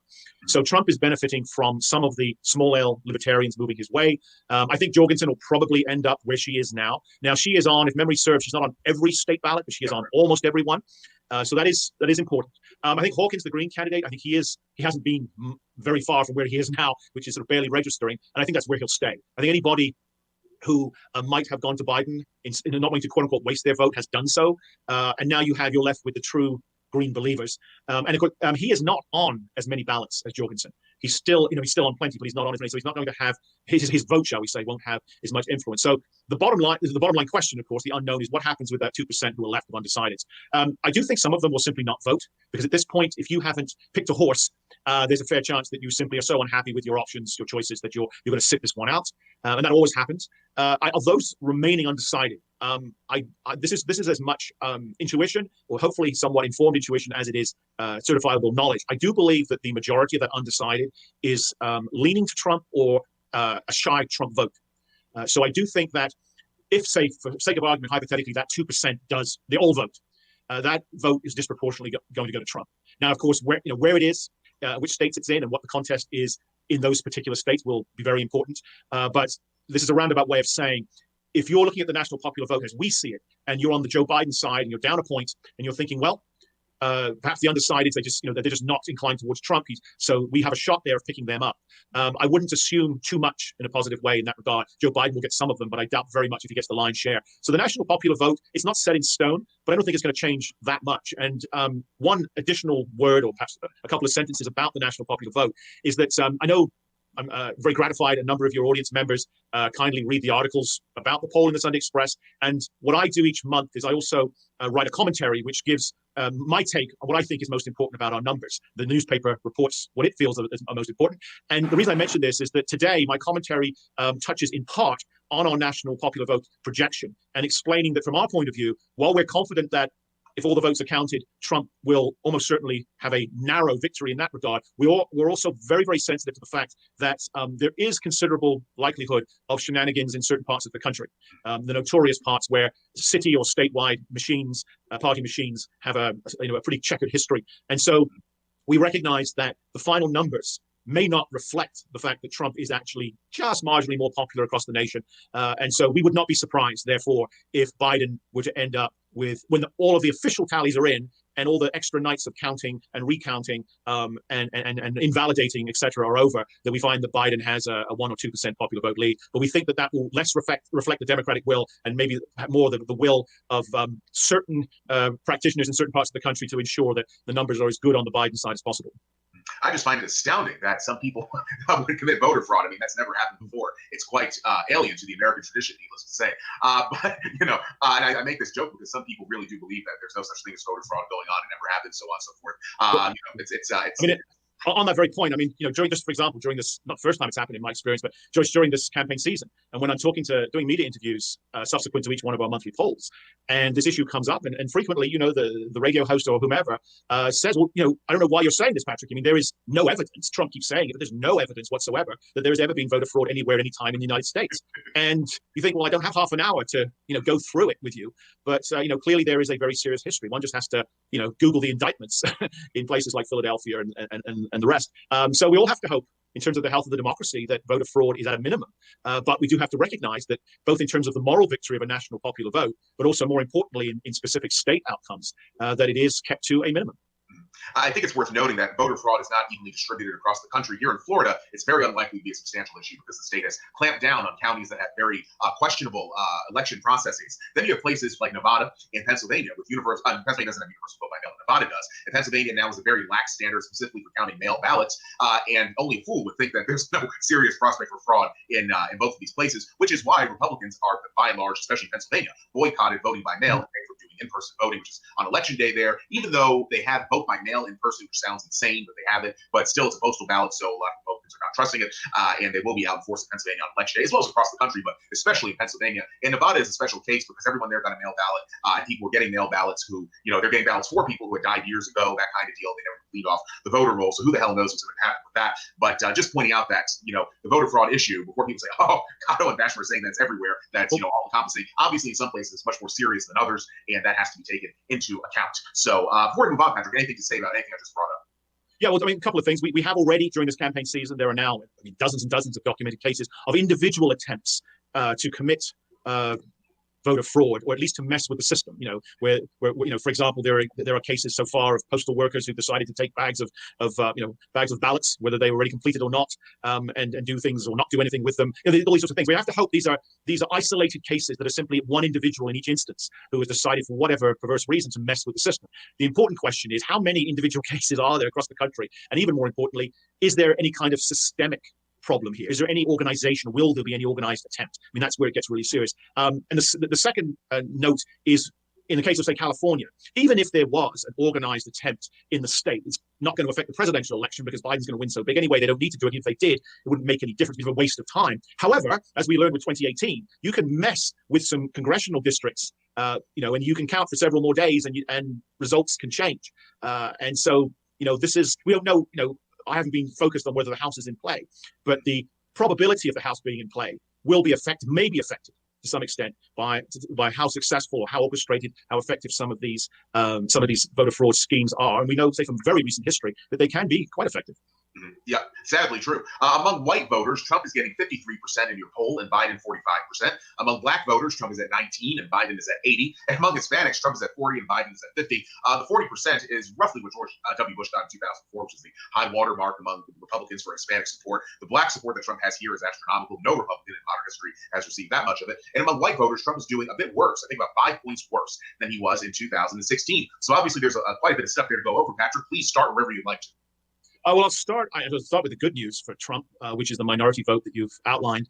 One of the reasons, in regard to the minority vote and regarding our numbers more generally, one of the reasons that we have confidence, and may be proven to be unfounded, but one of the reasons we have confidence in our numbers is that, and you may recall from our conversations over the months, that our numbers have been quite consistent, both the top line numbers and also the more specialized ones. And one of the things that we picked up very early was that Trump was, all the way back in the spring, early summer, doing, to some, surprisingly well with minority voters. And so our numbers for him, for African Americans and also for Hispanics, they have improved over the months, but they started from a fairly high base, right? And so they may have hit their ceiling with Hispanics for this election. I'm not sure they've hit their ceiling with African Americans. There is so much that's going on that's hard to completely capture in an empirical sense. But there's clearly momentum and change and churn in the black community regarding Donald Trump and the viability and the utility of supporting him this time. That I suspect, again, this is informed intuition, which is a polite way of saying, maybe I'm guessing,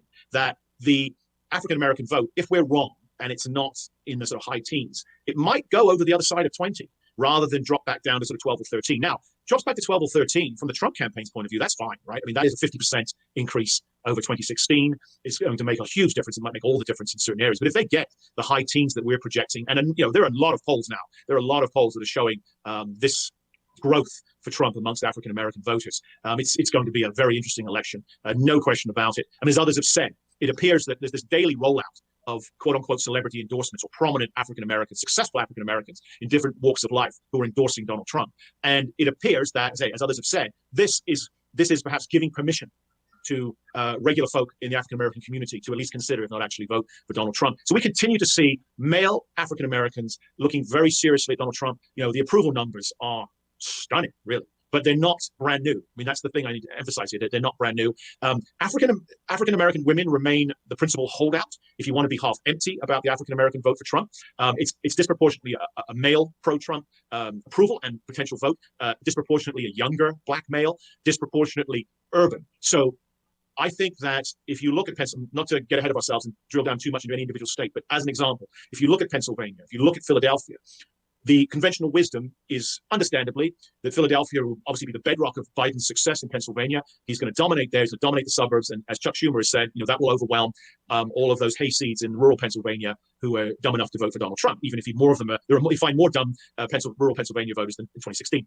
I think what's going to happen to some extent is you're going to have young black males in Philadelphia, for example, who are going to actually not only not vote for Joe Biden, stay home, they're actually going to vote for Donald Trump, which is going to make some of the Philadelphia numbers interesting, at least more interesting than they usually are. And a caveat about female African-American voters. Yes, the bedrock of Obama's support, 2008, again in 2012. But the one thing that has changed, tangibly changed, that we can see, and you and I have talked about this before, but it's still very much a factor, is the violence, right? Violence that has led so many Americans across genders, races, ethnic groups, religions to purchase, if they can still get one, a firearm, a handgun for home protection themselves, their family, their kids, and all of that. Now, 40% of those handgun sales, those new handgun sales, first-time handgun owners, are women. Approximately 60% of the total African-American, which tells you, even I can figure out, that means that it skews towards African-American women purchasing handguns. Given that we know that handgun ownership is arguably the number one predictor of whether someone is going to vote Republican, let's say in a congressional election, it is not beyond the realm of possibility that some portion of the apparently hardcore pro-Democrat, pro-Biden African-American female vote is not going to be there for Biden. Now, they may vote for Trump. They may simply not vote. They may vote for the Democrats down ballot. But I just sort of alert your audience, there might be some changes in that area. And of course, on the Latino Hispanic side, I mean, this is now a media narrative because the visible physical manifestations, the tangible manifestations of Latino support for Trump cannot be ignored or avoided any longer. We've been noticing this for 6 months. I would say it continued to grow. It may have hit its ceiling in terms of overall numbers and volume, but I think the enthusiasm and the intensity of that enthusiasm and that support for Trump is perhaps growing. So we're fairly confident. We're very confident that the support that Trump has garnered amongst Hispanics is going to show up. And you may have noticed, others may notice, that whereas there's quite a difference between African-American approval for Trump and intention to vote, it's a drop of approximately 50%.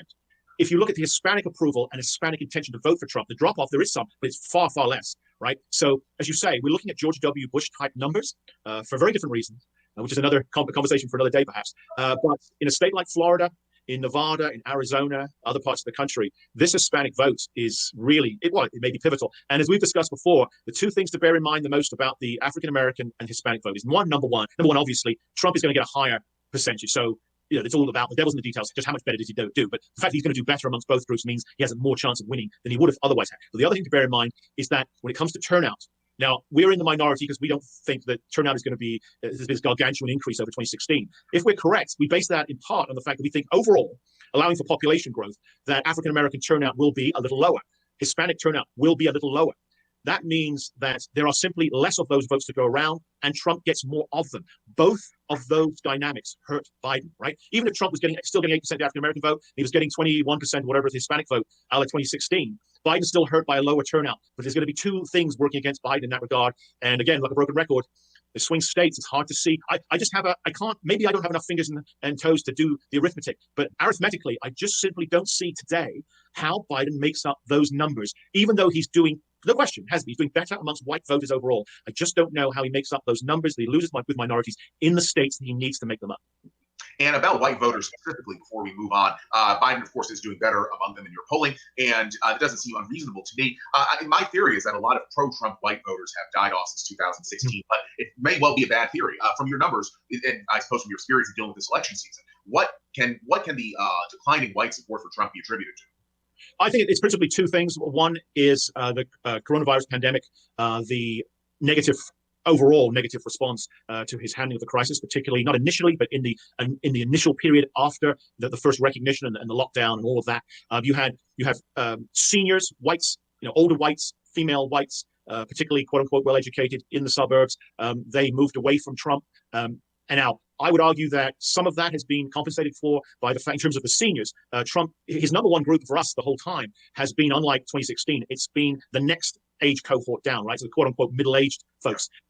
He's done well with them and continues to do well with them. That's his best group in an age sense. But there's no question that seniors have moved away somewhat. I think they have come back a little because his handling of the pandemic, while he's still underwater, each month, the gap between those who approve and disapprove of his handling of the pandemic continues to close. And as we've discussed, the issue, it's an important issue to people, but it's not the first, second, or third issue for most folks. So it just has declining utility from the Biden side's point of view. And then, of course, the most discussed, cohort of the whole election amongst those who have been banging the drum that Trump is doomed, which are those white females in the suburbs. And there's no question that there has been movement away. This is why it's so important that Trump has picked up minority votes and has discovered more rural white votes and more males especially. But, and this is an overlap with what I've already said about African-American females, those educated white females in the suburbs, they have, over the past 2 or 3 months, started to take a second look, which they never thought they would, at Donald Trump in almost exclusively and entirely because of the law and order issue, right? I think that if Donald Trump wins this election and the Democrats perform a honest, candid, frank post-mortem on how it all went wrong, I think they will discover that they massively overplayed their hand on the protests, riots, etc. And that, as I believe we discussed some months ago, that contained the seeds of their own destruction. And Trump masterfully recognized, against the conventional wisdom and against the expert advice, that this was an issue that could make all the difference for him. And his numbers in our polls continue to show that. And so those white, female, educated suburban voters, some of them who have bought a handgun and do want their kids to be able to go back to school and do want to be able to go back to work, some of them voting now for Trump, or at least no longer planning on voting for Biden. So, this is one of the things I talk about in my commentary for the Express this time around, is that the macro picture, the numbers for us are very comparable to last month, not that different from 2 months ago, but there's still a lot of micro level changes. There is fluidity here. Now, most of it, I think, favors Trump, reinforces his vote, weakens Biden's vote. But if you just look at the top line numbers, you don't see the change. But as we're discussing, when you go to the subgroup level, demographically and otherwise, you see that the campaign has mattered and continues to matter in various ways. And just to go over some stats relative to what you said, obviously these stats are from your poll. Do you approve or disapprove of President Trump's handling of the COVID-19 pandemic? 45% approve, 49% disapprove.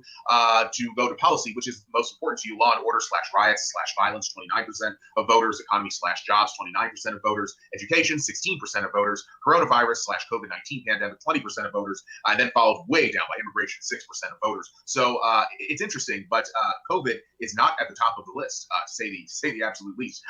But you wouldn't necessarily know that by looking at a lot of programs within the so-called news media. And something else I think that's interesting here is his national job approval. So I'm going to wait for that list up here. I'll get to it. 52% of people approve of Trump, while 48% of people disapprove of him. And the party ID is Republicans approve, 93% of Republicans approve of him, 25% of Democrats approve of him, and crucially, 51% of independents approve of him. And among, when you look at race and ethnicity, whites approve of him 57%, blacks approve of him 38%, and Hispanics 46%. So lots of interesting stuff there. Patrick, anything to say about it before we move along? I mean, we've had our job approval number. Trump's job approval number is ticking up. We've surprise, had him higher than most. But if you look at the Rasmussen figures and other figures, particularly recently, there are now several polls that show him north of 50% and consistently so, as we have generally found. Now, it touches off the age-old debate over to what extent does an approval rating correspond to an election day vote. And there's certainly evidence that it isn't quite as closely correlated as maybe it has been in the past.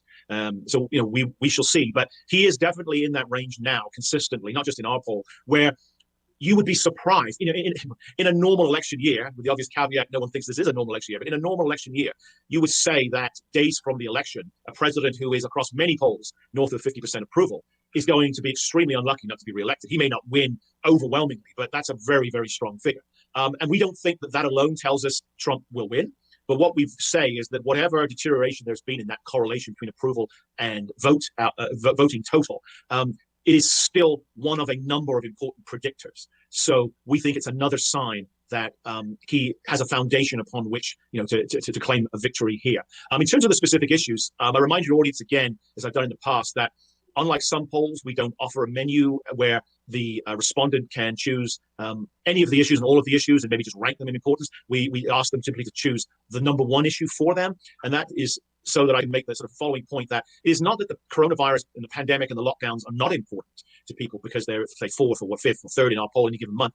It's that they're not the most important. And we've consistently now shown that law and order or the economy, or right now both of them, are the most important issue to a plurality of voters. Well, in fact, if you put the two together, clearly a majority of voters are not focused upon the pandemic. Now, where there is some focus, and I think a new focus, and some other polls, we haven't focused on this aspect, and some other of the more recent polling has, which I think is very interesting, is the notion that there is now a counter whereby for some voters, particularly younger voters, there is a focus on the lockdowns, but it's not in support of the notion that we must re-lockdown, but rather that they have had enough and they want to be liberated, shall we say. So the assumption is when you see whatever the number is for the pandemic, that if that's the priority, then it must be an anti-Trump sentiment. Now, maybe perhaps overwhelmingly it is, but there appears to be some evidence that there's a growing sentiment within that policy priority for a more Trumpian position, from the Trump campaign's point of view, what they would describe as a recognition that there has to be some balance between economic, the opening the economy, and also public health safety. So the media is telling us, number one, obviously, that the pandemic is back with a bang. But that means apparently that there's no but. It means in addition that Trump is further doomed, because we all know, in inverted commas, that any mention of the pandemic means that people think less of Donald Trump's leadership. And the pandemic isn't that dominant issue that it was, nor does it necessarily mean that everyone views Trump in a negative light. So the issue analysis is just another way in which we think that there are some folks out there who are maybe going to be surprised by how some voters calculate all this and how the decision-making works and how they, as a consequence, end up voting. And I'll just throw one other thing out there. With gender, there is a gap. Men approve of Trump 54%, and women are at 48%. Getting back to what I was about to get to, the battleground states, the popular vote within these states, the combined total for Florida, Iowa, Michigan, Minnesota, Pennsylvania, and Wisconsin. Trump is at 49%, and Biden is at 45%, with Joe Jorgensen at 2%, the libertarian she is, and Howie Hawkins, the Green candidate, at 1%, with 3% of voters undecided. And once again, these numbers pertain to they are the average of what's going on in the battleground states of Florida, Iowa, Michigan, Minnesota, Pennsylvania, and Wisconsin. And you were telling me before, Patrick, and I didn't say who the poll was from, but I alluded to this on Twitter last night. There was a very interesting stat out of Pennsylvania that a lot of people would find quite shocking. And your poll in Pennsylvania does show Trump ahead there at about the margin of error, if I recall correctly. So very interesting, because some other polls have shown Pennsylvania tightening, if not Trump actually leading there. And then, of course, you have some that don't show anything of the sort. But very interesting all the same about what's going on in these battleground states. Patrick, anything to say about anything that I just brought up? Before touching on the battleground states, just the last thing you said before segueing into that was about the male-female approval numbers. And I think if trying to understand, because a lot of people are perplexed how we end up with our final numbers, right? And as I've touched on already, that is in no small part, like any poll, whatever it shows for Trump and Biden, respectively, it's based in no small part on your turnout model. And as I've said, our turnout model presumes that the electorate isn't massively different, although there are changes within it, massively different overall from 2016. Now, one of the changes within it that we forecast, and maybe one of the principal reasons we either get this right or we get this wrong, is we do see a change in the gender makeup of the electorate, right? So that modern recent electorate of roughly 52 female, 48 male, that's where we began this year, plugging our numbers in and waiting on that basis. It obviously depends on the state for our state, mini state polls, but nationally, looking at doing it through that prism, right? And just trying to ensure that we don't underweight the more democratic leaning groups in the electorate. But what we found consistently, and I would say it's growing, we're growing in our confidence of the likelihood of this happening, is that do not rule out a 50-50 electorate in terms of gender. Right? I mean, it may not happen, but I would not be surprised whatsoever, because we're not talking about the answers to even a likely voter poll, but certainly polls of registered voters, let alone adult voters, that are showing, understandably, that there'll be more females voting than males. But given the intensity of male voter support for Trump, given the Trump campaign's success at unearthing male voters who have not voted before or not recently, I think it is highly likely, almost probable, that there will be a movement here that equalizes or brings into a closer to equilibrium between male and female voters. So, for example, a 49 male, 51 electorate is, I think, quite possible. I think it's probably the most likely outcome. 49.5 to 50.5, and you say, well, I mean, these are, your audience may be thinking, well, isn't this fascinating? These little tiny differences and these 0.5s and all the rest of it. But obviously, I'm talking nationally. I mean, we're talking about millions of votes, right? And the slightest, a point or two in the gender breakdown, given the skew of males to Trump and the skew of females to Biden, this is very significant. Again, maybe we're wrong about that, and therefore maybe our larger turnout model is incorrect. But just bear this in mind. There's a lot of demographic change afoot, we think, and the gender breakdown of this election, of the turnout, I think is going to be, it's certainly the largely untold story to this point. I don't even think most people even appreciate that there's something going on. And again, the postmortems, even if Trump loses, I think we're still going to find that there are more men voting this time than people have anticipated. And sorry, in the background, into the battleground states, we've consistently shown Trump up in battleground states, his efficient vote playing out. This is why we've always, whether the national vote's been tied, regardless of Trump's lead, we've consistently projected that Trump was going to win not a massive or landslide necessarily victory in electoral college, but a comfortable one. One that at any time, in any given month, could be reeled back in by Biden, but we don't see that that's happened yet. We have him up across all of those states that you mentioned. So, and again, without getting ahead of ourselves here, we have him winning the 2016 states that he took and then adding some, and then we have a change that you've slightly alluded to earlier from our previous month, in fact, all our previous months. So in the battleground states, it remains a point or two or three or four, depending on the respective state, but it remains in Trump's favor in each one of those cases. And when you throw in the far superior ground game, get out the vote operation that the Trump campaign has to employ, that is not going to make the difference. If Joe Biden is winning Pennsylvania or Michigan or, according to some polls, Texas by 10 points or whatever it might be. So, you're not going to claw that back simply because you can get your folks to the polls. However, if it is a 2016 type of race, which we think it is, where Trump is ahead by comparatively narrow margins, but consistently ahead across these states, if it's tied, for example, or he's up by 0.5% or 1% in one of these states, a superior ground game can easily get you 1 to 2 points, especially when your opposition has a far inferior one, or in some states, almost invisible, right? Let's not kid ourselves, right? The Biden campaign's reliance on an air campaign, on advertising, is defensible, but you can't say that they are going to be able to go toe-to-toe. They need their whole premise in the battleground states is that the antipathy to Trump is of such volume, such intensity, that all they have needed to do is through the media, and with the media's most of the media's acquiescence, in fact, support, is just remind people of how terrible Trump is, and the rest will take care of itself, particularly as so many people are voting from their homes, filling in their ballots, right? But it means that on election, well, to this point, but especially on election day on Tuesday, the Trump campaign almost has the field to itself. And we will see what happens. But I suspect that ground game in most of these battleground states is going to take a potentially very small Trump victory to a more measurable one by raising that tally by a point or two. We shall see. But this was a major part of the secret source of Obama's victory in 2012 over Romney. And because Hillary had the ground game in 2016, people think we all, recency bias and we're all good generals, right? We all learn the lessons from the last war, not realizing that the territory we're fighting the next one on, the terrain has changed. And so the myth is the ground game is no longer important. One, because Biden doesn't have one, and they're the most sophisticated, brightest people, obviously. So if they don't have one, then it isn't necessary. And secondly, Hillary lost. She had all the ground game, and she lost, and Trump didn't have much of one, and he won. But the truth is that Hillary did as well as she did because she had such a good ground game.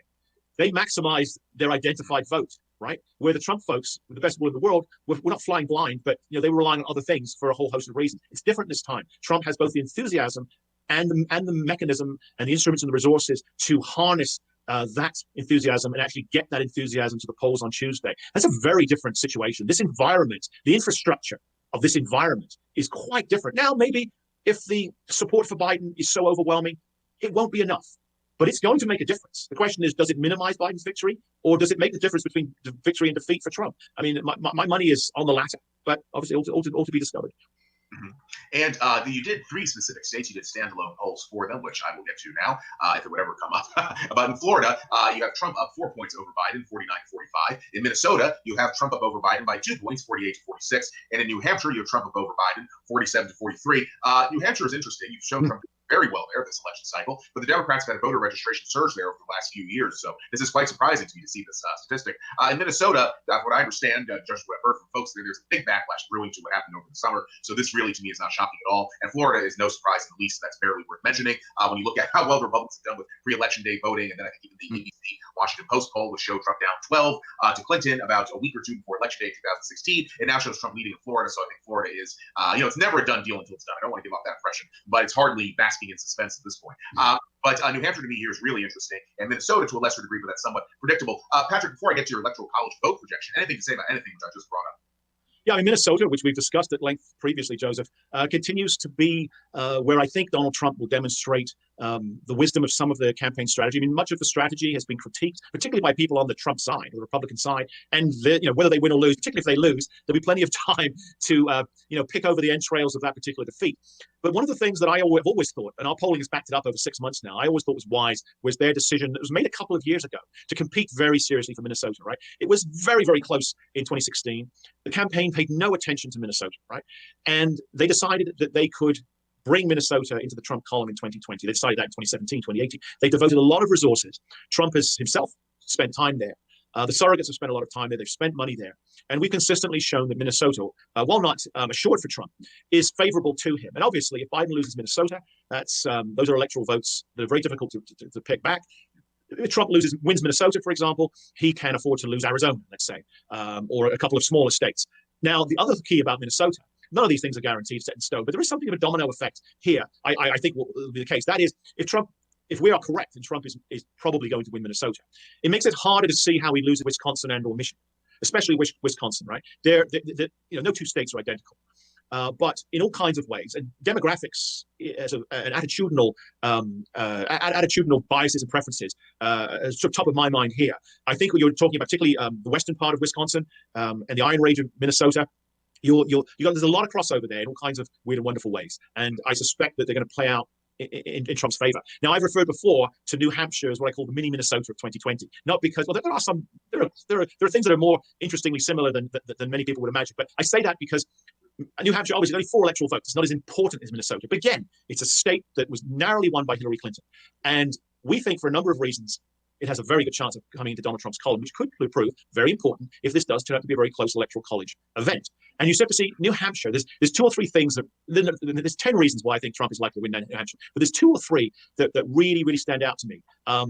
One is that the attention that the campaigns have paid. Now, I've already talked at length about how good the Trump ground campaign is. New Hampshire, I wouldn't say it's ground zero for that, but it is a very fine grassroots operation. And they really didn't have much in 2016, and they were really close to taking it, right? They're light years ahead in New Hampshire from where they were. So they're going to maximize the Trump vote. Now, Trump has done very well in the primaries in New Hampshire.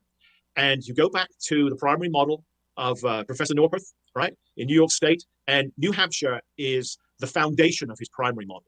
And there's 2 points about that. One, it shows from his point of view, and I think correctly, that Trump is in a very good position generally, but especially in New Hampshire. But it also points out one of the fundamental weaknesses of Joe Biden. Joe Biden, as we know, has run for president many times. This is the first time he's won successfully for the nomination. He has never, ever gained any traction in New Hampshire, right? So, I mean, he did very poorly in the 2020 primary. He disappeared immediately, understandably, to go on to greener pastures in the South. And he hasn't, okay, you could say that there are a number of states that Joe Biden hasn't visited extensively in 2020 as a candidate. He has not stepped into New Hampshire. This is a state, it's a cliche, but most cliches are based on truth. The truth is, New Hampshire remains a retail politics state. They like to see the candidates. They really prefer to see them up close in their kitchen. Okay, Donald Trump hasn't done that, but I think it was last Sunday, wasn't it? But Donald Trump had the big rally in New Hampshire. Yep. It's a small state with 4 electoral votes, and Donald Trump is demonstrating he cares. He knows that. He's got the ground game. He's visiting. Biden has a poor history. So do not be at all surprised if New Hampshire is in Donald Trump's column, whatever the overall outcome. But it's also a telling signal, I think, of how the evening may be going. And the third thing that's worth mentioning is policy. Donald Trump has an appeal to independence. In New Hampshire is a very independent-minded state, right? They don't necessarily go with the establishment candidate. And the issue, I've touched on this before, the issue package umbrella that's helping Donald Trump in New Hampshire is the war issue, or rather the peace issue. Okay, first president since Reagan never to initiate another war, bringing all these troops home, all these peace deals in the Middle East and Eastern Europe. This plays very well in a number of states, including Minnesota, but it plays especially well in a place like New Hampshire. And rightly or wrongly, Biden is seen as someone who is quite happy to get America involved in far-flung places of the globe and to keep them there for quite some time. And it's not going to help him. In Florida, we've discussed at length on a number of occasions. Florida, and the last time we spoke, I was saying that Florida was bordering uncomfortable for Trump. I think it is at this point quite comfortable. It will take a seismic change in this last weekend, Monday through Tuesday, I think, for Florida to shift away from Trump. Obviously, he needs Florida, but Florida is important too because it tells us about the Sun Belt. It tells us especially about North Carolina, and it's very good news for the Trump campaign that I know it's close to the election, obviously, and he is, I think, visiting Florida today or tomorrow. I think it's today. PM tonight.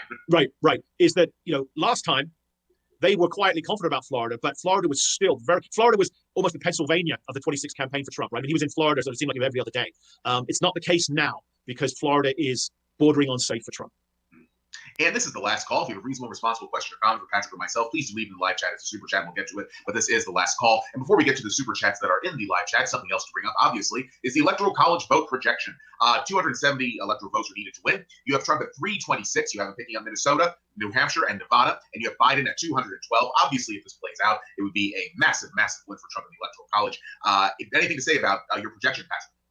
Well, there's the one change, right? We've had Minnesota and New Hampshire, I think, almost every month in the Trump column for the reasons I've already discussed.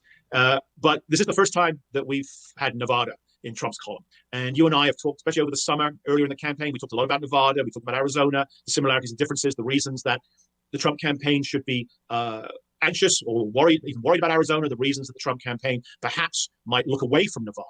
Now, again, they've had a lot of criticism, and one of the criticisms has been that they've paid attention, which means money and people and time, to the likes of Nevada and even New Mexico. And for most of the time, it seemed like that was a long shot. They're both long shots. And I certainly was in the camp of Nevada's possible, but it's so far away from probable. And given the issues in Arizona, for example, do you really want to do that? I mean, obviously, they make their own choices.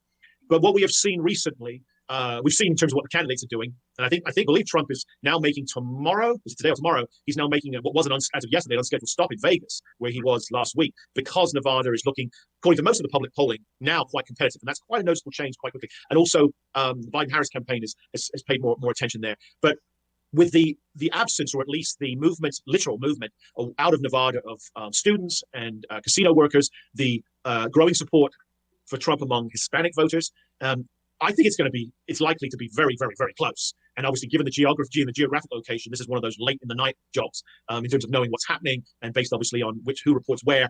But it's going to be close. And where we talked earlier about the issue of, do all the ballots get counted correctly? And are there more ballots counted than were actually cast, right? And Nevada is one of those states that we just can't really be sure about. We can't say today that 100% we can trust the outcome in Nevada will entirely reflect what happened in the early voting and on election day. So, a la Pennsylvania, given the Philadelphia machine, I think Nevada is one of a couple of very important states that Trump can win, may win, probably will win. However, he needs in Nevada, like he needs in Pennsylvania, he needs to, in real terms, win those states by a couple of points. I mean, some might say he needs to win by more than that, but I think he needs to win by at least a couple of points, because if the tally late in the night or early on Wednesday morning in Nevada, for example, is 1% or 0.75% in favor of Trump, and normally the Trump folks would be popping the champagne corks at that, might be too early. They might want to try to get those corks back in the bottles, because it's quite possible when the desert dust settles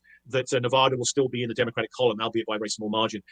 So this is where it starts to get a little fuzzy. But we're confident enough in the numbers that we're seeing and the evolution in those numbers, because I say we've always been optimistic. If you look at it from the Trump campaign's point of view, that Minnesota and New Hampshire would end up with Trump. We've never been optimistic from their perspective. We've been optimistic from the Biden campaign's perspective that whatever other troubles that might be out there, they'd hold on to Nevada. We no longer are of that opinion. We really think Nevada is not only up for grabs, but is likely and most probably will go to Trump.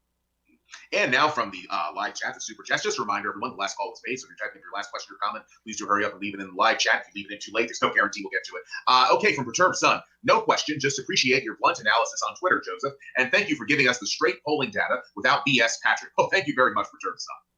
Yeah, appreciate that.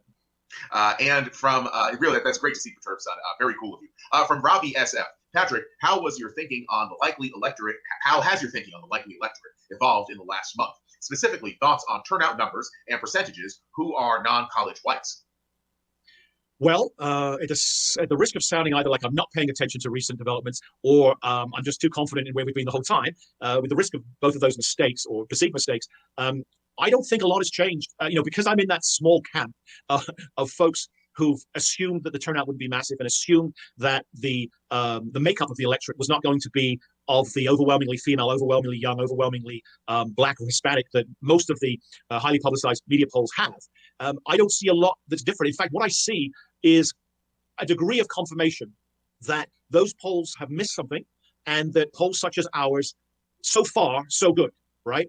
Because what we're seeing in the early vote, and of course, I mean, I'd be the first to say you don't want to draw too many definitive conclusions about actual voting outcomes. However, what is interesting and revealing, and what's worth looking at, is how the early vote, as best we can tell, matches up with the conventional polling wisdom, right? Are these demographic groups voting in the numbers and the ratios and the proportions that we've been told they have? And I think that's where the rubber is starting to hit the road. And so we're seeing, for example, that there's a drop in the youth vote, we're seeing a drop in the minority vote, and we're seeing an increase in the non-college or non-degree white vote, male vote, rural vote, all of which is what we've been picking up over all this time, and others have been picking up too. And so there's nothing yet to tell us that our overall picture is wrong, because one of the things that we've had to consider, particularly over the last week with our last poll, is that we're doing this. I mean, for a long time there's been absentee voting, there's been early in-person voting, and all of that. But obviously, the degree to which it's happening now is unprecedented. Therefore, these numbers are coming in, and to what extent do you pay attention to them? To what extent do you worry or consider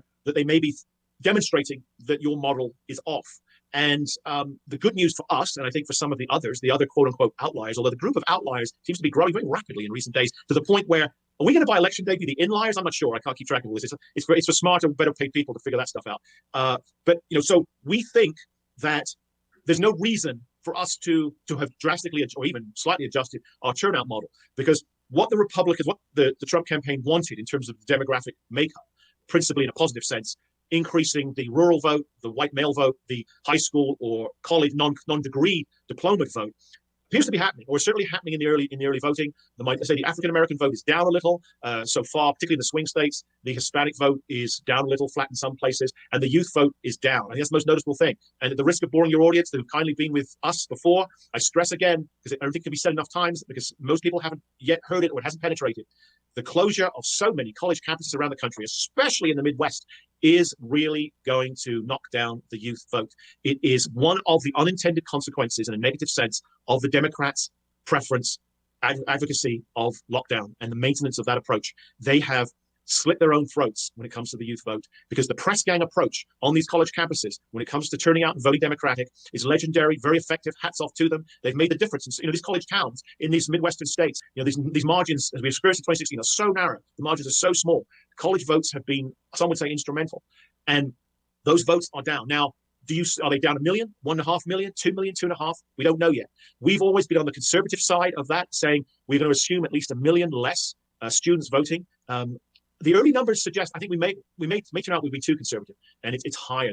And so disproportionately, the Democrats lose from that. And when you consider also, if I'm correct, or should I say if I'm correct, if my interpretation of other pollsters' analysis is correct, and that amongst young voters there is now a growing tendency to oppose lockdowns and to vote accordingly, then you have another way in which the youth vote will be down and not as Democrat Biden friendly as the conventional wisdom told us it would be. So we know for a fact that this weekend, and I'm sure for the next 48 hours, the Biden folks are terrified of what they're seeing out of the early vote.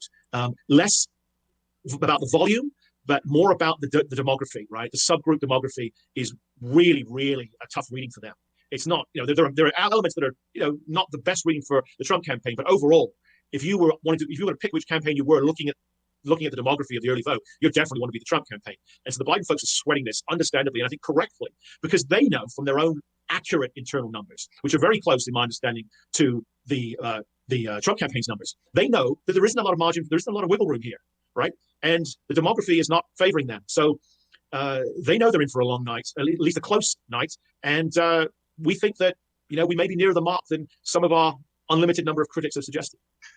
From Great Scott, how do you see the Pennsylvania count going throughout the night / the next few days with mail-in ballots? And is the election day turnout enough to offset? Great show. Thank you very much, Great Scott. I think the Pennsylvania count, they receive ballots up to 3 days afterward. I think it'll go on and on. But I don't know that they'll be able to come up with enough ballots to overturn what will be cast on Election Day, principally by Republicans. And I do think that the Election Day turnout in Pennsylvania will be enough to more than compensate for what's gone on thus far with the Pennsylvania postal ballot, whether it's actually mailed in or done in person. So that's my take there, Great Scott. Patrick, anything to say about what Great Scott brought up? Yeah, I think that the Trump campaign is working on the basis that it's very close in Pennsylvania. They're in a very strong position. However, it's amazing what can go wrong in 72 hours of post-election vote counting, right? And given that Pennsylvania is so important. I mean, I'm not Pennsylvania is always been important to this election, the outcome. But in recent days, you hear more and more from both sides that it's all about Pennsylvania. Whoever wins Pennsylvania wins the election. Now, whoever wins Pennsylvania may well win the election, and probably will. But I think in both cases, there are ways in which the loser of Pennsylvania could potentially make up the difference. But who doesn't want those 20 electoral votes? And the Trump campaign, you see this. I mean, they spent the entire Saturday doing, 4 rallies in Pennsylvania. They're going back again. They want the numbers coming out of Tuesday to be enough, as we already discussed, so that it's clear there's either no point in any funny business being engaged in, or it's clear that the funny business is not going to get the Biden folks close enough, right? So they're looking for the kind of margin that we're seeing right now, which is about 3.5%, which is, I say, the outer limits of the margin of error for us in Pennsylvania, but it's probably beyond the capability of, admittedly, a very skilled Philadelphia machine to massage the numbers accordingly. So we can see by what the Trump campaign's doing, what state of play in Philadelphia, and they're working on, I think, sensibly, the larger question of not, can we have the most votes? Do we have the most votes in Pennsylvania? Because I believe they do. It's whether can we ensure that they're all counted and that we're not out-counted, because we're pretty sure we're not going to be outvoted. And from David Erickson, super chat with no message. Thank you, David. I didn't see anything from you beneath this, so I presume that was just a super chat that you sent for support. Thank you very much. Very cool. From Thomas Russo, a new member of the channel. Outstanding, Thomas. Thank you very much. Awesome to see. And also from Jacob Lancelot, another new membership. Really outstanding. Thank you very much, guys, for that. Really, really cool to see. And from Christopher Messer, when do y'all think the election results will be solidified? I presume you mean when the election will be called. There's a chance it'll happen on election night. I've always believed that, even though some people are very much in the opposite camp. But it might take a few days, maybe 2 or 3 days, who knows. But I think there's a good chance it's called on election night. Patrick, anything to say about what Christopher brought up? Yeah, I tend to think it won't be called on election night. A couple of reasons for that. I mean, one is the fact that there are some states like Pennsylvania where there will be a counting, an important counting, may continue. Secondly, and I don't know this for a fact, but my strong suspicion is that the media will be disinclined to call important states for Donald Trump. I think we'll see, whereas normally the competition between the networks is to be the one who declares first correctly for whomever is the eventual winner. I think we had a taste of this in 2016 in the wee hours when many Trump supporters were frustrated at the network's unwillingness or inability to call obvious victories. I think we're going to see this writ large in 2020.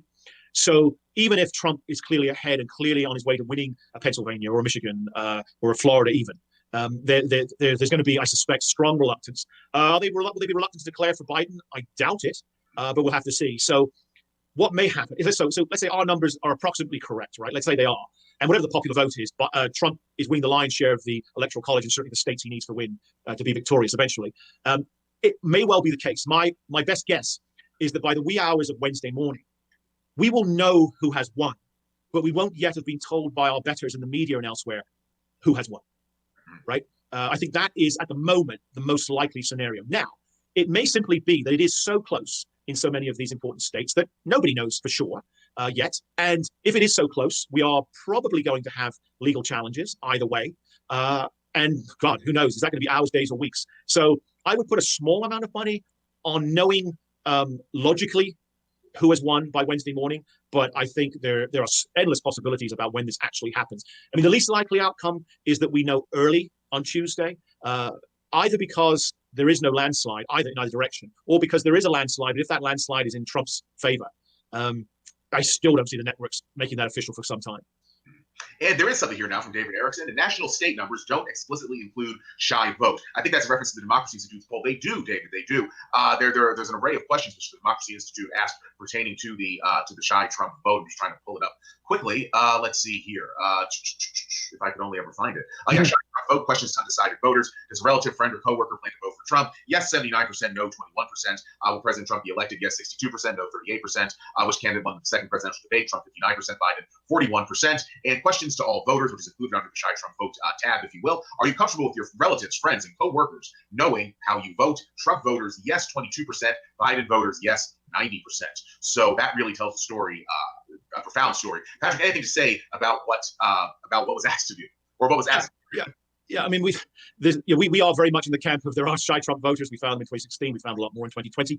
We think they may very well make the difference. More specific to the question, we do incorporate that in our overall number, right? And that's one of the reasons, some would say maybe the principal reason, why we have Trump's numbers consistently higher, even than those minority of fellow outlier polling operations who nevertheless think Trump is in a competitive position, but don't. So, for example, and I hesitate to, if I'm misquoting Richard Barris from Big Data Poll, I apologize. The last thing Richard would want, I'm sure, is me quoting him. But as I understand it, Richard finds that there is a shy vote, but he doesn't incorporate it in his numbers for perfectly logical, defensible, methodological reasons.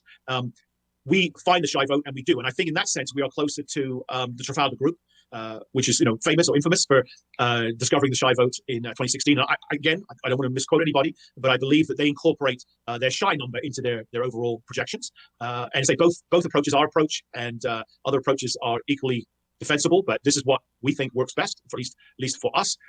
Important to note that the assumption is that the shy Trump voter, if he or she exists, is a he, and that he is a high school educated at best, rural white male of middle age, blue collar profession, occupation.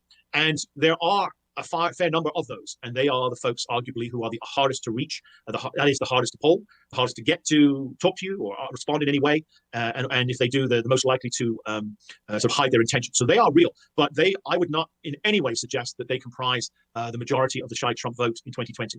The shy Trump vote in 2020 is disproportionately white female in the suburbs, and also African American, mainly male, but not exclusively. Those are the two groups that I think we can, as amateur social anthropologists, everyone I think can acknowledge and appreciate. Those are the two groups who would, if they had pro-Trump leanings, find it the most difficult, awkward, risky to make those preferences known to their friends, co-workers, fellow students, whoever it may be. So one of the reasons that we're projecting a Trump victory is our confidence in saying that the shy Trump voter is out there.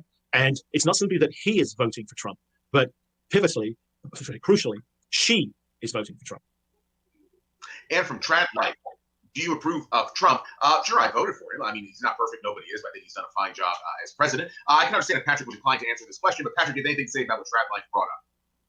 Well, I mean, I think one of the telling notions, it's partly anecdotal, but the data also backs it up, is telling in terms of how this election plays out, is most of us, I think, having the same experience vis-a-vis 4 years ago. That is, there are very few, I mean, they exist, but there are very few people who are open about the fact they supported Trump in 2016, who are saying that they've changed their minds, as in buyer's remorse, and they're not voting for Trump this time, they're going to vote for Biden. They do exist, but their numbers appear to be very, very small. That doesn't guarantee Trump winning, but it suggests that he's likely probable that he's going to get almost all of that 2016 vote. It's a matter of what can he add to that. And in terms of what can he add to that, is the other part of this. How many of us have had the experience in recent weeks or months where someone who voted for Hillary Clinton has told us, I'm voting for Trump this time? That is a very real phenomenon. It's not that most Hillary voters are voting for Trump, obviously, but there are a number of them. They're either Democrats or Republicans who didn't want to vote for, couldn't hold their nose for Trump. But there are a lot of them, a lot of Hillary voters, not to say enough Hillary voters, who are either being sufficiently impressed by Trump's policies rather than his persona, or are find the Biden-Harris, Elizabeth Warren, Bernie Sanders Democrats so abhorrent in a policy sense that they feel they have no choice but to vote for Trump. I think some of them, end up not voting at all. But those are Democratic votes that Biden isn't going to get, right? So that's an interesting tell as to how this thing is likely to play out. I was doing a virtual special on the election a couple of days ago, and one of the other panelists, who is a never Trumper, and he raised the issue with me in terms of pushing back against our polling by posing the question, okay, you say there will be shy Trump voters, but have you even considered that there might be a huge number of shy Biden voters? Republicans who are afraid to say, or don't want to say, they're quietly planning or have voted for Biden. And there certainly will be some, but common sense suggests the numbers aren't huge, because as our data indicates, and I think all of the available data indicates, what is the social cost on an individual level, the calculus that would make someone who was voting for Biden unwilling to tell the world that was the case? Surely the social benefit is obvious, and it might even be enormous. What we are seeing, I think, is we're seeing people who are voting for Trump telling the world that they're voting for Biden, either because they like to mess with pollsters, because this is a development, of course, it must be stamped out. But and there are people who are recognizing that it's to their benefit as individuals for the world to think they're voting for Biden.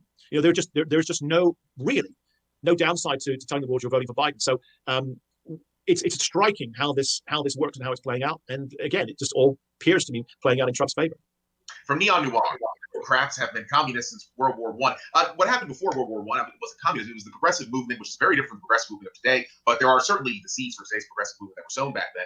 That really dominated the Democratic Party in the 1910s. And there was a strong conservative faction, mainly in the South, that competed with that. But with the election of Franklin Roosevelt, the progressives, who were defined as progressives on economic issues, essentially, they won. And since that time, the progressives in the Democratic Party, since FDR's victory, to be precise, they have had the reins, so to speak, and they've only grown more progressive with time eventually than related to social issues, which today, to a certain extent, perhaps outpowers economic ones, even though economic progressivism is definitely a big deal in the Democratic Party. Patrick, I don't know if you have anything to add to what Neon brought up, but if you have anything to say, please feel free to share it. Well, I think that there's something here in terms of Trump's appeal in places like Minnesota, Wisconsin, New Hampshire. There are threads and currents from the progressive mantra and mindset and worldview going back a century. That is that in his own comparatively crude and over-the-top way, Trump has successfully tapped into, especially in some of these states, a long-standing historic affinity for those politicians who at least appear to be railing against the system, or should I say the establishment, those powerful forces that are under the guise of democratic institutions and governance have actually sort of gummed up the works and have ensured that things work out to their favor, and the rest of us, well, it's not a priority. I think that is certainly the case, and that the whole issue of big tech, big media, the either actual or perceived notion that these are monopolistic institutions and predatory. I think that's something that the Trump campaign has been able to articulate and communicate to voters in those states and others, where it has got traction. It does resonate because there's this deep down generational appreciation from their point of view that the common folk are always having to fight against larger forces, against the system. And so whether that's played out in support for the progressive movement or for the Democratic Labor Party or socialism, we have to remember that although today many of us who aren't socialists will critique socialism as an option based in no small part on the fact that we see it as sort of too pro-establishment, too pro-convention, and all the rest of it. We have to remember that in its infancy in the West as a attractive political proposition, whether in North America or in Europe, it was above all about changing everything, about opposing the rigid conventions and monopoly, as they saw it, on power of certain stakeholders and certain certain institutional actors, economic, political, media, etc. And that so appeals to that mindset still resonate. And it's something. It's one of the demonstrations of how Donald Trump, the populist, has been able to turn on its head how the parties respectively appeal to one another. And therefore the contrast between Donald Trump, the populist, and Joe Biden, the establishment politician, is really black and white. It's there for everyone to see. Now, obviously, there are a lot of people who like the quote unquote safety of the establishment, and they do think, seemingly, that our betters should continue to look after us, especially in a pandemic environment. And then there are others, some of us would argue approaching a majority, who think that, the disruption that Donald Trump brought to bear 4 years ago, has been positive, and we need more of it. And so that disruptive populist tendency is alive and well. It's always been more alive and in better health in some parts of the country. But some of the pivotal areas of this country in terms of the outcome of this election is where I would argue those sentiments, those populist progressive threads are most obvious and most tangible. And I believe that the Trump campaign has astutely tapped into that. And we're going to see some of the benefits of that approach from their point of view on Tuesday. From John Fleming, do you think that the Biden campaign sees their chances down to a Hail Mary chance at southeastern Sunbelt states like Florida, Georgia, and Texas? Seemingly it's a focus. I don't think the Biden campaign sees Florida as an integral part of its strategy. I think it probably sees Georgia. It's more likely than Florida to go its way. And I don't think it's really competing in Texas. I think it's trying to drive up down ballot turnout there because the Democrats helped flip the Texas House in order to prevent the Republicans from drawing favorable congressional districts at the next round of redistricting. So I don't think the Biden campaign is relying on Florida that much. I think that it's really not even that serious about Texas. I think if it's looking for a Hail Mary chance, I think Georgia would be the place. Patrick, anything to say about what John brought up? I agree with you, Joseph, that in recent days and weeks, the activity in Texas and other states like that the media is always hoping the Democrats are going to flip, is about redistricting. It's about down ballot races. It's about laying the groundwork for future elections at the presidential level, no doubt. I do think that earlier they were willing, and to some extent did take a punt on the likes of Texas, either because their numbers showed that or because they believed the media narrative that Trump was in such poor shape. But I don't know if they think that they need a Hail Mary. I do think that they recognize that Florida is almost certainly beyond them. However, what I think they are, again, the last thing I'm sure is Democratic folks would want me to opine for them. So with that caveat, I imagine that in their minds, they're thinking that this is very, very close, which means obviously either side could win.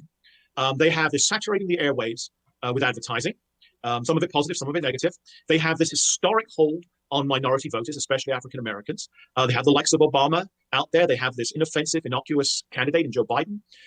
They, I think, still believe that Harris taps into at least maybe less with African Americans, but certainly with better educated, more affluent women. There's something there. And I think they believe, they don't believe that the ground game matters as much as some of us believe it does. All to say, I think they think that on election day, enough voters are going to remind themselves, if they haven't already, of all the reasons they dislike Donald Trump. And they are going to think sort of retrospectively and say, I hated the last 4 years. I was embarrassed by the last 4 years. Joe Biden won't embarrass me. And even if he does, it can't be as bad. So at the margin, enough people will do what they always assume they would do and vote for Joe Biden. I don't think they anticipate an overwhelming victory, but a victory is a victory. And I think that's how they're thinking about it. And therefore, they're focusing on the Midwest and other states that are clearly, fairly close. But when you see Joe Biden in Minnesota, right, and places like that, they know they're in a fight. But there really aren't any, for either side, there are no Hail Marys at this point. You know where you're doing well, where you still have a shot. So Trump still has a shot in Nevada. We think a very good one. So he's going back to Nevada. He was in Minnesota. Biden knows he's in trouble in Minnesota. This is crunch time, and the Democrats are biting their nails as much as any Republicans are biting theirs. From Nothing New, what blue state from 2016 would you not be surprised to see flip to Trump? Thank you. I really appreciate these videos. Go Trump, go. Everyone get out and vote again. Nothing New has a lot of enthusiasm, which is cool to see. As for what blue state from 2016, Minnesota. Minnesota would be it. That's the biggest one on my mind. Patrick, anything to say about what Nothing New brought up? Yeah, I won't go over the Minnesota, New Hampshire, Nevada trifecta there that we forecast for Trump. Nevada being the most recent, and I think the one that of the three, if there's one that Trump doesn't get, I suspect it's Nevada. But given that we've said he's going to get all three, and let's just we're out on the ledge here, so let's just go even. Let's build a ledge even further out for us, and offer even more impending doom for us on Wednesday morning. If there's another blue state that ends up in Trump's column, I would say New Mexico. Not because I'm predicting it's going to happen, but I think that he has a shot at New Mexico. And this weekend, the New Mexico GOP chairman proclaim that Trump was going to win. Now, you wouldn't expect him to make a point of saying that Biden was going to win. So we have to bear in mind who's offering the forecast. But there are reasons for encouraging happenings in New Mexico in recent times. And if this turns out to be a Trump blowout or somewhere between a comfortable win and a blowout, then you could, if Arizona is safe with Trump, if Nevada does go to Trump, you could see a New Mexico go to Trump. And from King of Jerusalem, the final DI poll in 2016 overestimated Trump's popular vote. How does Patrick respond to critics who would point to that 2016 error and apply it to his final 2020 national vote margin today? I apply a couple of ways. I mean, the second one is methodological. The first one, this is not in response to your viewers' question, which is a perfectly legitimate, sound question, but in terms of those with less legitimate inquiries, is I always am amused by the fact that when this is brought up that we missed on the popular vote, absent from that statement is the fact that the point of our poll, the point of any projection is to project the winner. And we were in a very small category of pollsters and others who projected that Donald Trump would win the Electoral College, which, correct me as an outsider, but isn't that the point of an American presidential election? Maybe I read the wrong poli-sci book. So we had the Electoral College correct. We talked about the Midwest and how he was going to win in the Rust Belt, etc. So we're very satisfied with how things went in 2016 for us, identifying the shy Trump voter and all the rest of it. Now, we got the popular vote wrong. We got it wrong for two reasons. One, we overestimated the portion of the turnout that would be Republican. Right, we thought it would be a heavier Republican turnout.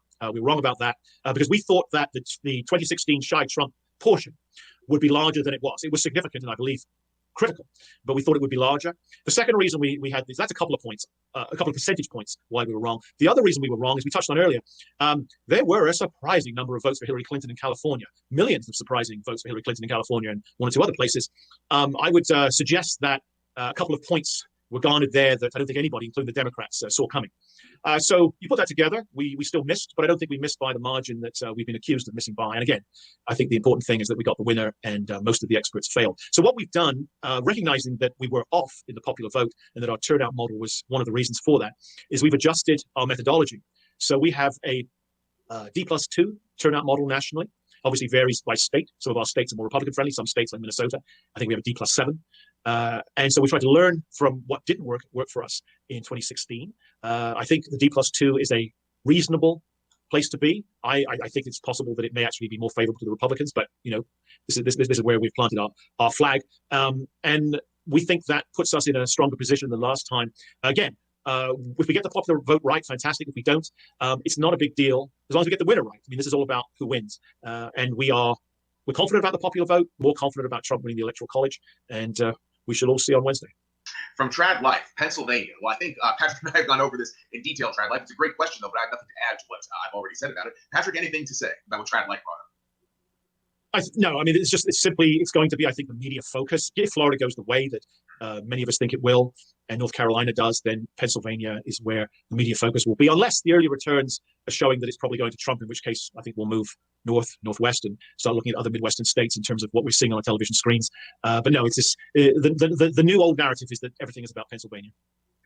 And also from Trad Life, Kato, why are you so suave? I guess I was just born with it, Trad. It's not something that I necessarily try to do, not something that I'm conscious of, but other people have told me the same thing. So it's quite the compliment, and I am glad that whatever I'm doing induces people to pay this compliment. From Jay Offner, of the states you have going to Biden, what do you think could additionally flip to Trump? Colorado, New Mexico, Maine, etc. I'm not sure if this is intended for, because I did some swing state predictions, and then obviously Patrick has the Democracy Institute poll. I will just say that I really don't think any state outside of what I said, with the exception of Nevada and Minnesota and New Hampshire. Those were three low confidence predictions I made. I said they'd go for Biden, but those could go for Trump, certainly. But I don't think those are still swing states. I think you need a legitimately Democratic a state here, and I don't think you'll get Colorado, New Mexico, or Maine outside of its second congressional district. But that's just me. Maybe I will be totally shocked about New Mexico, but that's where I'm coming from. Patrick, anything to say about what Jay brought up? Almost every presidential election, there's a surprise in the Electoral College, especially obviously if it's something of a landslide. So we have to be prepared for surprise. I mean, going back to our numbers in our states, in our first poll 6 months ago, when we said Minnesota was leaning to Trump, that was a very surprising statement, right? I mean, and that was the surprise that we'd identified. And now, for some time, pretty much everybody's saying that it's competitive. Some think, it's too much of an ask for Trump, and others think that Trump has a really, really good chance. So that's now become conventional wisdom. So I suppose it depends when you anoint your surprises. I mean, I'm going to, because I don't know if we were one of the first to say, watch for Minnesota on election night. I'm going to keep it in our column of surprises, an unsurprising surprise at this point. But if it is a landslide, then you are going to see interesting things. I mean, Colorado, does Colorado end up close as possible? I've already touched on New Mexico, which I think is more likely to be the next domino to fall if Trump just really just begins to run the table. And on the Democratic side, at this point, Florida is bordering on a surprise. If Biden wins it, Georgia would be a surprise. You can find the places. Iowa would be a surprise. A close race in Ohio would be a surprise. But the number of states that could be genuine surprises at this stage, I think, is quite small. And from Jonathan Gillespie to Patrick, is there a state that could be a potential upset for Trump or closer than expected that your polling hasn't detected? Maine and Oregon. Well, I mean, we think that Trump will keep the second congressional district in Maine. So possibly, and there's some data to suggest that he's doing better in Maine than last time. We'd be surprised if he wins Maine. We wouldn't be shocked if he did. The thing about Oregon, it is like there's a number of states. You can say Pennsylvania's the same. You've got this urban center in Portland, and most of the rest of the state thinks quite differently. But demographically, electorally, it's dominated by its urban center.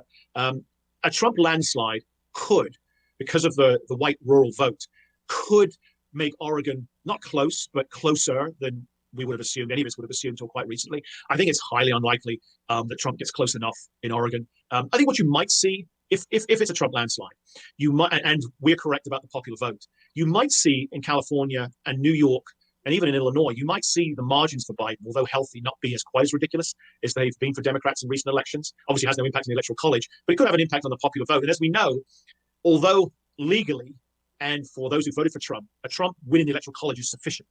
Doesn't matter what happens in the popular vote.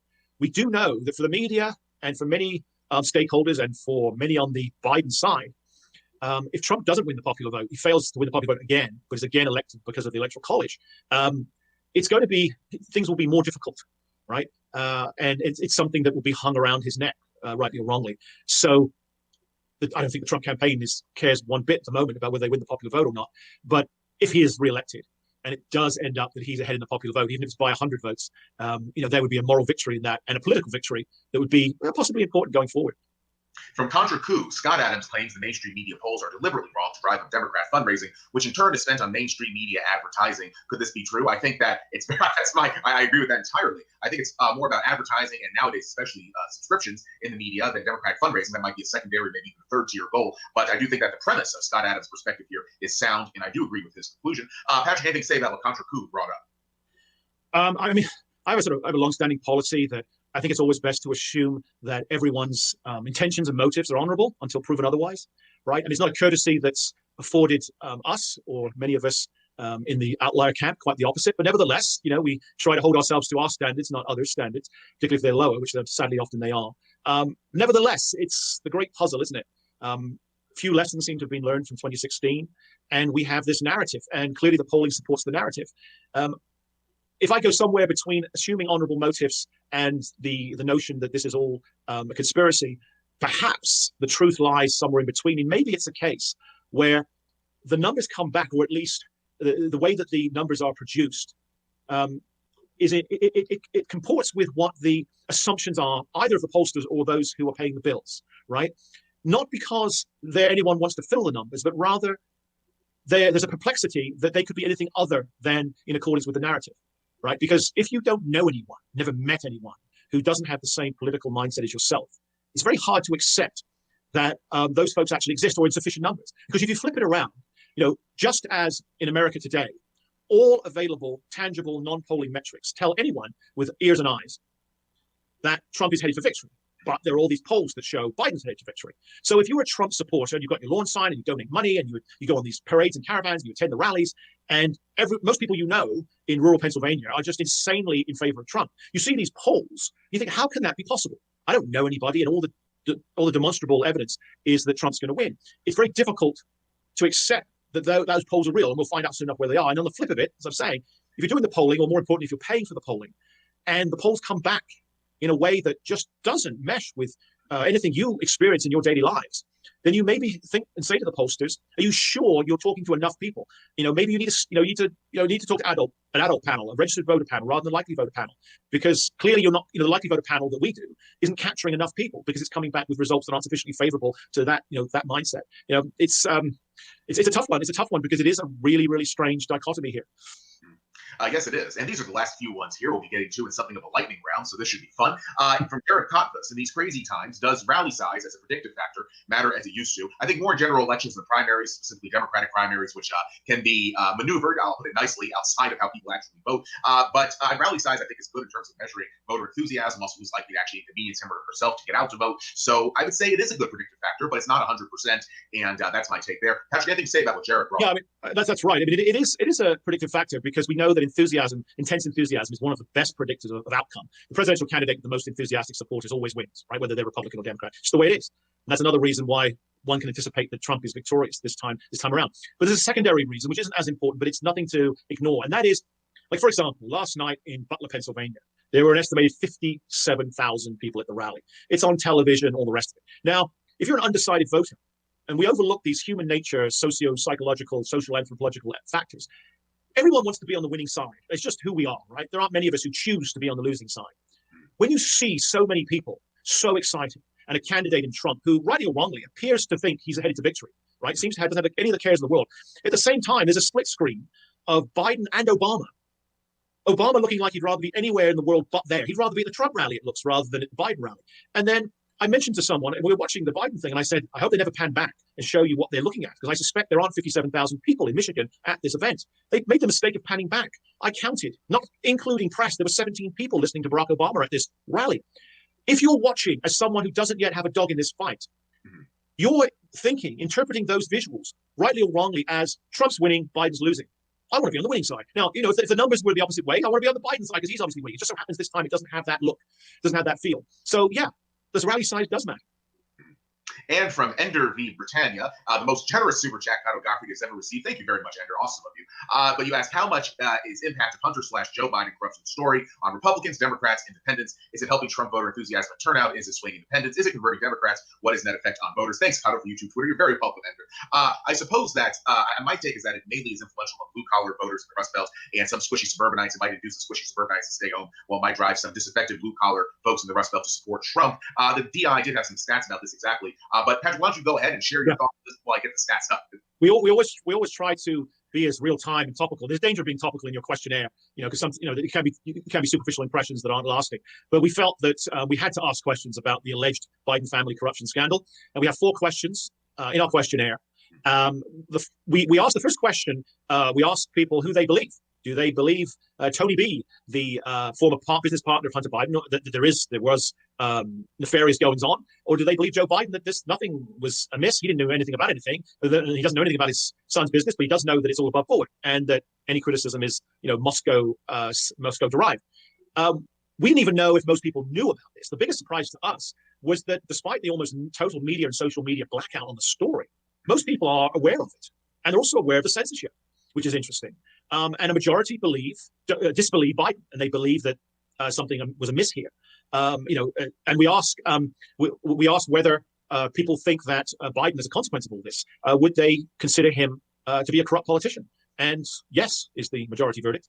And we ask whether this is going to make any difference. So we ask whether it's going to make a difference to people's vote. Now, most people are unaffected, as they are with most major events, because they're locked in, but by I think a 4-to-1 margin. It inclines people away from Biden rather than to Trump. We also asked, I think the last question we posed, we asked whether, as a consequence of all of this, whether he's corrupt or not, because of the situation he's in. Do you think that Biden is a national security threat, which if he becomes president is obviously a rather big deal? And a narrow majority say yes. Right now, maybe I've just been too focused on our poll, but I haven't seen other data on this question. And it was quite surprising to us. Again, the fact that it's penetrated the public mind. We were a little surprised the numbers were so disfavorable to Biden.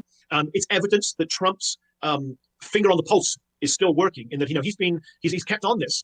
And you say, well, how does it play out? Does it really change people's votes? I don't think it's going to change many votes at all. But as you alluded to, Joseph, I think it's going to further gin up Republican support, or should I say Trump support, because it's another reminder, deep state, the swamp, corruption, why they need Trump to be the disruptor. And also, you're going to have anti-Trump, pro-Biden voters who are thinking to themselves, look, is he just like the rest of them? And, if only we had Obama back, and just sit it out, because they think, well, the media have told us that Biden's winning. They don't really need my vote. And this way I can keep my hands clean by just not voting for either of these characters. And just very quickly, from the DI poll about Biden family corruption, who do you believe is telling the truth about alleged Biden family corruption? Tony Bobulinski, 57%, Joe Biden, 43%. Does alleged Biden family corruption make you more or less likely to vote for Joe Biden or to vote for Joe Biden for president? More likely 4%, less likely 21%, no difference 75%. Is Joe Biden a corrupt politician? Yes, 52%, no, 44%. In light of alleged Biden family corruption, do you consider Joe Biden a national security threat? Yes, 54%, no, 46%. And just to address the enthusiasm gap, which Patrick mentioned before, are you strongly or very enthusiastic about your choice of candidate? Trump voters 86% yes, Biden voters 56% yes. Is your vote for Trump/Biden a positive vote for your candidate or a negative vote against his opponent? Trump voters 89% positive vote, negative vote 11%. Biden voters positive vote 43%, negative vote 57%. And as we zoom through these last few super chats here from Tradlight, Kato, you need to tell me why you are so suave. There's really no guide I could write, Trad. It's just part of my personality. I'm not holding out on you. I'm just being honest here. But I do thank you for the questions. They're very flattering. From Thomas Russo, grateful to both of you for keeping us informed and sane this election season. God bless you both, and God for you too. Very, very good to hear of you. Thomas, you know, secular humorist, I'm very appreciative of what you said. Patrick, since you were referenced there, anything to say before we move along? No, I appreciate the kind words. Appreciate all of the interest over the months that your audience has demonstrated. It has always been a pleasure and an honor to be with you. And I don't know if this will be our last interaction, but if it is, I'm grateful for all of the interest and even the support from time to time. Well, it goes without saying, you're more than welcome to come back on. And I hope you do after the election so we can discuss how polling went in this election season. So as long as you're up for it, this will not be our last interview. Good. That's good news. Great. And now from Jay Gall, 1776, when it comes to pollsters, the hairline is the best predictor of accuracy. Chad Basham versus Virgin Nate Silver. I think this one speaks for itself. I have nothing to add. But Patrick, if you have anything to add, please feel free to do so. I'm not sure that it's wise of me to touch that one at all, but I'm gonna interpret it as a glass half full. I may be completely mistaken and just deluding myself, but I'm gonna go that way. It's quite the compliment to you, to say the absolute least. But from Frank Drescher, very informative. Well, thank you, Frank. Patrick, a very flattering comment. Anything to say about it?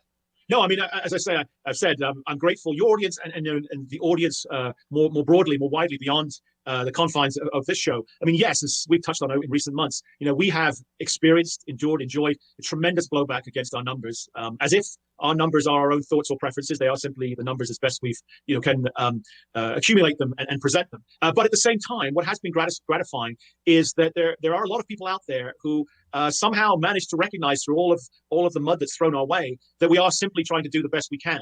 And give an honest take on how the race stands at any given point and what's the likely outcome from here on in. And as I've said before many times, we have got things wrong in the past. We will get things wrong in the future. Perhaps we have it wrong this time. But if we do, we'll brush ourselves off and get up and carry on and try to do better next time. So, I'm grateful for the fact that so many are willing to ignore the harsh rhetoric and ignore the mudslinging and just look at our numbers and look at where we're coming from and our methodology and appreciate that, we should be, and I hope we are, part of the conversation, part of the discussion, part of the debate, and that our numbers should be in there, considered along with others. And from Jonathan Gillespie, chances that Dems flip Texas and Arizona state houses. I think that the Republicans have about an 80% chance of keeping the Texas House, about 60% in Arizona, maybe 55. I'll go with 60, but it's a weak 60. Patrick, anything to say about what Jonathan brought up? Yeah, I think that's about right, Joseph, in both cases, especially as I think both states are trending to Trump, which will have, I think Trump is going to have, in some states, he's going to have some considerable coattails. So it's good news for state legislators and state parties in Arizona and Texas. And I think there are a few stragglers here just to get to. I hope I'm not skipping one, but I'll double check. From Jack B, is it possible Republicans win the House? Obviously, it's possible, Jack, but I don't think it's likely at all in this election cycle. Patrick, anything to say there? I suspect that the Republicans are going to have a good night at the House level. I think they're going to. My guesstimate is that they have a good shot at picking up some seats. There'll be some. They'll gain in net terms. But it's a big ask for them to get the House back. Yeah, if it's a Trump landslide, he wins the popular vote by 5 points. The Senate is obviously safe, and it'll be very close. They may well bring back the House, but I think it's not unlikely, but it's less likely than a couple of other outcomes. And from Socrates, loving the show, guys. As a Los Angeles native, seeing the amount of Trump car rallies here is astonishing. There was a rally in Beverly Hills yesterday with heavy turnout. Cali will be closer. Well, we'll see, Socrates, but it's good to see the enthusiasm there. No question. Thank you very much for your appreciation of the show. Patrick, anything to say about what Socrates brought up before we get to the last two? Yeah, it is fascinating to see anecdotally the outpourings of support, enthusiasm for Trump in corners of the country where everyone's been led to believe that those folks, those views, those opinions just don't exist. And again, it goes to perhaps where the popular vote ends up. Does a state like California stick with the Democrats and vote for Biden overwhelmingly, but not quite as overwhelmingly?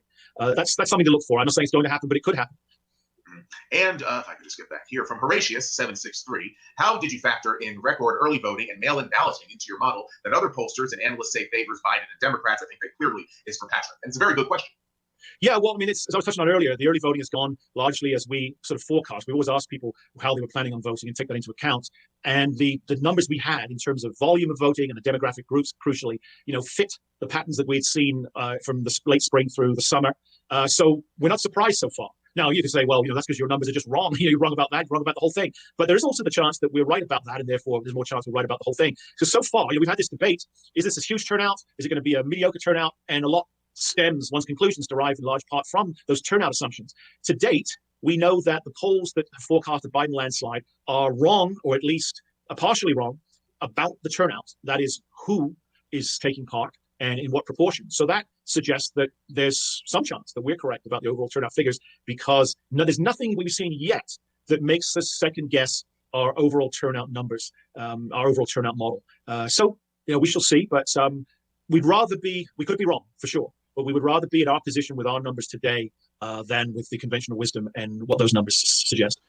And the last question from Tier Scholarship. Spencer is voting for Biden. Is Trump done? No, I don't think that the Spencer vote has any, or Spencer endorsement of Biden has any considerable vote which it carries. I think Trump will do just fine. As a matter of fact, I think that's one endorsement he's much better off not having. So he's anything but done for the lack of that endorsement. Patrick, anything to say about what Top Tier brought up before we leave? Well, it's interesting. I mean, it's a slightly esoteric question, but I think it plays into a larger issue or question about this whole campaign, and that is the endorsement issue. You've had a nefarious character with an endorsement. Now, in 2016, or people would have expected this year, that Trump would have been inundated with colorful / nefarious characters trying to associate themselves. And Trump would always, day to day, be having to explain this away and disavow and denounce and all that stuff. But what's happened is he hasn't had that. In fact, what he's had is most recently is this endless parade of prominent African Americans from sports and music and television and business declaring their devotion to his presidency. And again, that doesn't guarantee anything, but it's a signal. It's a sign that there's change. Is the change in the African American community sufficient? It's necessary for Trump probably to be reelected. Is it sufficient? Is the scope of it sufficient for him to win? Maybe not. But at the very least, it's a change. It's interesting, and it may set the ground in a different terrain, slightly different for 2024, even if Trump loses. But I mean, no surprise to your viewers. I think that it tells us the way that this race is going. Mm-hmm. Yeah, it's very interesting how this has turned out. Very counterintuitive to what many in the media would have said about it. Patrick, we did go a bit over today, not nearly as much over as in the past, but it's been an outstanding discussion. The audience had a hell of a lot of spirit today with these questions, and your perspective is very much appreciated here at Cato Godfrey, needless to say, even though some others are not nearly so appreciative of it. As we leave here, I think one interesting thing to muse on is whether or not the Democracy Institute will get more respect from the polling industry in the event it's right. I'll be a pessimist here and I say it won't, because I think the polling industry is more interested in preserving its narratives than actual, accuracy. So that's my rather downcast take. But anything. Okay, that's Joseph Cotto there talking with Patrick Basham of the Democracy Institute. And let's see what's going on in Jerusalem. We've got Israelis for Trump here. So Israelis for Trump motorcade coming out strong from Jaffa Gate in the old city of Jerusalem. We had a rally for Trump in Beverly Hills today.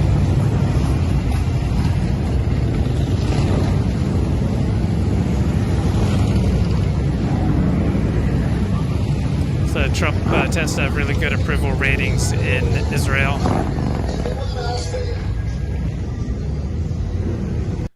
Okay, what's going on here? Cops are not letting us get off the exit here on the Parkway. The Trump train is miles long, and they're not letting us get off. There's people who need the bathroom, people got kids, and they're not letting us get off the exit. They're legitimately not letting anybody get off.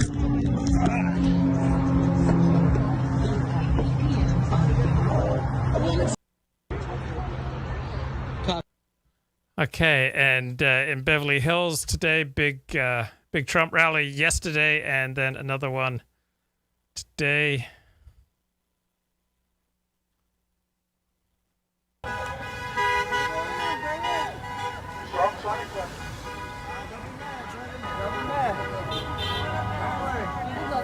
The Trump supporters rally in Beverly Hills again today. 4 more years. Ugly. Hey, come out of the car. Why don't you come out of the car? Why don't you come out of the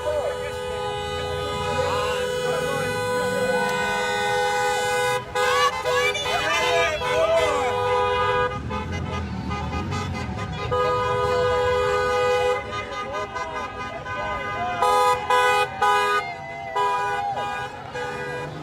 Okay, let's get a little bit more here from Michael Anton. A-okay with it.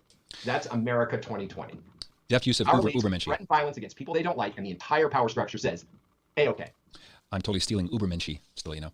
A bunch of people just joined. I want to say hello to folks who've joined the live stream. Also want to mention, if you've just joined us, our guest is Michael Anton. He's a researcher. What's your official title at the Washington campus? Lecturer and researcher. Lecturer. Basically, I'm a college teacher. I'm a professor in all but name, and the reason I am not in name is because I didn't finish my PhD. Gotcha. So you're a fellow. I'm just a fella. Yeah, so, I'm a lecturer. I mean, a lecturer is what they call someone who teaches college courses but doesn't have a PhD. So I can't be formally on the faculty and get tenure and all of that. Okay, so understood. I just want to mention the restoretheculture.com. It's free and it's on the COVID-19 massive deception. Well, let me turn to some questions here. Got some people there. Yeah, the link there is. Yeah, I don't get that. So some Coffin Nation members are here. By the way, it's restoretheculture.com. I think I mentioned that. Hello, Marcus Santo, greetings from Ottawa Valley, Canada. Get to an actual question here. There's someone here from Adelaide, Australia. People from all over the world.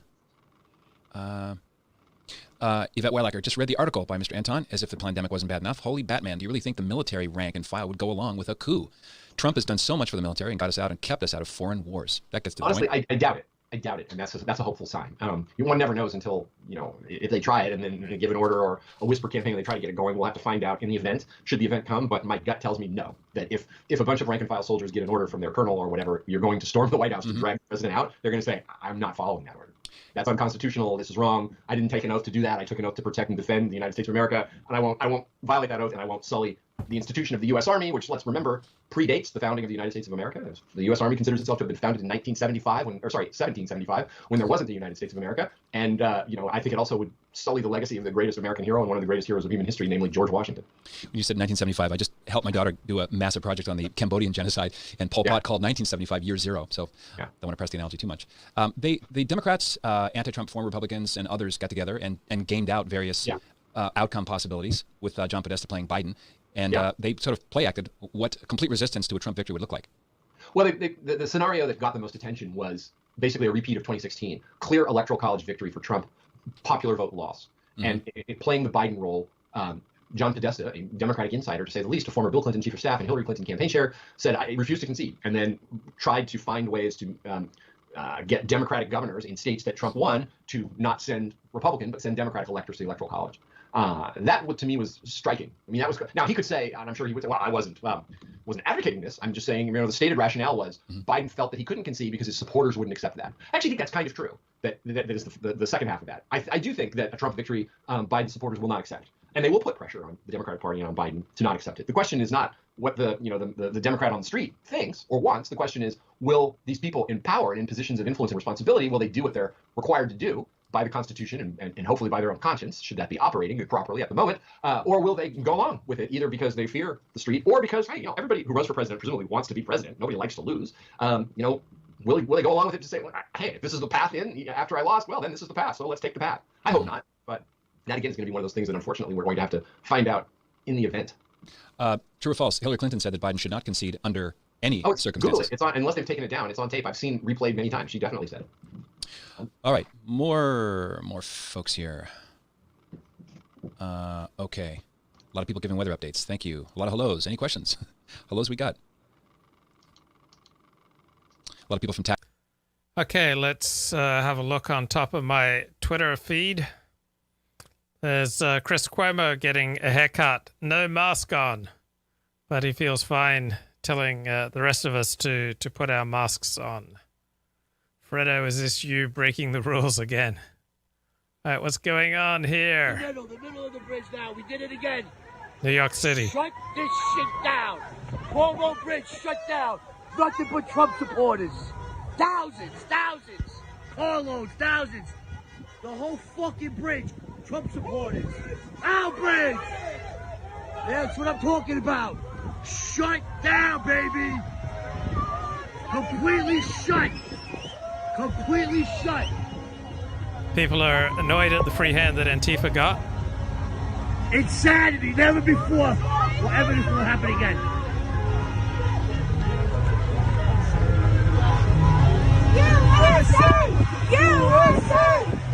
USA! On the bridge, everybody is out of their cars.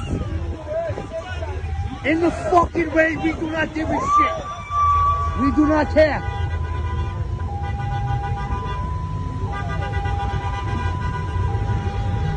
Now, I'm not a big fan of shutting down public roads and bridges, but Antifa and Black Lives Matter did get a free hand, so it's understandable that Trump voters might want to respond a little bit. This woman brutally beaten on her own property. Police did nothing. Her attacker all went unpunished because the woman who assaulted her was everything, black. but I'm going to tell you a little story today, and there's a reason I'm telling it, but I want everybody to have an unbiased view on it, so I'll tell you at the end. And this is a really long story with a whole backstory and everything, but I obviously can't fit all that into a minute-long video. Basically, this woman showed up to my house and initiated a fight. She didn't like me standing up for my brother, so she grabbed me by my hair, pulled me down, hit my head on the side of my car, punched me in the face repeatedly, and then just left. There was blood everywhere. We thought my nose was broken. I had bruises on my ankle, a cut on my arm, a cut on my nose because I had sunglasses on when she punched me. And this was all in front of her kids as they were yelling at her to stop. So obviously my family and I called the cops, and I decided to press charges, and that's a whole other long story. But in the end, nothing happened to her. I didn't get the treatment that I deserved. She's just living her life like normal. No battery charges or anything when she showed up on my property and beat me up. And here's why I'm telling the story. That woman was black and I'm white. The police and my attorney were just too scared to be called racist, so they didn't even help me with the case. People say white privilege is a thing. No. Black privilege is, though. This woman committed a crime and got away with it because she's black. So shout out to you, Winter Garden Police Department. Okay, so we're getting some indications of the early vote. American greatness, the state of the early vote. Donald Trump positioned to win, potentially by a strong margin in the Electoral College, but he will need a strong election day turnout. The key to understanding what early vote turnout means is to look at the significant gap between how Democrats say they plan to vote and how Republicans say they plan to vote. Polling indicates over 60% of Democrats plan to vote early, while only 28% of Republicans say they intend to vote early. So Democrats tend to have a much greater fear of potential COVID-19 exposure. Republicans' preference for in-person voting is driven by fears that early voting is more susceptible to fraud and to sabotage. There's potentially some response falsification here. Democrats like to adhere to COVID guidelines, but as we saw with the Black Lives Matter protests, they would ditch social distancing in a heartbeat when caught up with their cause. So Democrats not only have to carry the early vote, they have to carry it overwhelmingly to offset the much stronger Republican vote on Election Day. They are showing early voting strength in some battleground states. Others tell a much different story. One of the major bright spots for Republicans in early voting is Florida. Republicans have taken the lead in in-person early votes in Miami-Dade County. Accomplishment that was previously unthinkable. Democrats still have the edge on mail-in voting, but the strong in-person early vote shown by Republicans should give Democrats pause. Trump's surprisingly strong showing in South Florida confirms that his increased strength with Latinos is real. Florida may be the state with the most significant swing among Latinos toward Trump. And it's not just because of the Cubans. Trump has been making steady gains with Puerto Ricans, Venezuelans, Brazilians, and Colombians. Statewide, Democrats lead early voting by a paltry 2%, and the gap is closing. Arizona. Democrats had a strong early vote lead here that is rapidly evaporating. They lead total return ballots here only 39.7% to 35.6%, with Republicans closing the gap. Republicans have taken an early vote lead in the bellwether county of Maricopa. Polling shows that first-generation residents of Arizona are Trump's strongest group. This also appears applicable to Texas. Senator Ted Cruz's 2018 re-election was powered by voters who had moved to the state, while Beto O'Rourke won the native Texan vote. North Carolina, Democrats had a strong early vote lead here. That lead has now fallen to around 285,000. Their early vote lead in 2016 was 310,000. They lost the state in the end to Donald Trump by 3 points. Critically for Democrats, black turnout is even lower than the anemic levels it hit in 2016. That was the first time that I understood that Trump had a very good chance to win in 2016, when we saw that black turnout in Philadelphia was way down compared to 2008 and 2012. Democratic-controlled state government has extended its absentee ballot deadline to 9 days past Election Day, so Republicans will need to watch very closely for election fraud. Pennsylvania. Dems have executed their early voting operation well here. They lead early voting by 1,190,000 to 360,000. Pennsylvania, single most egregious state for election corruption. Trump ballots have been discarded by election judges and workers. This has probably suppressed early voting by Trump supporters in Pennsylvania waiting to cast their ballots on Election Day. While the Democrats do have an eye-popping early vote lead in Pennsylvania, they still have to come up with more than 1.7 million votes just to match the number of votes cast for Hillary Clinton in the 2016 election. Trump turned out nearly 3 million Pennsylvanians on Election Day in 2016. If he does it again, he will probably carry Pennsylvania. Republicans are leading the early vote in Michigan, 41 to 39%. The lockdown strategy carried out by the Democratic governor, Gretchen Whitmer, was particularly harsh. This has led to a sustained backlash that has pushed Michigan's Democrats to the brink. Biden's campaign internal polls apparently show him just behind the president. That's borne out by the campaign's decision to send Biden and Obama out to Michigan on Saturday. It may be too little, too late. Democrats' early vote lagging their 2016 vote total in the Democratic stronghold Wayne County, Detroit, and suburbs. Wisconsin, Democrats carried the early vote in Wisconsin by 11 points in 2016. Right now, Republicans are leading in early votes returned. Wisconsin 43 to 36%.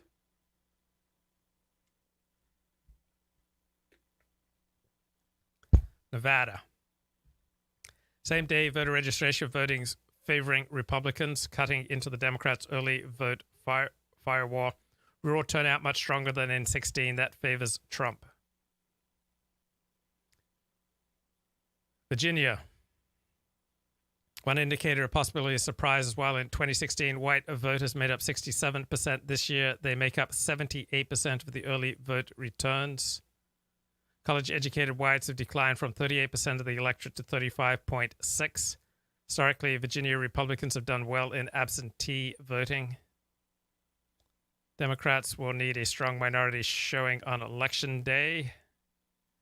Democrats lead early vote returns in Colorado by just under 8 points. A lot of unknowns. Summer of violent riots and online lynch mobs has made open support for the president physically dangerous to his supporters in cities. By a 56 to 40% margin, Americans tell Gallup they are better off than 4 years ago. Conditions for shy Trump voters creating a polling response bias are there. Trump is positioned to win, but for this to happen, he's going to need a very strong election day turnout. Let me get a little bit more here from Michael Anton. Massachusetts not happy either.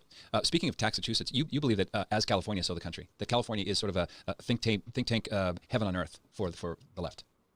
Well, to a point, because California is still, in a sense, not progressive enough for the left because it's hobbled by being part of the United States of America, which has red states and therefore red senators and red congressmen and so on, and Mitch McConnell and all of these things that if we didn't have a filibuster and, states like Wyoming also having 2 senators, think of what we could have if we could sweep all of that aside. Yep. So, California points the way, but it is not the destination for them.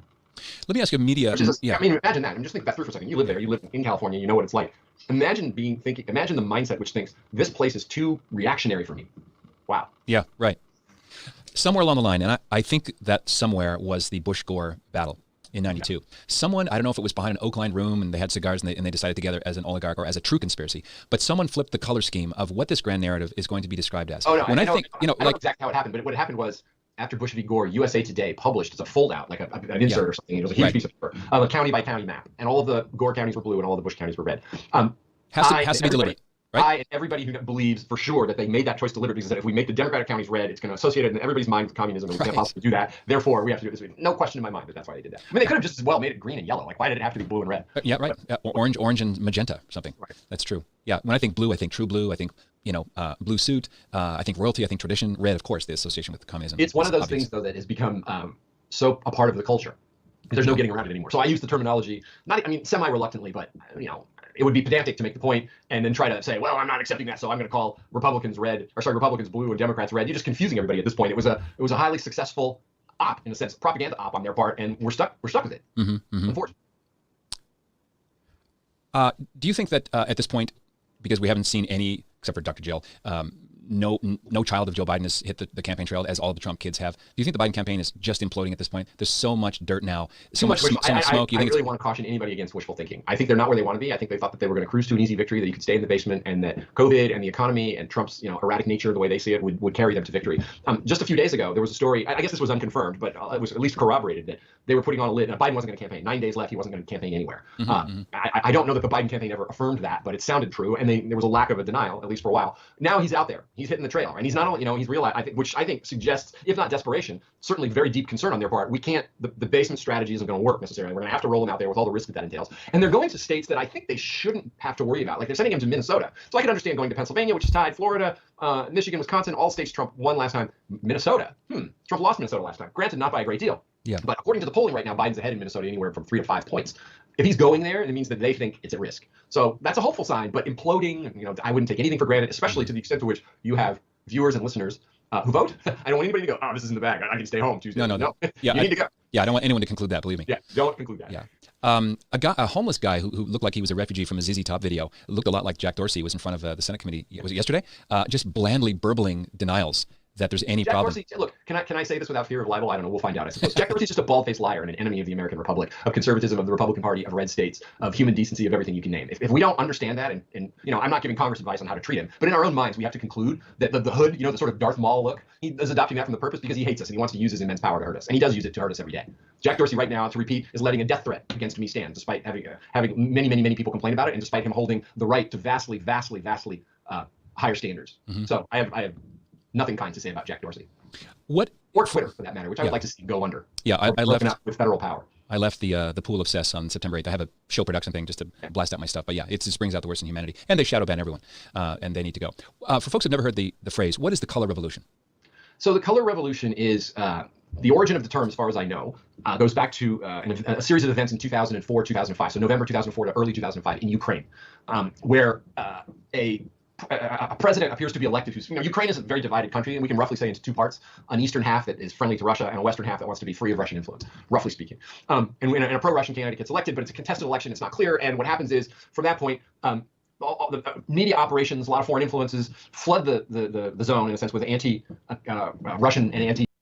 Okay, according to Axios, Trump campaign's analyses of early vote totals in battleground states indicate he's doing substantially worse in Iowa and Georgia compared with this point in 2016, but better than expected in Texas, Nevada, North Carolina, Arizona, and Wisconsin. That's according to Axios. Candidate or anti-winner propaganda say he didn't win, or he's illegitimate, or he's a Putin stooge, or whatever. Fill the streets, general strike. It's an attempt either to overturn the results of an election, or say that the election was not clearly resolved, and therefore we're going to use protests, general strikes, and things to resolve it, and change the political outcome. Now, it's called a color revolution, because what happened was, as I recall, the opposition candidate, the sort of pro-Western candidate at that time, had adopted orange as a sort of campaign theme. And so everyone supporting him started wearing orange clothes, waving orange flags. That became known as the Orange Revolution. There have subsequently been other color revolutions, many of them identified by a particular color, many not. But if I were to boil it down, it is an attempt to change a government, either via a contested election or without an election, without the use of force necessarily, but with the use of overwhelming media influence and propaganda, street protests, general strikes, and other kind of mass actions that make governing by the person in power impossible, and essentially forcing that person to step down. You think that is not an improbability? That is on the table as something that could even if it's a quote-unquote landslide numerically, if they do all these harvested ballots, and if more fraud that exposed by people like James O'Keefe happens, this plausible? Well, okay, plausible that they want to do it, and that if they think there's an opportunity, they'll try it. Absolutely. Plausible that they can pull it off. I don't know, and that's another thing that will have to be tested in the event. There's no way to predict that in advance. It could easily fizzle, or they could surprise all of us and pull it off. We'll see. Yeah, I think it's clear that their color will be pink, but that's another topic for another day. Okay, let's see here, coming up on 10-2. Want to make sure we have. Okay, let me just go to interesting reporting here from Axios. Trump plans to declare premature victory. Reporter Jonathan Swan here. President Trump has told confidence he'll declare victory on Tuesday night if it looks like he is ahead. That's even if the Electoral College outcome still hinges on large numbers of uncounted votes in key states like Pennsylvania. Trump has privately talked through this scenario in some detail in the last few weeks, describing plans to walk up to a podium on election night and declare he has won. For this to happen, his allies expect he would need to either win or have commanding leads in Ohio, Florida, North Carolina, Texas, Iowa, Arizona, and Georgia. Trump's team is prepared to claim that mail-in ballots counted after November 3rd are evidence of election fraud. Many prognosticators say that on election night, Trump will likely appear ahead in Pennsylvania, though the state's final outcome could change substantially as mail-in ballots are counted over the following days. Trump's team is preparing to claim that if the process changes the outcome in Pennsylvania from the picture on election night, then Democrats would have stolen the election. Trump's advisors have been laying groundwork for this strategy for weeks. This is the first account of Trump explicitly discussing his election night intentions.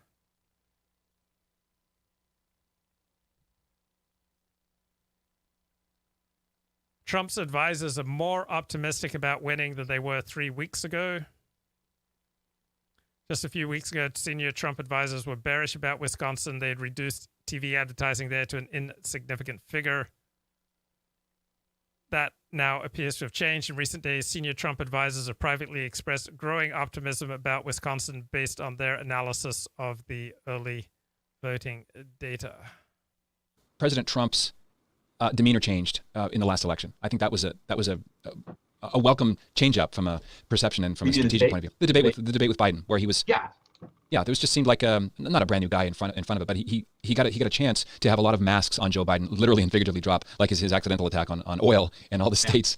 That was a moment. It reminds me of the famous Washington phrase, Michael Kinsley, who's not so famous anymore, but used to be very famous and had a Washington Post column. The phrase Kinsley gaffe refers to a column he wrote one time when he said the definition of gaffe is when a politician accidentally tells the truth or accidentally says what he really believes. That's right? That's a great quote. I've heard it elsewhere, but I didn't know he also used it. No, that definitely comes from Mike. So that was a classic Kinsley gaffe. I'm not even sure that is what Joe Biden actually believes. I mean, the old Joe Biden, the guy who claims to be in touch with the common man, working class guy from Scranton, knows that Pennsylvania is very, very dependent on oil, gas, and other energy industries. I don't think the old Joe Biden would have believed that. I think that the new Joe Biden knows where the energy and the heart and soul of the Democratic Party is, where his base is, and he knows that that's what he has to say. And so he said it not because he believes it, but because he figures correctly that his base demands it of him. Yeah, calling God the thing, the thing, bless America. So I believe early in the book you talk about three different models, three different kinds of America: America as democracy, America as republic, and America as oligarchy. What's the dominant model now, and what do you think the next step is? Oligarchy, pure and simple. I don't think we're a democracy or a republic in any decisive respect. We vote, but does voting actually change the direction of the government? On the margins, but not fundamentally. The election of Trump was the most consequential, at least it was, let me put it this way, the election of Trump was the biggest repudiation of the current course the country had been on, at least since 1980, and probably since long before that. And it has not had the consequences that it should have had, not because of Trump per se, although I do think he's made some mistakes. He's made some bad personnel judgments. I think his decision to cooperate with McConnell and Paul Ryan early on was ill-advised. I think he should have kept running against them and sort of jammed his populist program through without them. But okay, that said, the problems are, I would lay the feet at the difficulties Trump has had in getting his program through less at his own feet than at the extraordinary resistance he's encountered from the entire rest of not just the government, but every power center in U.S. society, which really goes to show you that we're not a democracy or a republic. Okay, looking at CNN, Chris Cillizza writes about Trump's only path to victory. He's got to hold Texas, Georgia, Ohio, Arizona, Florida, and Pennsylvania. If he holds those states, he will win. The power doesn't decisively reside with the people or with the vote or with all of the places that it's supposed to reside, according to what I call the parchment. It resides in these concentrated power centers, banking and finance, corporate C-suites, Fortune 500 C-suites, universities, foundations, and above all, the administrative state, the fourth branch of government grafted onto the executive branch, which rules without accountability and which rules by diktat. How much do you think the successful nomination of Judge Amy Coney Barrett was a fuel injector for Trump? It'll help the same way I think Kavanaugh helped him. Kavanaugh probably picked the Republicans up 2 or maybe even 3 Senate seats in 2018. It will help. I just think conservatives can't rely on the courts. The fundamental nature, the structure of the courts, of critarchy, doesn't favor conservative ends, it favors liberal ends, structurally. But also, how many times do we have to go through the same experience of getting all our hopes invested in a justice only to watch them put down some otherwise inexplicable ruling that seems like a betrayal of the principles that we just saw it happen this summer more than once. So never, he or she who investeth too much their hopes in the courts will always be disappointed, in my opinion. Like, at least if you're a conservative. If you're a liberal, you'll be disappointed sometimes, but you're going to be encouraged more often than you're going to be discouraged. Yeah, I think more conservative hearts are broken. We've got the pro-life. It goes back to the Reagan era to me. He gives us Sandra Day O'Connor, who is a stalwart non-originalist pro-choice. Thomas Alito, Kavanaugh, Gorsuch, Roberts. I'm missing some. I mean, the worst of all was Souter. I think that was the biggest betrayal. Yeah, I think so. Souter. Thomas and Scalia were the most faithful to, and Bork would have been had he been able to get on. Bork would have been, yeah. It's funny, interesting, isn't it? Bork dominated many news cycles back then. It was everywhere. I think that's one of the reasons that they went all out for Bork is that they realized that this guy's he's not corruptible. He's not going to change. And he was also just so unbelievably smart. I mean, read his writings. Go back and read his book on the law in the Supreme Court called The Tempting of America, which I read in college. It's mind-blowing how good it is. And I think, he had such a paper trail, this is the phrase he used, it was a long paper trail, of law review writings, academic writings, judicial opinions from his time on the D.C. circuit. It was just clear he outclassed everybody, almost everybody, in terms of sheer intellect, and would have been such a force on the court that they knew this guy's extremely dangerous and we got to take him out. Smarter than the question askers. Oh, by far. I didn't appreciate it at the time. I was too young. By the time the Thomas hearings rolled around in 91, I watched them and I understood what they were about. But if you go back and watch the Bork hearings now, it's like watching Einstein argue with a kindergartner in almost every case of the question by the senators. He's just, you wonder how he had so much patience for these people. Am I remembering correctly that there was a big to-do about the fact that he, in his past, smoked weed? No, not at all. So what happens is, Bork, and I will say this, it was clear he was going to lose. He demanded a floor vote. Because usually what happens when you know you're going to lose is they just say, withdraw, go away. He said, I want a floor vote. I want everybody on the record. And to President Reagan's credit, even though it would be a loss for the White House, he granted Bork's wish. He got the floor vote, which he lost. Then they appointed a Harvard law professor, second try, and he lied about having smoked marijuana. He said, I had smoked it, but it was a long time ago. And then it's like, I forgot, a student or somebody, or a law clerk or somebody said, I smoked out with him last week. So he had to go. And then they nominated Anthony Kennedy, another Republican appointee who turned out to be a disappointment with us sometimes, but against us many other times. Yeah, 100%. Well, man, so much to say. I promised out at the top of the hour. Okay, I think that's going to do it. So